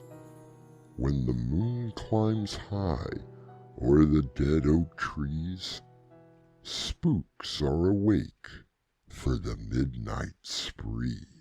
Dorothy, are you sure this is going to work? Trust me, Jack.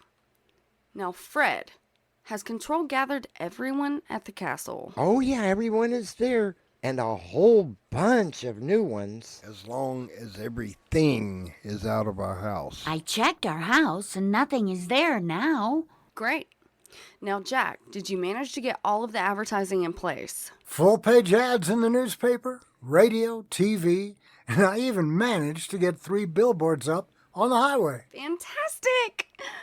How are you going to manage all of those creatures? Watch and learn. All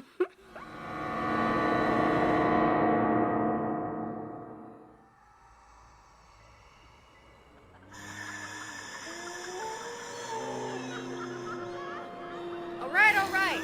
Quiet down. Just have a little quiet in here. Shut up!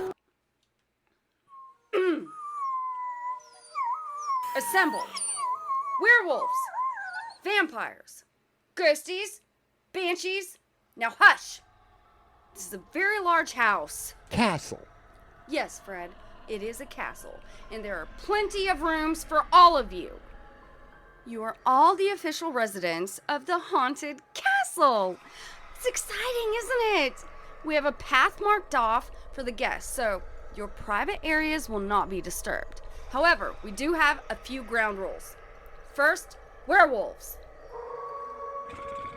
Now quieten down. Nico, no biting. You heard me. You can growl and transform and bark all you want to, but no attacking the guests. You want your treats, don't you? You understand me? Yep, no snarls. We have plenty of silver bullets. Okay, good job. Good job, guys. Okay, vampires. No biting either. Understand? We can't have guests coming in here human and walking out as well, you know. And don't think for 1 minute we don't have wooden stakes handy. Oh, yes. Winston, get out of line, and we will use them. Ghosts, banshees, and others. As you can see, the house... Castle. Right, Fred. Castle. It is in a little disarray to suit you guys, but please refrain from throwing things around. Move them, make them float, but don't throw anything at our guests. They're paying for you to live here. If they don't live, they don't pay. Now, this is opening night. Let's make it a good one. Dot, cars are starting to come up the drive. Fantastic! Okay, everyone, places. Don't forget what I said. Winston? Okay. Fred is in charge. Me? Yes, you, Fred. But what am I supposed to do? Just make sure that everyone does what they were supposed to do. The spookiest, the better. But You can do it, Fred. I have faith in you. This is insane, Dorothy. Awesome job. I have to admit, it really was a great idea. Did you let the parking attendants and ticket takers know what's going on? Of course. Everything is running smoothly. What about the disclaimer? Did you make sure that before anyone comes inside, they have signed it? Oh, yes. Everyone thought it was a great gimmick. What disclaimer? Oh, just a little insurance policy I had printed up. Well, come on. What did it say? That we are not responsible for any accidents, including vampire bites, werewolf attacks, possessions, or dying of fright while on the premises of Grimwald Castle. And that is legal? According to control, it is. At least everything is out of our homes. And I want to present you with this, Dorothy. What is this? Half the rent, and half of tonight's proceeds, of course. Oh my... Jack! That's not really necessary. Not having to listen to banshees screaming in the dead of night? Believe me, it's worth it. And the phone calls. There are so many people who want to visit the castle. We could keep it open all year round. Well, you'll have to find another managing ghost. I'm sure that won't be a problem. Would you believe that a studio in Hollywood called me? Now, what could they have wanted? They wanted to know how we did the special effects in the castle. Wait until you see what I've cooked up for our house Halloween night.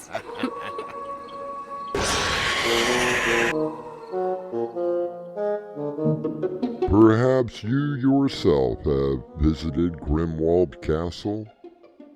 From what I have heard, it is the most fun that you will ever have being scared. As far as I know, no one has ever been attacked, or bitten, or died of fright.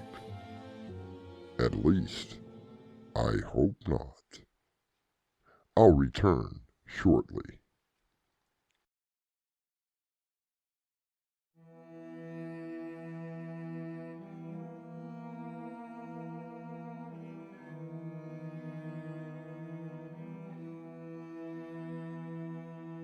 Like Dorothy Peters, my favorite time of year is Halloween. I invite all types of manifestations for a horror movie marathon. Of course, the neighbors don't complain about the howling, screams, and moans. I do live next to a graveyard, so my neighbors are relatively quiet.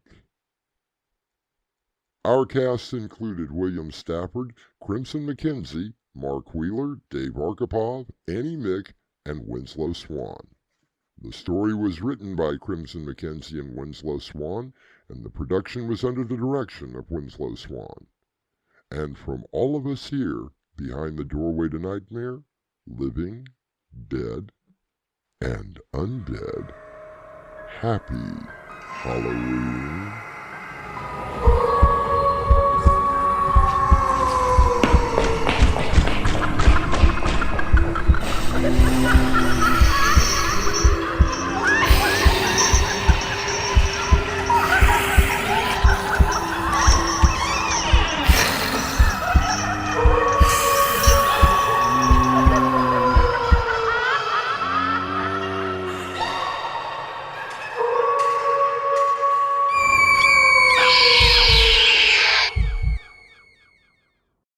Doorway to Nightmare is brought to you in part by Swanage Press.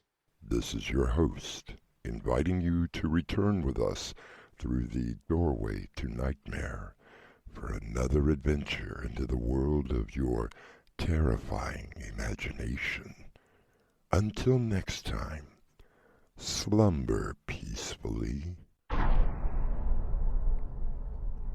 Epilogue. The butler did it.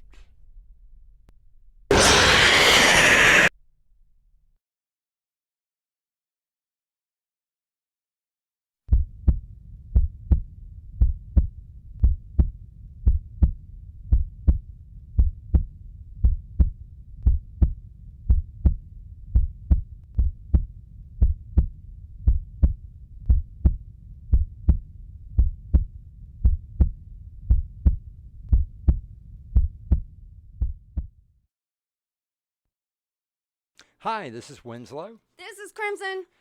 And if you like what we're doing, Hit that like button. and if you want to hear more, Subscribe.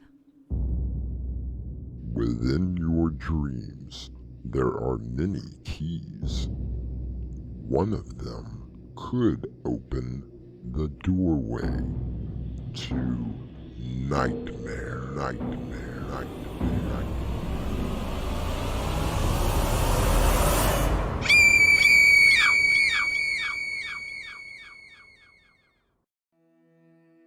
Come in.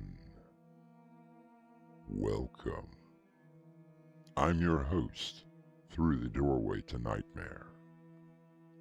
Throughout the history of our species, war has been an integral part. Countries have gone to war with each other for various reasons. Crowds have cheered their young as they prepare to be killed in battle. Protests have been held to try and stop the madness, and yet, on our tiny planet, war still exists. What happened, Eric? I'm not sure, Andrea. The lightning? It looked like it was fighting with itself. Oh, God, I think I may know what happened. And I'm scared. Scared? Of what? What will happen next? Our mystery drama, The Beginning of the End, was written especially for Doorway to Nightmare by Winslow Swan and edited by Crimson McKenzie. Our stars include Winslow Swan, Crimson McKenzie, Will Dorman, and Dave Arkapaw. It is sponsored in part by Swanage Press. I'll be back shortly with Act 1.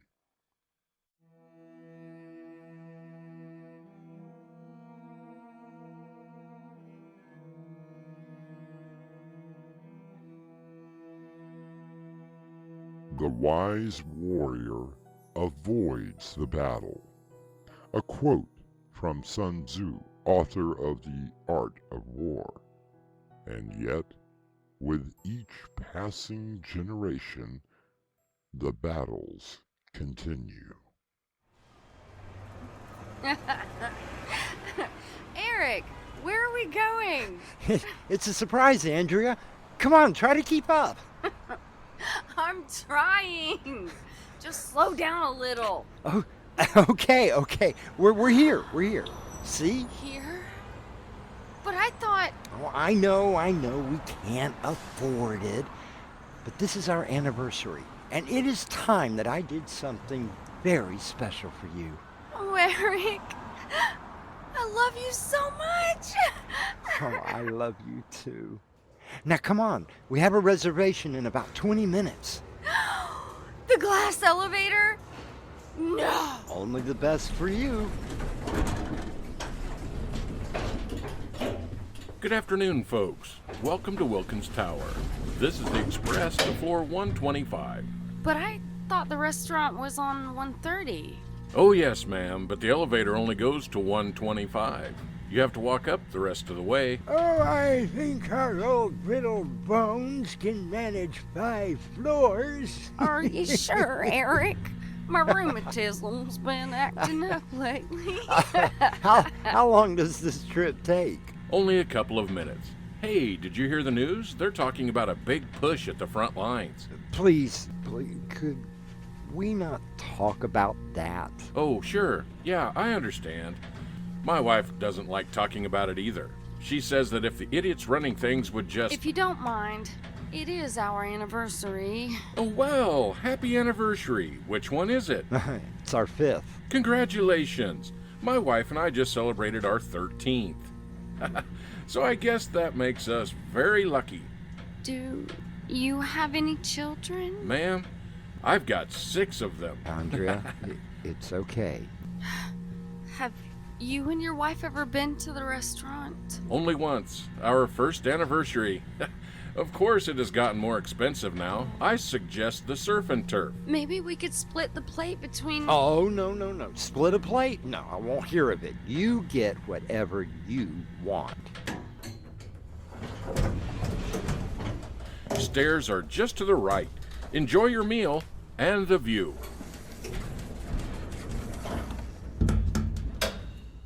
Well, are you ready? Eric, about what he was talking about. You know, the war? Now, I thought that we had agreed we were going to be staying away from that subject. This is our night. I know.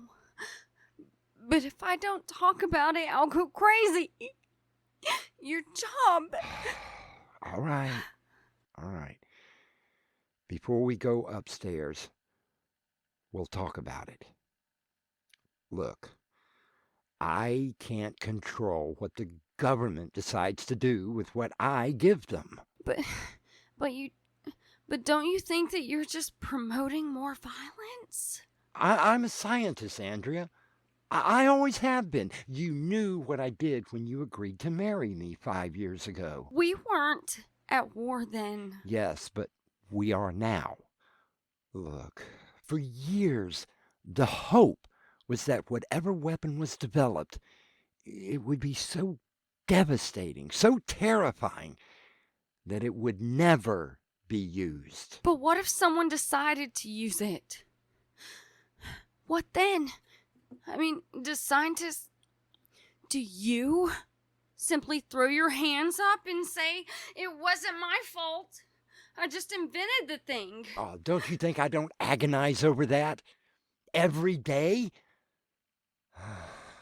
Look, if it were up to me, I would work my own farm, raise cattle, grow vegetables and grain.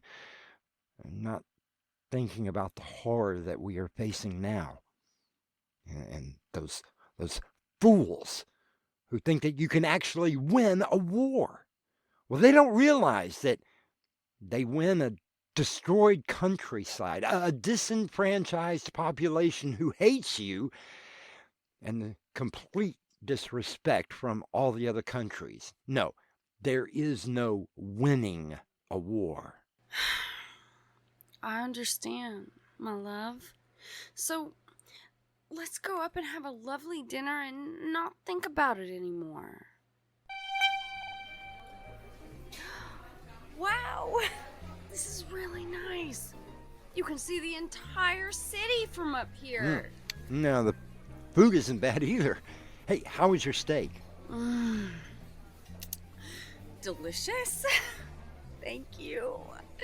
Well, I have one more surprise for you. Oh, now you are just spoiling me. Now, it does require another flight of stairs, though. Do you think that rheumatism can handle that? Oh, I think I might be able to manage. Where to? One floor above us is an observation booth. It's usually closed off to the public, but with my job, I get access to it.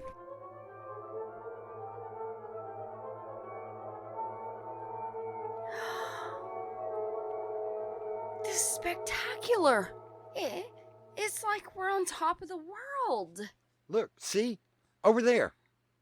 That's the park near our apartment. Oh, wow.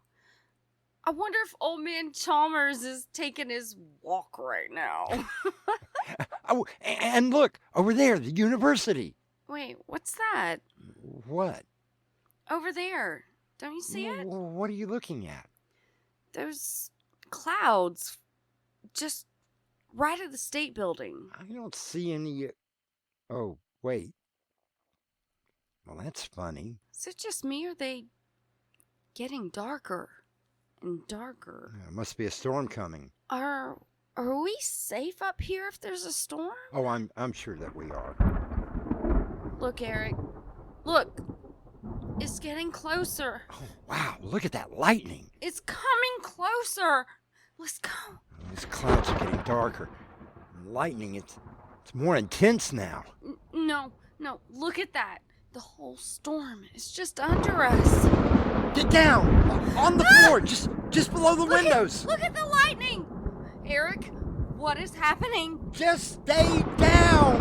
What is going on?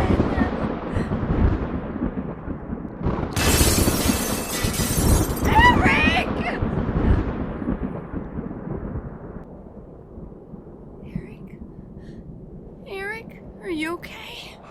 I'm fine. Are you okay? I'm okay. What happened? I'm not sure. Come on. Let's get back down to the restaurant.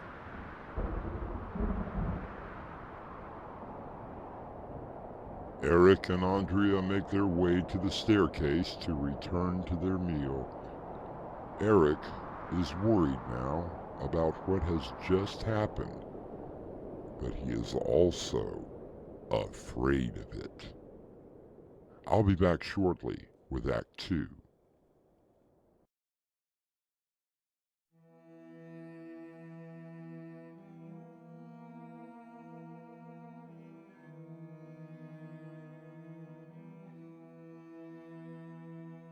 Ponder and deliberate before you make a move, advises Sun Tzu. However, how many times has war been declared out of a hasty decision? And how many have perished because of it? Where is everyone? I don't know. Do you think that the building was evacuated because of the storm? Oh, no, I'm sure someone would have come for us. But you said it wasn't open to the public anymore. What if they forgot we were up there? Well, that is possible. Come on, get your things and let's just get out of here. Where the hell is that elevator? I'm sure it will be here shortly. I don't even know why they had an operator running the thing. Perhaps for the novelty of it. Well, even without an operator, the elevator should have been here by now. Eric, what do you really think that storm was? Oh, it was just a freakish storm, that's all. But you didn't see the lightning. What about it? It didn't look like regular lightning.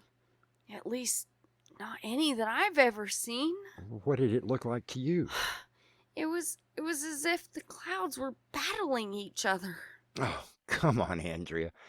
Clouds don't have battles. But the lightning, it wasn't just flashing around. It was like it was targeting something.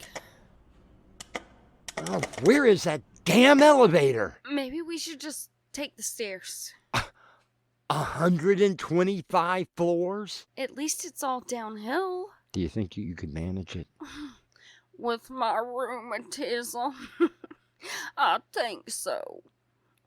What else is in this building? Yeah, offices mostly. Maybe we should just go to the next floor and see if anyone is there.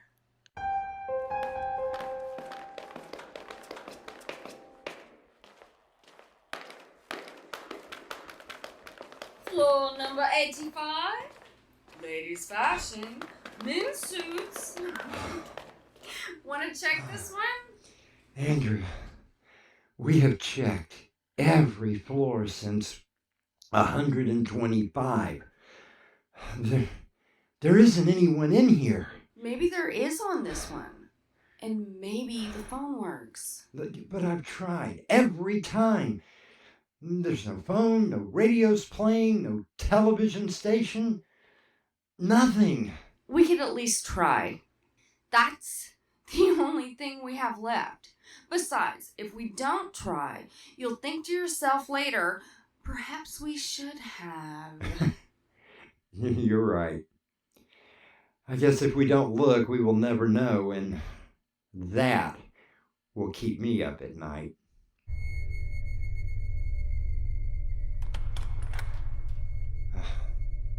The lobby. Not a soul here.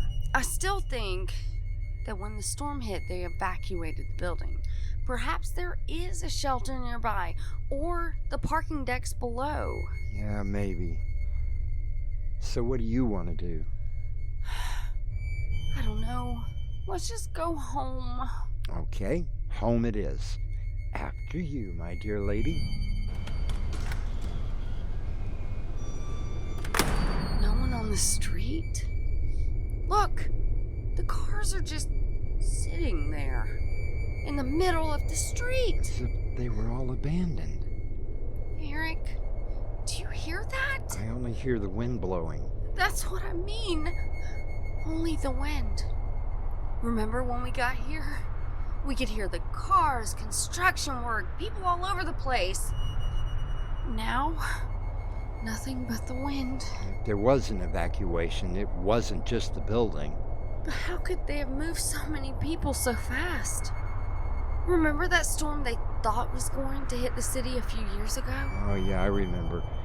They told everyone to get out. Oh, what a nightmare that was. Roads were jammed, looters destroyed half the city. That's what I mean. Even if ordered to evacuate, there would still be someone who's sticking around. No matter what is coming, there would be people. So what's your point? Where are they, Eric? Who? The ones that don't leave. The ones that wreck every building, stealing everything that they can. Where are they?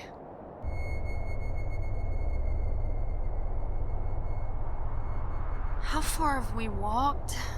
A couple of miles, I guess. We're almost to the outskirts of the city. And still haven't seen a soul? Something else I've noticed. What is that? Have you seen or heard a bird? Come to think of it, no, I haven't. Or a dog? A cat? Or even a stupid gnat or fly or cricket? What do you think it means? No, Eric. What do you think it means? I think that those blasted fools finally did it. Eric, what are you talking about? The final solution. I think that they actually used it. As the day begins to fade away, Eric and Andrea continue to walk along the highway, the buildings growing more distant behind them. I'll be back with Act 3 shortly.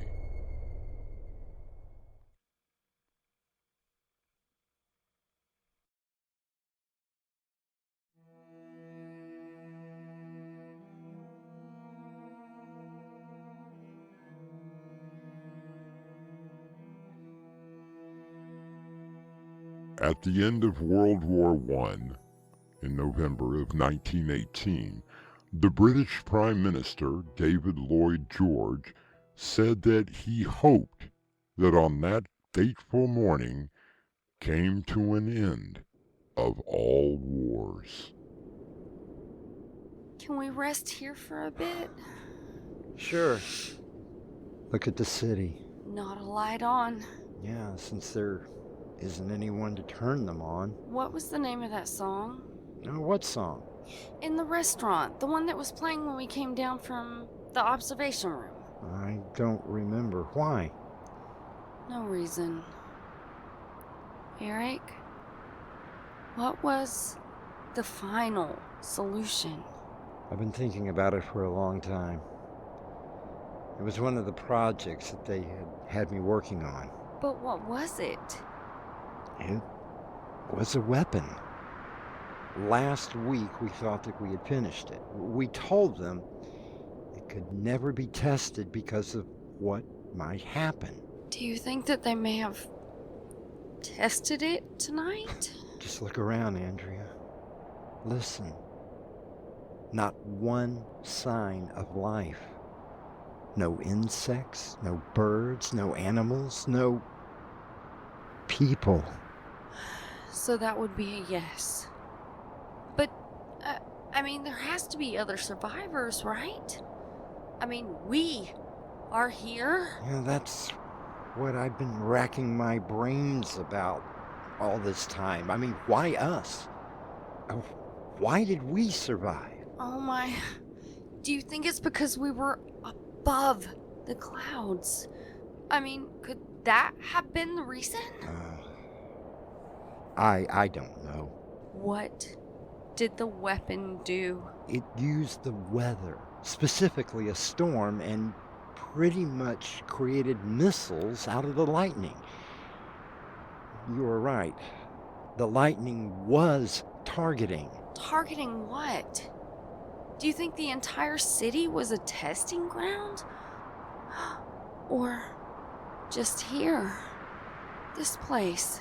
Well, that was the reason we told them never to test it. It couldn't be controlled. You couldn't just press a button, a bomb goes off, and then that's that. This storm could travel all over the world, wiping out everything and everyone. But that's horrible! So horrible, so terrible that we, as scientists, thought that no one would be crazy enough to try to use it. And you think this is what actually happened? I don't know. I really don't know. Eric, what are we going to do now? If this thing did destroy all life on our planet, and it is just you and me, I don't know what to do. I mean, since I cannot have any children, we won't be able to repopulate our world. When we die, it will be the end of our race and our species. Oh, honey, it's okay. At least we have each other, however long that may be. Andrea? Do you see what I see? Well, I've been staring up at the night sky, and there was a star, or at least I thought it was a star, but look, right there. Yeah, it's probably one of our stupid satellites. No, it's moving, like closer. Look, it's getting bigger. Eric, I'm scared. It's a spaceship. Oh my god, I'm scared. I'm scared. Hold me. It's landing.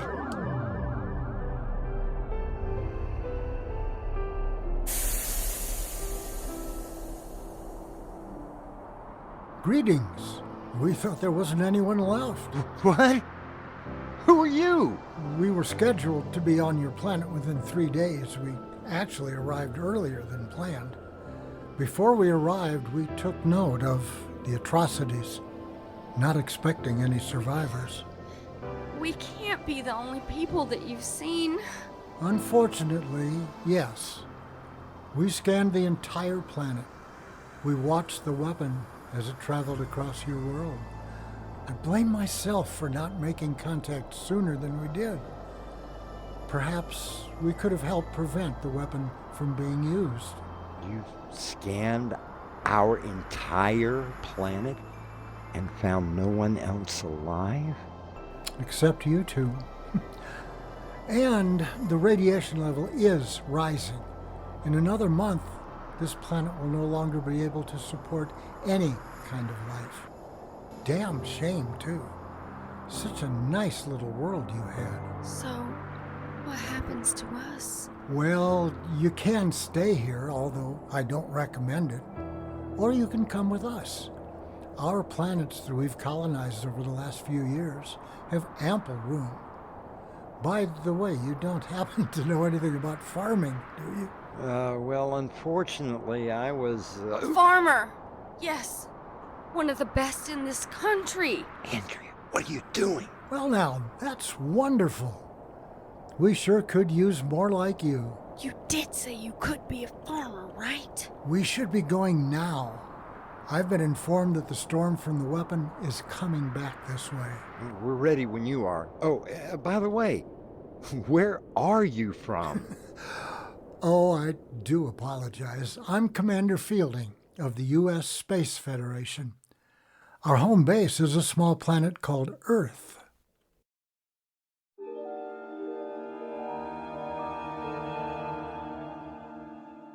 Albert Einstein once said, "Nothing will end war unless the people themselves refuse to go to war." And perhaps one day it will happen. I'll be back shortly with a final word.